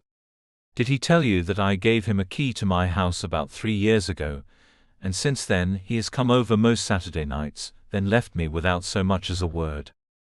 Petra nods, and I clear my throat. I have told her everything, Dina. You are not going to shock her with anything you have to say. Listen to me, Petra says quietly. This man is not in need of counseling. He is not struggling with substances either. He is on the cusp of becoming the man he is supposed to be. You are trying to drag him down, and I will not allow it. Dina's laughter peals through the air, and makes my skin crawl as it sounds unpleasant. Then she narrows her eyes at Petra. You listen to me, you foolish girl. This man has problems. You are too young to understand these types of things. But he can get help, and I will be the woman by his side who makes that happen. Not you. Dina, I have asked you to leave, and you have ignored me. Do not make me call security, I tell her, and watch her unpleasant expression turn to one of sorrow. Owen, send this girl on her way. Let me help you. If you and I leave this hotel together, then the news media will see that, and you will have a fighting chance. Hollywood loves a good comeback story. If you leave here with this young woman, then the media will eat you both alive. Dina extends her long, thin, bony hand. Do what is best for you, sweetheart. And it will be best for your little fool, too. Petra laughs, then says, What are you talking about? Owen and I met online, when I asked him a question about getting cosmetic surgery consultation. He and I started talking, and he told me how he always spends the summers in Portland. He asked me to come and join him here, in this hotel for the summer. It was me who wanted to check out one of this town's many clubs that cater to people who like certain things. He took me there to fulfill my curiosity, and nothing more than that. You think you know things, but you do not. We have just heard the lies you told the media, and we are going to straighten things out today, you foolish woman. With Petra's words, I feel like she might have the right idea. No one in the club will ever give out any information on me. Just like the way I handled things when Petra said my name, I am messing up with this too. But thank goodness Petra is cool as a cucumber, and is on my side. I am a foolish woman? Dina asks as she throws her hand to her chest. You are the foolish one. He has already confessed. To be in the club, nothing more than that, Petra shouts at her. You see, he feels guilty over that. He should not, but he does. Dina looks at me. Do you expect me and the rest of the world to believe that nonsense? It is the truth, I say. And you can believe it or not. I will be talking to the producers, and telling them the truth about things. And I will be asking them to take you off the show. It is not like you have the fans that I do. Well, your fans are disgusted with you, Owen. Let us not forget that. For what? Petra asks. For your lies? We are going to fix that. I look at Petra and shake my head. I am going to fix that, baby. You are staying out of this. Watching Dina's red lips curl into a smile is more than Petra can take, and she tries to move toward Dina, a thing I stop as I hold her back firmly. I am pretty sure her arms will have marks on them from my grip. When Dina openly laughs, I think about letting the angry young woman I am holding back loose. It would serve her right. Dina walks toward the door though. I think her instincts have finally kicked in, and she is beginning to realize that the young lady I am holding back is quite upset if she is given a chance. I will see you back in Los Angeles, Owen. If you come back, that is. I can see you prefer to take the hard road instead of the easy path I am offering you. Good luck with things. Then she is out the door, and I can finally let Petra go. Only to have to hold her back again as she rushes for the door. Taking her by the shoulders, I guide her with me to lock the door, then take her to the bedroom as she wiggles and fights me to let her go. Owen, just let me confront her one time, she pleads. As if once would be enough for you. I close the door behind us. We need to get ready to get out of here. I am going to call the car rental company and have them pick up the Maserati and bring us something boring and plain. Then I am calling the concierge to bring us up some sweats with hoodies. We will need to get out of here without being noticed. Petra stares at me, then says, "Stop it, Owen. Just stop it. You have done nothing wrong. Our business is our business. Did you not follow what I told her? I used your own idea about what we would do if anyone recognized you. And no one at the club will ever rat us out. That little troublemaker Chance would," I remind her. "Get on the phone and call the club. Tell them about Chance and what he threatened you with. Let them handle him. Leticia, the trainers, and Isabel told me that if I ever felt threatened, then I needed to let the club know. They will protect their members at all times. So make the call, Owen. They will protect you too." "I never thought about that," I mumble. "Well, start thinking and stop confessing to things," she says, then gets up on her knees on the chair and comes toward me with her arms open. I embrace her and hold her close. I have never had anyone in my corner the way she is. Neither of my parents ever protected me the way she has. No one has ever been so completely there for me the way Petra has. I cannot take her down with me. She thinks redirecting the narrative can get me out of this mess. I know it cannot. I know there are reporters who will stoop low, that most will not, just to get dirt on a celebrity. I will get caught in my lies, and that will be even worse. Petra is young and does not understand the real world. This is a place where people judge every little thing you do. We are judged on what we eat, how much we drink, and what we look like on the outside. I know that better than most. The music must be played, and I will have to do that alone. Chapter 27. Petra. Following Owen's lead, he decides to go to the club to deal with Chance first. The rental car is now a minivan, and we are hiding underneath hoodies. There was not a slew of paparazzi in the hotel lobby, but there were enough to make things bad if he tried to deal with them, without being a bit rehearsed. The ride to the club is much too quiet. Owen's mind must be a mess, as he tries to figure a way out of this. And everything I have said to him so far has not made a dent in his obvious anxiety. But I cannot just stop trying to help him. "Owen, let us go to Isabel's office and shred our contract. Get the money you have in the escrow account for me. End your membership with the Dungeon of Decorum. There will be no trail to follow then." He glances at me as he drives down the road. "If I do that, then you are not guaranteed that money. And I want you to have it, Petra. If the worst happens and you get thrown off the show and lose clients in your practice, then you will need that money. I will be okay. I am used to being poor. You are not." I touch his arm gently and watch him frown. "I am not about to take my money back." He picks up my hand and squeezes it gently. "I have plenty of money. No one can touch my investments. If clients drop me, so be it. If the show gets cancelled or they find another lead doctor, who cares? For someone with that carefree attitude, you certainly look worried." He pulls onto the road that leads us to the club's parking garage. "I am worried for you, Petra. I do not want anyone to ever say a bad thing about you." My heart flutters. He is worried about me. Not himself the way I thought. I cannot lie and say I am not worried about myself too. But I think the original plan will work. The worst thing we have done according to our story is go check out an exclusive club. So what? Just as we pull up to the entrance to the garage, we are met with the missing paparazzi. Cameras are picked up and pointed at us, as reporters come toward the minivan. Owen throws the car into reverse and peels away. Owen. No. They do not know who we are. You should have driven right through them. We have on hoods. We are in another car. You just made us look completely guilty. Goodness, you are dramatic. I do not know how to do this, Petra. He goes faster, as some of the reporters get into their cars and are coming after us. These people are insane. I look out the back window. Slow down, Owen. None of this matters.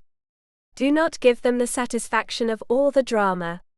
Just go the speed limit and stop acting guilty. Petra, you and I are wearing hoodies. We have changed cars, and we are pulling back into the club's parking garage. You tell me how I am going to downplay that. He turns a corner so fast I feel like we are only on 2 wheels. Owen. I grab the bar at the top of the door. The van wobbles as we get around the corner. Please stop yelling.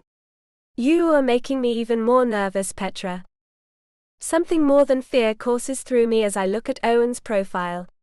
He is afraid. For me, for him, and for his career and reputation. All because of how other people see things. And now I am even more upset. Let me out, Owen. Let me talk to the reporters. Absolutely not, Petra. You are young. That much is true. You have no idea how other people can ruin your life. I do, baby. I love you. I am not about to let you hurt yourself by doing things you do not understand. He veers to the right, and we fly over a small hill. He is heading out of town.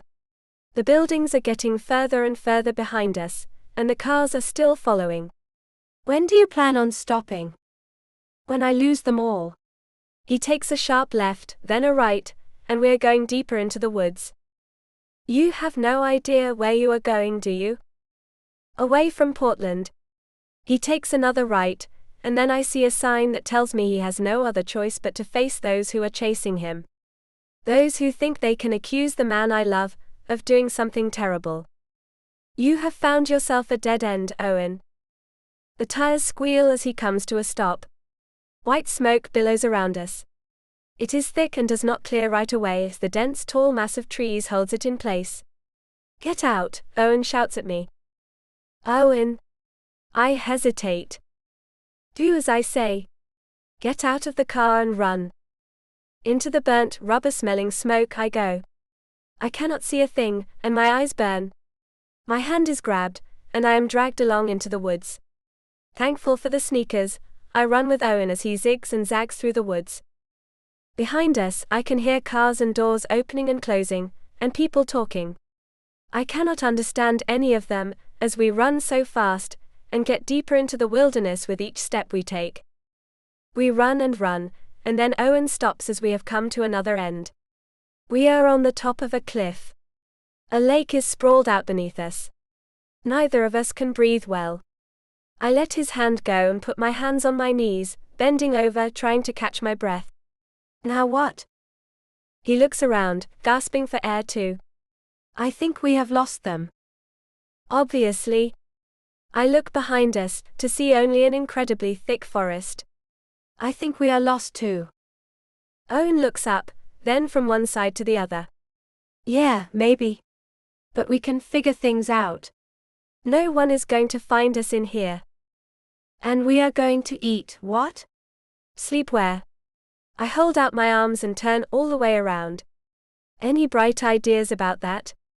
I mean, you realize that our cell phones were in the car, right? Those reporters will know that it was us in that van. The van that you rented. That is all easily traced. He lets out a frustrated shout, then sits on the ground. You have a way of making yourself look so completely guilty, when you have done nothing wrong. I sit down next to him. When I said your name you freaked and fled. And now you are doing the same thing. What we did is not illegal. It might be misunderstood, frowned upon and even ridiculed, but it is not against the law. Looking down at the ground, He picks at the moss that is covering the granite rock. Have I lost you? Why would you even ask that? I reach out and run my hand over his bearded cheek. Sad eyes find mine. Because I make stupid decisions. I get myself in predicaments, and now I am dragging you into them too. I would understand completely, if you want to call this whole thing off. You would. He nods. I would. You would not miss me at all? I would miss you like crazy. He takes my hand and holds it in a loose grip. But I love you, Petra. It is an honest love, a pure love. I cannot take you through my disaster of a life. So you would leave me out of it all? I pull our hands up and hold them to my heart. You would walk away from me to protect me. Is that what you are saying? Are you saying that you would let me out of the contract, give me the money, and leave me alone? He nods and I drop my head. I do not know what to say to him. He would cut his own heart out rather than stand up for himself. He is weak. I love you so much, it would hurt me to see you hurt by all of this. There will be Dina on the news, telling the world how I was at her place almost every Saturday night for 3 years. That is pretty bad right there. Add in the reporters, saying how they found me going back to the exclusive club that Dina said she saw me coming out of, and you have another strike against me. If I keep you, then people will call me terrible things because you are 21, and I am 34, 13 years older than you. Goodness, Owen. You make things sound terrible. I get up and throw my hands into the air. Looking at the blue water below, I decided to do something crazy to try to get to him. Bye. He looks up at me with a confused expression. I step to the edge of the cliff and wave at him, then jump. I can hear him yelling as I fall, and look up to find him watching me. Hitting the water with my pointed feet, I start kicking as soon as I can and begin to come up to the top. The water is nice and cold and just what I needed. I hear a splash as soon as my head breaks the surface. Wiping my eyes, I look up at the cliff and see Owen is gone. Waiting for him to come up, I start to get worried. Then I gasp as something touches my leg and pulls me under. Eyes wide open, I find Owen has me and moves up to hold me as we pop up. Both of us are breathing hard as we tread water, and then he smiles at me. We laugh and splash water at each other, then swim toward the shoreline that is not too far away. Climbing onto one of the large granite stones that dot the shoreline, we lie back and look up at the trees that filter the sun's light. And you call me dramatic, he says, then reaches out to hold my hand. You scared me. Good. You were scaring me. I got you back. I give his hand a squeeze. For a man who should have it all together, I do not have anything together. He sighs and turns over to face me. I am not about to go on a pity party again while you are around. Good, I say, then turn on my side to face him. And you need to know that I am not going anywhere. Better get over having those kinds of parties for yourself anymore. Can we just hide out here in the Oregon woods forever? I promise I can build you a home out of logs. I can catch fish for dinner and find berries for breakfast. It will be like our own little Eden. He looks at me warmly. You can be my Eve and I will be your Adam. What do you say to that, baby? That actually sounds really good, Owen. Just you and me, wearing fig leaves. Wait, does this forest even have fig trees? I mean, if it does not, then what would we wear? His smile makes my heart thump in my chest. Bearskins. Oh no. There are bears in these woods, are there not? And wolves too, Owen. I sit up and look around, suddenly feeling like we are being watched. Most likely by wild animals that are looking at us like dinner. He sits up and laughs, then pulls me close, holding me tight. I will not let anything hurt you. You should know that by now, Petra. People, now I know you will not let them hurt me. Ferocious, dangerous animals. Not so sure about that. Sorry. With an eye roll he sighs, come on. Hey, a man shouts and we both look to see who it is. Owen says with concern, someone has found us. Seems so, I mumble. A man comes walking out of the trees. He is wearing khaki shorts and a yellow t-shirt. His sunglasses come off as he approaches us. Owen hops up, pulling me with him, and he says, "Hey, I know you." A smile travels over the other man's lips. "I know you too." Chapter 28. Owen. Did Chance actually say he would give out information on you, Owen? Grant Jameson asks me as we sit in his cozy cabin. We picked the right lake to jump into. It is one that Grant has a cabin so close to he could hear us. He came to see who was playing so near to his place, and found us thankfully. Petra sips on a glass of water as she reads a book Grant gave her. He also let her and me borrow some comfortable clothes while ours dry in the dryer. He is quite the godsend. No, he did not come right out and say he would tell anyone who I am. I just got the feeling he would. You know, he was menacing. I sip the water he poured us, and wonder if I was being paranoid where Chance was concerned. "I will deal with him," Grant says, then looks at Petra.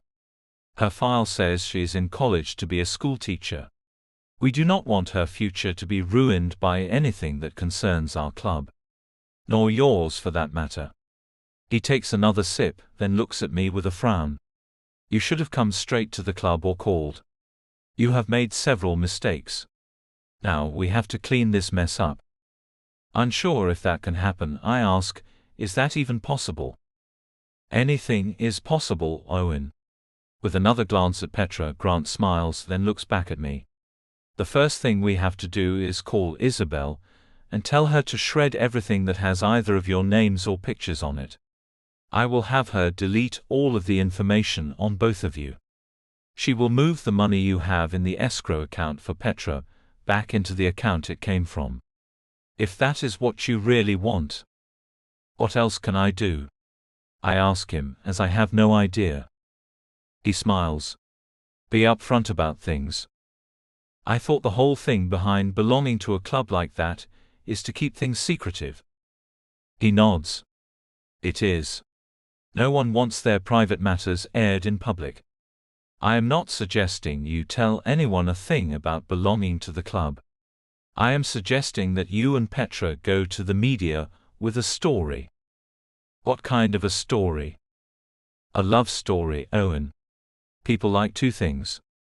They love the drama of finding out about people who have done what can be considered bad things. They also like to hear great love stories. So give them a love story." "How?" I look at Petra as she is all curled up, comfortable and cozy, reading contently. She looks as if she does not have a care in the world right now. "Make something up," he says, then nods toward Petra. "She will go along with anything you want. I have seen how she looks at you. The girl is smitten." Leaning forward, I whisper, "Me too." "I can tell," he whispers back. He sits back and crosses his long legs. "If we can leave out the part about you winning her in an auction, do you think something can be made out of the truth of your, for lack of a better word, relationship?" I did come up with an idea. "You see, I thought we could say that we met online when she found me on social media and asked me about cosmetic surgery. We hit it off, exchanged numbers, and met in Portland." "I like that story. What has stopped you from telling that one?" he asks as he smiles at me. "It is great." "I do not know what has stopped me." "It is hard to tell anything when you are running. Is it not?" Petra calls out, "You tell him, Grant. Tell him how it makes one look suspicious when they run." "She is right," he says, then wiggles his finger at her. "Come join us, Petra. We need to get things figured out." Grabbing a notebook out of the drawer of the side table he is sitting next to, he puts it on the coffee table that is between us. Getting up, he walks away and comes back with a pen. "Jot down the major points of your story. It is essential that you both say the same things. I will go make the call to Isabel and get her going on the club's end of things." I feel compelled to ask Petra once more if she really is okay with the money reverting back to me. "Petra, if you want me to leave the money in escrow for you, I will." Shaking her head as she comes and sits next to me, she says, "No. I do not want anything to lead anyone back to the club. Have it sent back and end the contract. That is how I want it." I give Grant a nod that lets him know to go ahead with the plan, as I pick up the pen and notebook. Now to hammer out the details, Petra. "So, how long have you known I was the man of your dreams?" She smiles at me warmly. "Since I saw you on television 4 years ago." "Wait," I say as I calculate her age back then. "Are you being serious?" She nods and looks at me. "I am. You look nice in those borrowed clothes. Do you think Grant is going to let us spend the night here? I am quite comfortable right now." "No, we are not going to inconvenience him." She looks at me as I gaze at her. "I am going to take you back to our hotel. My head will be held high, and things are going to be different. I am done running. I am done running from everything." Her eyes glisten. "That sounds nice." "Good. Now back to you admiring me for the last 4 years. You were only 17, Petra. Let us not say that. Also, it makes you seem like a stalker when you add in the part about finding me on social media. How about you were impressed by my work? That is why you got in touch with me." "Okay," she says, then leans her head on my shoulder as I write that down. "Add that I valued your opinion on the consultation I asked about." I write that down and then ask, "Was it love at first sight for me?" "Of course it was," she says as she touches my arm playfully. "Of course," I say with a chuckle. "And are you going to go back to Los Angeles with me? They will want to know that." Her eyes sparkle as she says, "If that is what you want, then I want that too." I smile at her and continue working on our story. Question by question, we write up the details and finish up just as Grant comes back into the room. "Isabel has taken care of things, and you two are no longer a part of the club." "That is good," Petra says. "Thank you for helping us, Grant." "You are welcome. Now let me help you two practice your story. We need to make sure you can both tell it consistently and confidently." Grant takes a seat. "Owen, why do you not start from the beginning and tell me how you two met?" I clear my throat and begin. "Petra reached out to me through social media about 6 months ago. She had questions about my work, and I was happy to answer them. We started talking regularly, and I found myself looking forward to our conversations." "Good," Grant says. "Keep going." "I invited her to meet me in Portland this summer. I come here every year to get away from Los Angeles and relax. When we met in person, the connection was even stronger than I expected." Petra picks up the story. "I was nervous at first, but Owen was kind and genuine. We spent time getting to know each other, and I fell in love with who he is, not the celebrity." Grant nods approvingly. "This is good. Natural. Now what about the club?" "We were curious about it," I explain. Petra had heard about these exclusive social clubs in Portland, and we decided to check one out together. That is all. We are 2 consenting adults who wanted to see what it was about." "Perfect," Grant says. "Keep it simple, keep it honest where you can, and present yourselves as a couple in love. That is what people will respond to." We spend the next hour rehearsing our story, making sure every detail is consistent. Grant coaches us on how to handle difficult questions, how to stay calm under pressure, and how to redirect the conversation when needed. "Remember," Grant says as we finish up, "you have done nothing wrong. You are 2 adults who fell in love. That is your story, and that is what you stick to." I look at Petra, and she looks back at me with trust in her eyes. "We can do this," I tell her. "We can," she agrees. Grant checks his watch. "Your clothes should be dry by now. Let me go get them for you. Then I will drive you back to your hotel. You two have a press conference to prepare for." As Grant leaves the room, I take Petra's hand. "Thank you for standing by me through all of this."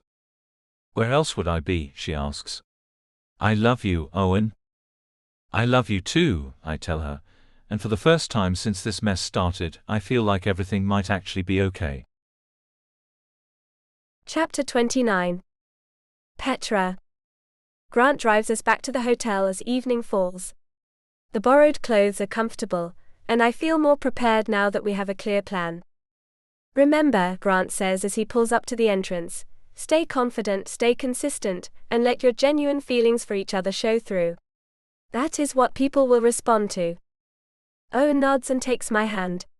Thank you for everything, Grant. We could not have done this without you. You are welcome. Now go face this head on. You have got this. Grant gives us an encouraging smile as we exit the vehicle. The hotel lobby is quieter than I expected.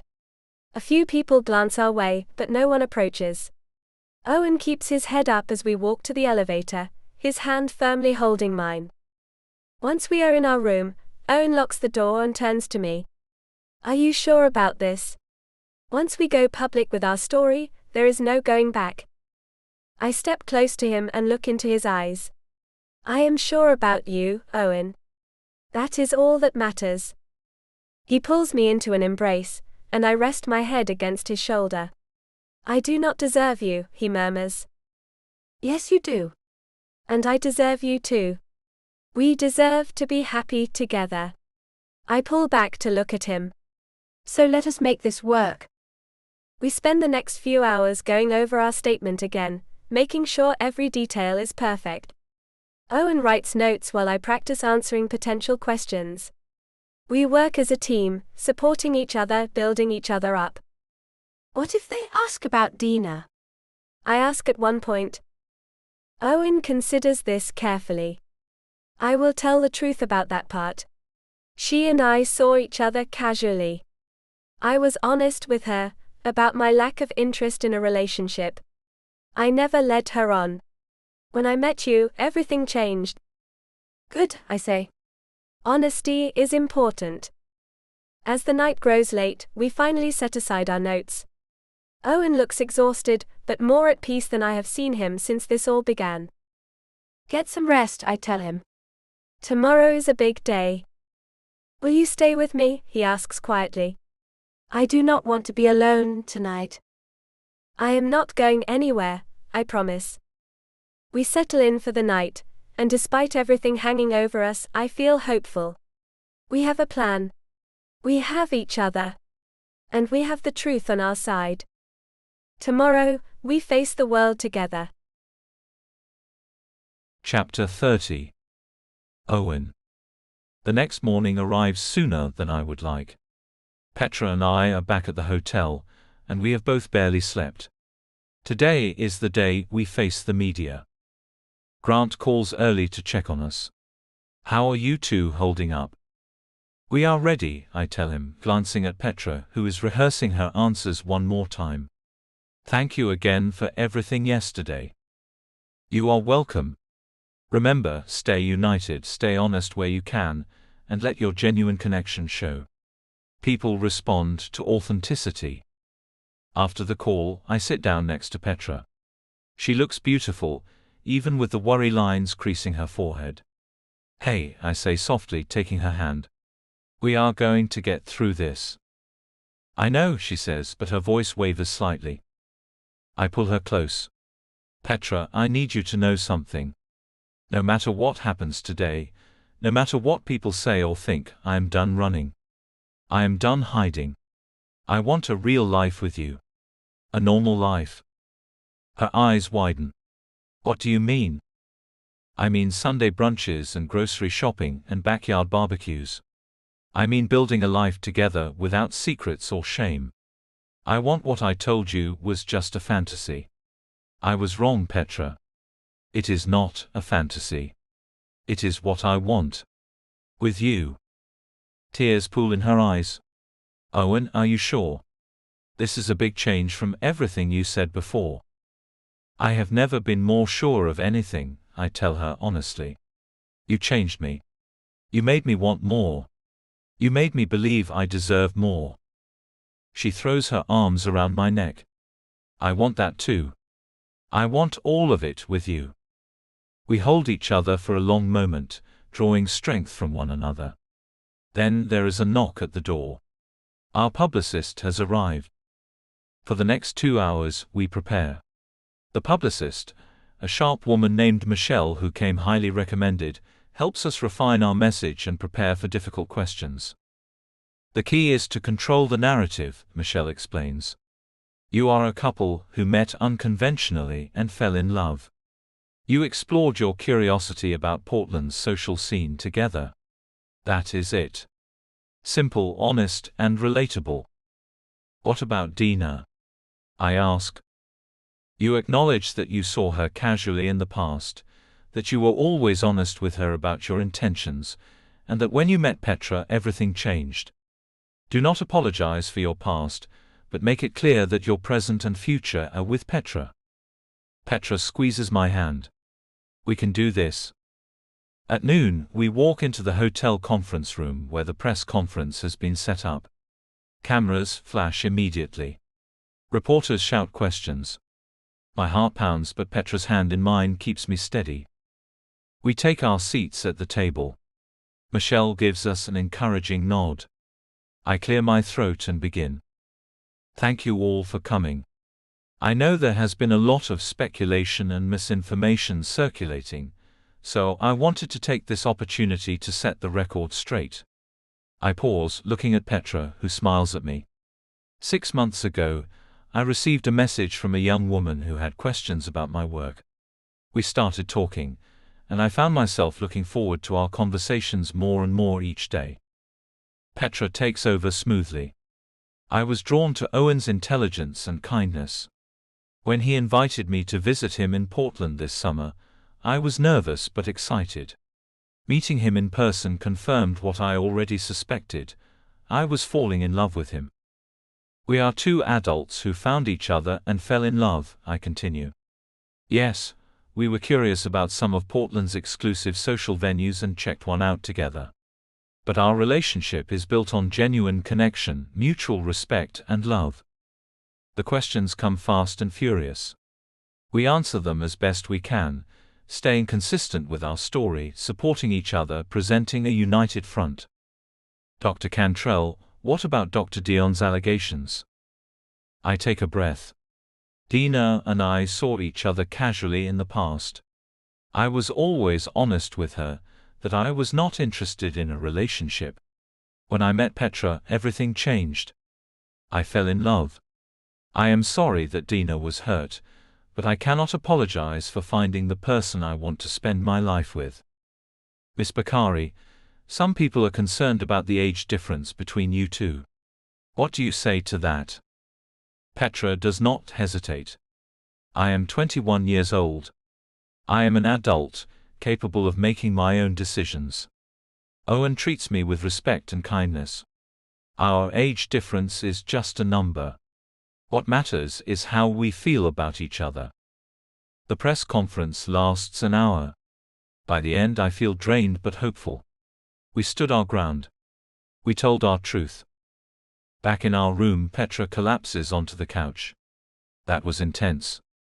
You were amazing, I tell her, sitting beside her. Absolutely amazing. Michelle calls shortly after. That went better than I expected. The footage looks good. You two came across as genuine and in love. The narrative is starting to shift already. Over the next few days we watch as the story evolves. Some outlets are supportive, others critical, but slowly the tide turns. Our love story resonates with people. The show's producers call, they want me back, with Petra featured in some episodes as my partner. What do you think? I ask Petra. I think we should do whatever feels right for us, she says. What do you want? I look at this incredible woman who changed my entire world. I want to build a life with you. Whether that includes the show or not, I do not care. As long as I have you. She smiles. Then we have everything we need. And for the first time in my life, I truly believe it. Chapter 31. Petra. After a night of sleeping in the softest bed I have ever been in, I find I am alone in the giant bedroom Grant put us in for the night. I am more than a bit surprised when I roll over and find my cell on the bedside table. Picking it up, I see a message from Owen. It says to go take a shower and put on the clothes he has left for me in the bathroom, and to text him when I am done. Climbing out of the huge bed, I head to the bathroom to do as my man has told me to. The first thing I notice is the pretty little dress that is hanging on the hook on the back of the door where a robe would usually hang. A clear plastic bag holds a knee-length dark blue dress. A brown paper bag on the floor underneath it has a white undergarment set and a pair of black heels. But I see nothing else. Nothing to do my hair with. Nothing to fix up my face with. Nothing.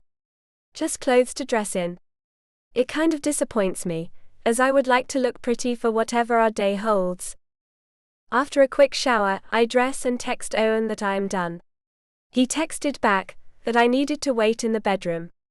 I do as he has said, and go sit on the small sofa that is in front of a picture window. The view from the third floor is gorgeous. Tall trees form the edge of the forest that is to the left of the mansion. A swimming pool, the size of my apartment back home, fills the right side. The way Grant lives makes me wonder why he does not have a significant other. He has got to be about 40, the salt and pepper in his hair tells me that. The man is built well and handsome. It makes no sense why he has not found someone. But then again, he may be divorced and starting over. Who am I to butt into his life? I am sure he has it the way he wants it. Just as I stop pondering the man who is not my business, there is a quick knock at my door. Then 2 women come in. Hi Petra. Your very handsome man has sent us to you. Hair and makeup are what we do, a very pretty little blonde tells me. She and the other tall, dark-haired woman set their things up on the large vanity in the room, and I waited with tons of curiosity. Did he say why he is having you 2 do this for me today? The brunette answers, he did not. He just told us to work with your natural beauty. Picking up my cell, I ask him what this is all about, and he answers for me not to ask questions and let them do their job. When they are done, I am to wait for him. The blonde gestures for me to come and sit in the chair, and the 2 get to work on me. I cannot stop myself from digging for information. Are there people out there? Like paparazzi. The blonde shakes her head and takes out a curling wand, getting to work and making spiral curls. The other one puts some kind of cool gel all over my face. You have gorgeous skin, Petra. Thanks. I tilt my head back as she applies product to my lips. And what is this stuff?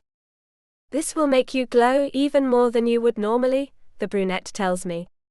Then she picks up a small handheld fan and points it at me, making my face get very cold. The 2 work on me for about an hour, then turn me around to look at what I have become. Wow. I smile at my reflection, then at them. You 2 are miracle workers. I have never looked so good. You were gorgeous already, the blonde says as she packs up her things. Have a lovely day. They leave me sitting in the chair, gazing at myself and wondering what Owen has up his sleeve. Waiting for nearly half an hour, I get impatient and pick up my cell when the door opens and Owen is standing there. He is wearing a dark blue suit that looks like it cost $1 million. He has a freshly shaved face and his hair is cut. He is Dr. Cantrell at his finest. I get up and walk toward him. Hey, he says as he looks me over. Hey yourself. You look incredibly handsome. I touch his smooth cheek. You got yourself all cleaned up. I wanted you to get the real me. Not the man I become when I try to hide from the world. He looks at me warmly. My head goes light, as the man just gets to me in a way no one ever has. So, I get the real you. I feel lucky. I feel lucky, he says as he walks inside, moving me with him and closing the door. Did we get all fancy to stay in today?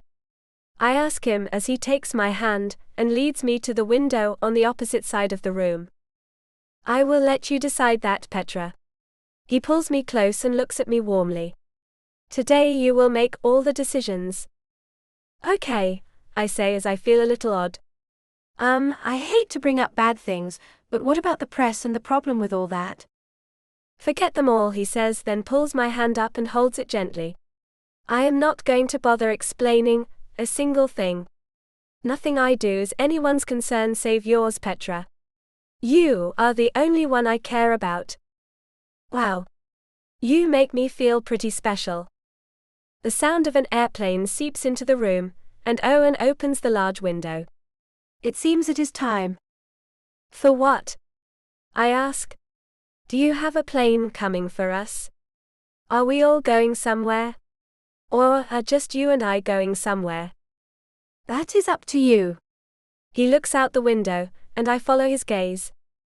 A white banner with red letters is flying behind the plane. I cannot read it, it is too far away, and Owen looks at me with a grin. I cannot read it, Owen. Wait a minute. It will get closer. His hands begin to get cold, and I look down at our clasped hands, wondering why that is and what he is doing. When the plane gets closer, I see the first word, will. My knees buckle. No, I whispered, my voice trailing off. He looks at me with worry. Petra. I look at the next word, you. Oh my goodness. Petra. The next words have me nearly fainting. Marry me? My knees give out, and he catches me and holds me as he looks into my eyes. I see his pinky wiggling out of my peripheral vision. An enormous diamond sparkles in the sun's light as it hangs around his finger. Sobs begin, my eyes blur, and he holds me close. Baby, do not cry. Holding onto his shoulder, I rest my face against his chest. This cannot be real. It cannot be. I was supposed to come to Portland to make money to pay for college. I was not supposed to fall in love. Everyone told me that would never happen. The doctor that I watched and had fantasies about came and won me. This cannot be real. It has to be a dream. The whole thing has to be a dream. Things like this do not happen. It is real, he whispers. And I want you to marry me, Petra Bakari. I want you to marry me today in Las Vegas. Then I will take you to the Fiji Islands for a month-long honeymoon. All you have to do is say yes. Petra, will you make me the happiest man in the entire world and marry me? The knot in my throat is huge. I cannot speak. I cannot think either. Then he looks into my eyes, and it is all gone. All the nerves vanish. Yes, Owen Cantrell, I will marry you. Yes, he shouted. Then he puts that monster engagement ring on my finger, and the heaviness of it does something to my heart. It stops, then starts up again with a pounding force. I am getting married. I laugh as he takes my hand and leads me out of the room. Down the stairs we go, and all the way through the mansion. Out a back door he goes as Grant holds it open. Congratulations, you two. I smile and wave, as Owen hurries to get me to a waiting shiny black helicopter. Thank you, Grant. For everything. He nods and waves, then closes the door. Owen helps me into the seat, and I scoot over so he can get in. I see my purse is on the seat. I pick it up, and look at him for an explanation. I went to the hotel this morning and got our things. The van had been picked up thanks to Isabel. Our cell phones were taken to the hotel, and the staff put them in our room. You will need your identification to marry me. And we will have to do some shopping before we head out. I did not pack for a tropical island. I sent my bags back home. Back to our home, Petra. My stomach flutters a little, as I think about all the changes I am making. I will have to empty out my apartment. I am going to have that taken care of. I will have it all packed up and sent to California. You get to pick which place we go home to, the mansion in Big Bear or the Malibu beach house. He buckles me up, and then the pilot starts the engine and lifts the machine up. I gasp and hold tight to Owen's hand. After we are up and moving, he takes some headphones that are hung up in front of us and puts a set on me. Then he puts on a set. I speak into the small microphone that is attached, answering his previous question, How about we go to your home in Big Bear? We will apparently be doing the beach for a month. We do not want to get burned out. First, never call anything just mine again. Everything is ours. Got it? He smiles at me warmly. He has my attention. My undivided attention. Ours? I ask as I shake my head. This does not seem real. I am about to be ultra-rich, just by marrying the man I love. It is crazy, Owen. No, it is love, Petra. I have never known love until I knew you. I have never been whole until I held you. And I want you to share all the things I have, as you have shared your heart and soul with me. He smiles at me and I start crying happy tears. He cannot be this sweet. Things cannot be this easy. Life does not work that way. Chapter 32. Owen. The answer is no, Roger. I will not be going back to that show. I do not want to be a part of it any longer. I rub my temples, then sigh as Petra comes over to help. Allow me, my sweet husband. Her fingers move with a delicate touch, making circles and easing the pain the phone call from the head producer has caused. Dina is off the show. You have nothing to worry about. When we found out the whole truth, we cut her quickly and in a hurry. We do not want people on our show who seek to find a scandal to hurt their co-stars. It is not just her, Roger. I have been unhappy for a long time with not only the show, but also my practice. I have been looking around online since I have been out of the country on my honeymoon. There are so many better places where I can work and help people. I am thinking about joining Doctors Without Borders. My wife has told me she would like that a lot. She is going to finish up her teaching degree, and she can help out in the areas I go to. It is a win-win for us. A real no-brainer. Petra smiles at me, then walks out to enjoy the beautiful island weather. The tattoo on her left arm matches mine, and looks incredible on her. We wanted something even more permanent than the wedding rings we have. So, we picked out a tribal tattoo that means forever. Because that is what we are, forever. Roger's voice is faint in my ear as I watch Petra step off the front porch of our bungalow to enjoy the clear, warm water. Okay, you win. You can have your show, Owen. Just you. Wherever you want, we will make it happen. I do not want my own show. But it sounds like my fans have been outspoken about me. That is always nice to hear. I will tweet my fans my appreciation, and how I want to do more with my life and my talent. They will understand. What about us? He asks as if I care at all about the people who have plagued me for the last 5 years. I had a nice practice in Beverly Hills. I did regular maintenance on a few of the stars. But I did a lot of serious stuff too. When I saw dollar signs and had visions of being a star myself, I took their offer. At first it was great. I was popular, and the women swarmed all over me. Money and attention were what I thought I wanted. Sure, I was as happy as a man could be in the beginning. Little by little, that faded away. There was no way it could have kept me happy forever. The days became monotonous, and the nights blurred into each other. Nothing stood out. Then I found Petra. From the moment I saw her picture, I knew there was something about her. I woke up with a mission: win her. I went to sleep with only one thought: win her. Then I won her, and man, her life has changed. I cannot go back to the way it was. I do not care how much fame and fortune they offer me. I cannot go back to that life. A life where producers own me. Roger, do not make me say hateful things. My wife hates it when I do that. Just take no for an answer. I get up and walk to the edge of the porch, and watch Petra as she relaxes in the water, looking up at the evening sky. Okay, here is the last deal I can make you. It involves your new wife. I have been authorized to offer you both $1 million up front to star in a reality show about your marriage. The whole thing. America wants to know more. And you and your wife can take them on that journey with you. What do you say? The 2 million is not all you will get. You will each get 20% of the royalties. And this is unheard of, Owen, but you both will get an astounding 50,000 for each episode, and when you allow us to film your private life, that amount jumps to 200,000 each. Clearing my throat, I ask my wife, Petra, I need to ask you if you want to do this. It does include you too. I do not want to answer this on my own.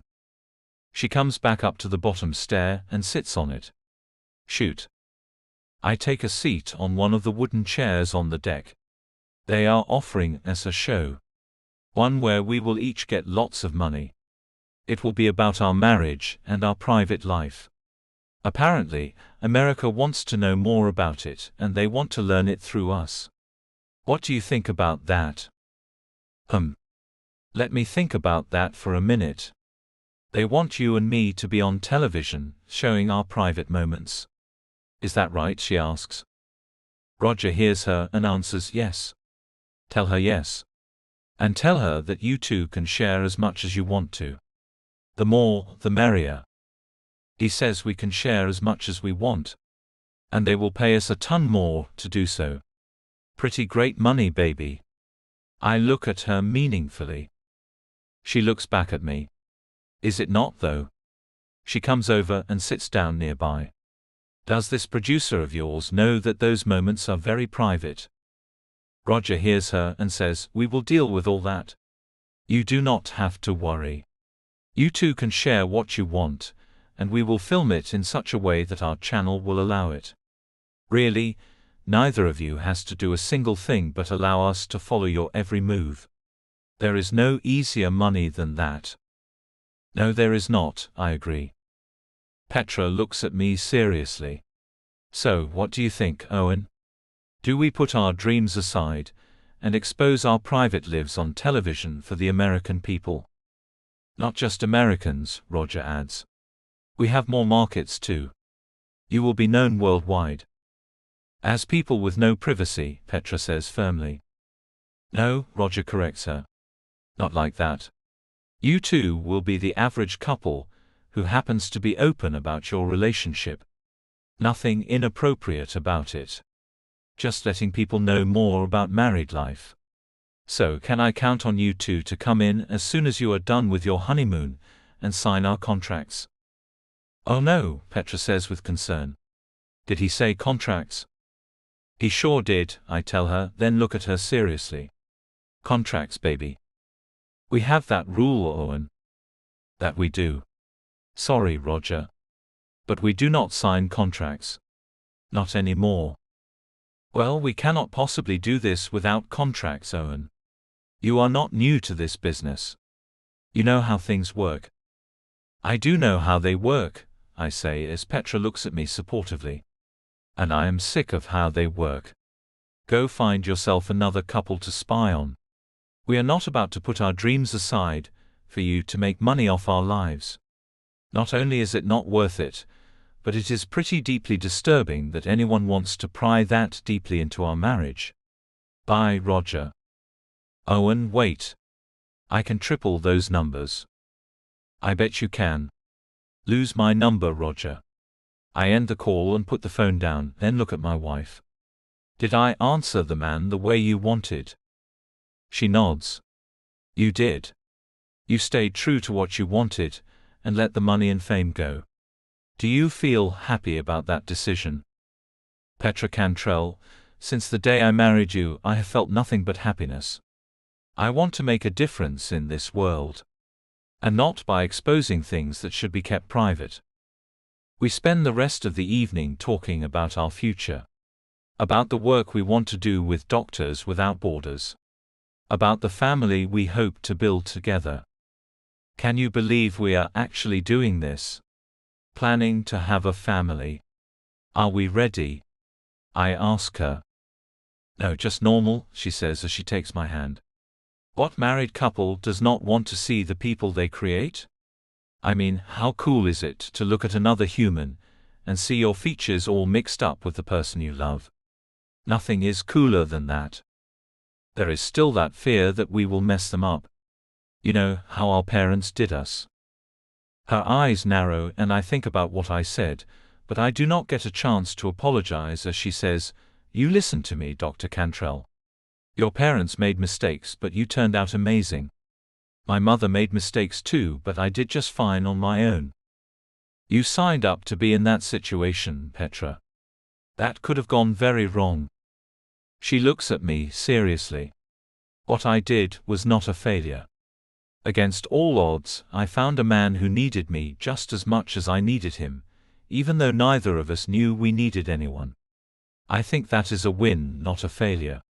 Now, do you want to think about that a little bit more before you go saying things out loud? Maybe, I say, then smile at her. You are the best thing I have ever done, Petra. I know that. She smiles back. And you are the best thing I have ever done. Together, we might just do some great things, and bring some more great people into this world too. Hard work, perseverance, and making the best decisions we can will make sure of that. If we had taken Roger up on that show, we would have taken the world by storm. You know that, do you not? I mean that. You would have been bigger than any of the Kardashians. Well, maybe we should rethink things, she says playfully. Now, I think we have made excellent plans so far. Help others, start a family. What kid wants to turn on the television and see their parents' private life broadcast? We owe it to our future children to keep our lives private. Speaking of children, she asks, have you thought about names? I like Taylor for a boy or a girl. We can call the baby Taylor the whole pregnancy, and it will be born knowing its name. It is a great idea, you have to agree. No, I do not. I do not want my son named Taylor. It is too neutral. I am going to have to take charge of naming the children. I can see that now. I grin at her. Take charge, she asks with mock indignation. Yeah, take charge, I say with a laugh. She laughs back. We will see about that, baby. And just like that, we settle into our evening, grateful for the life we are building together. Our happily ever after has found us, and we are not about to let it slip away. The end.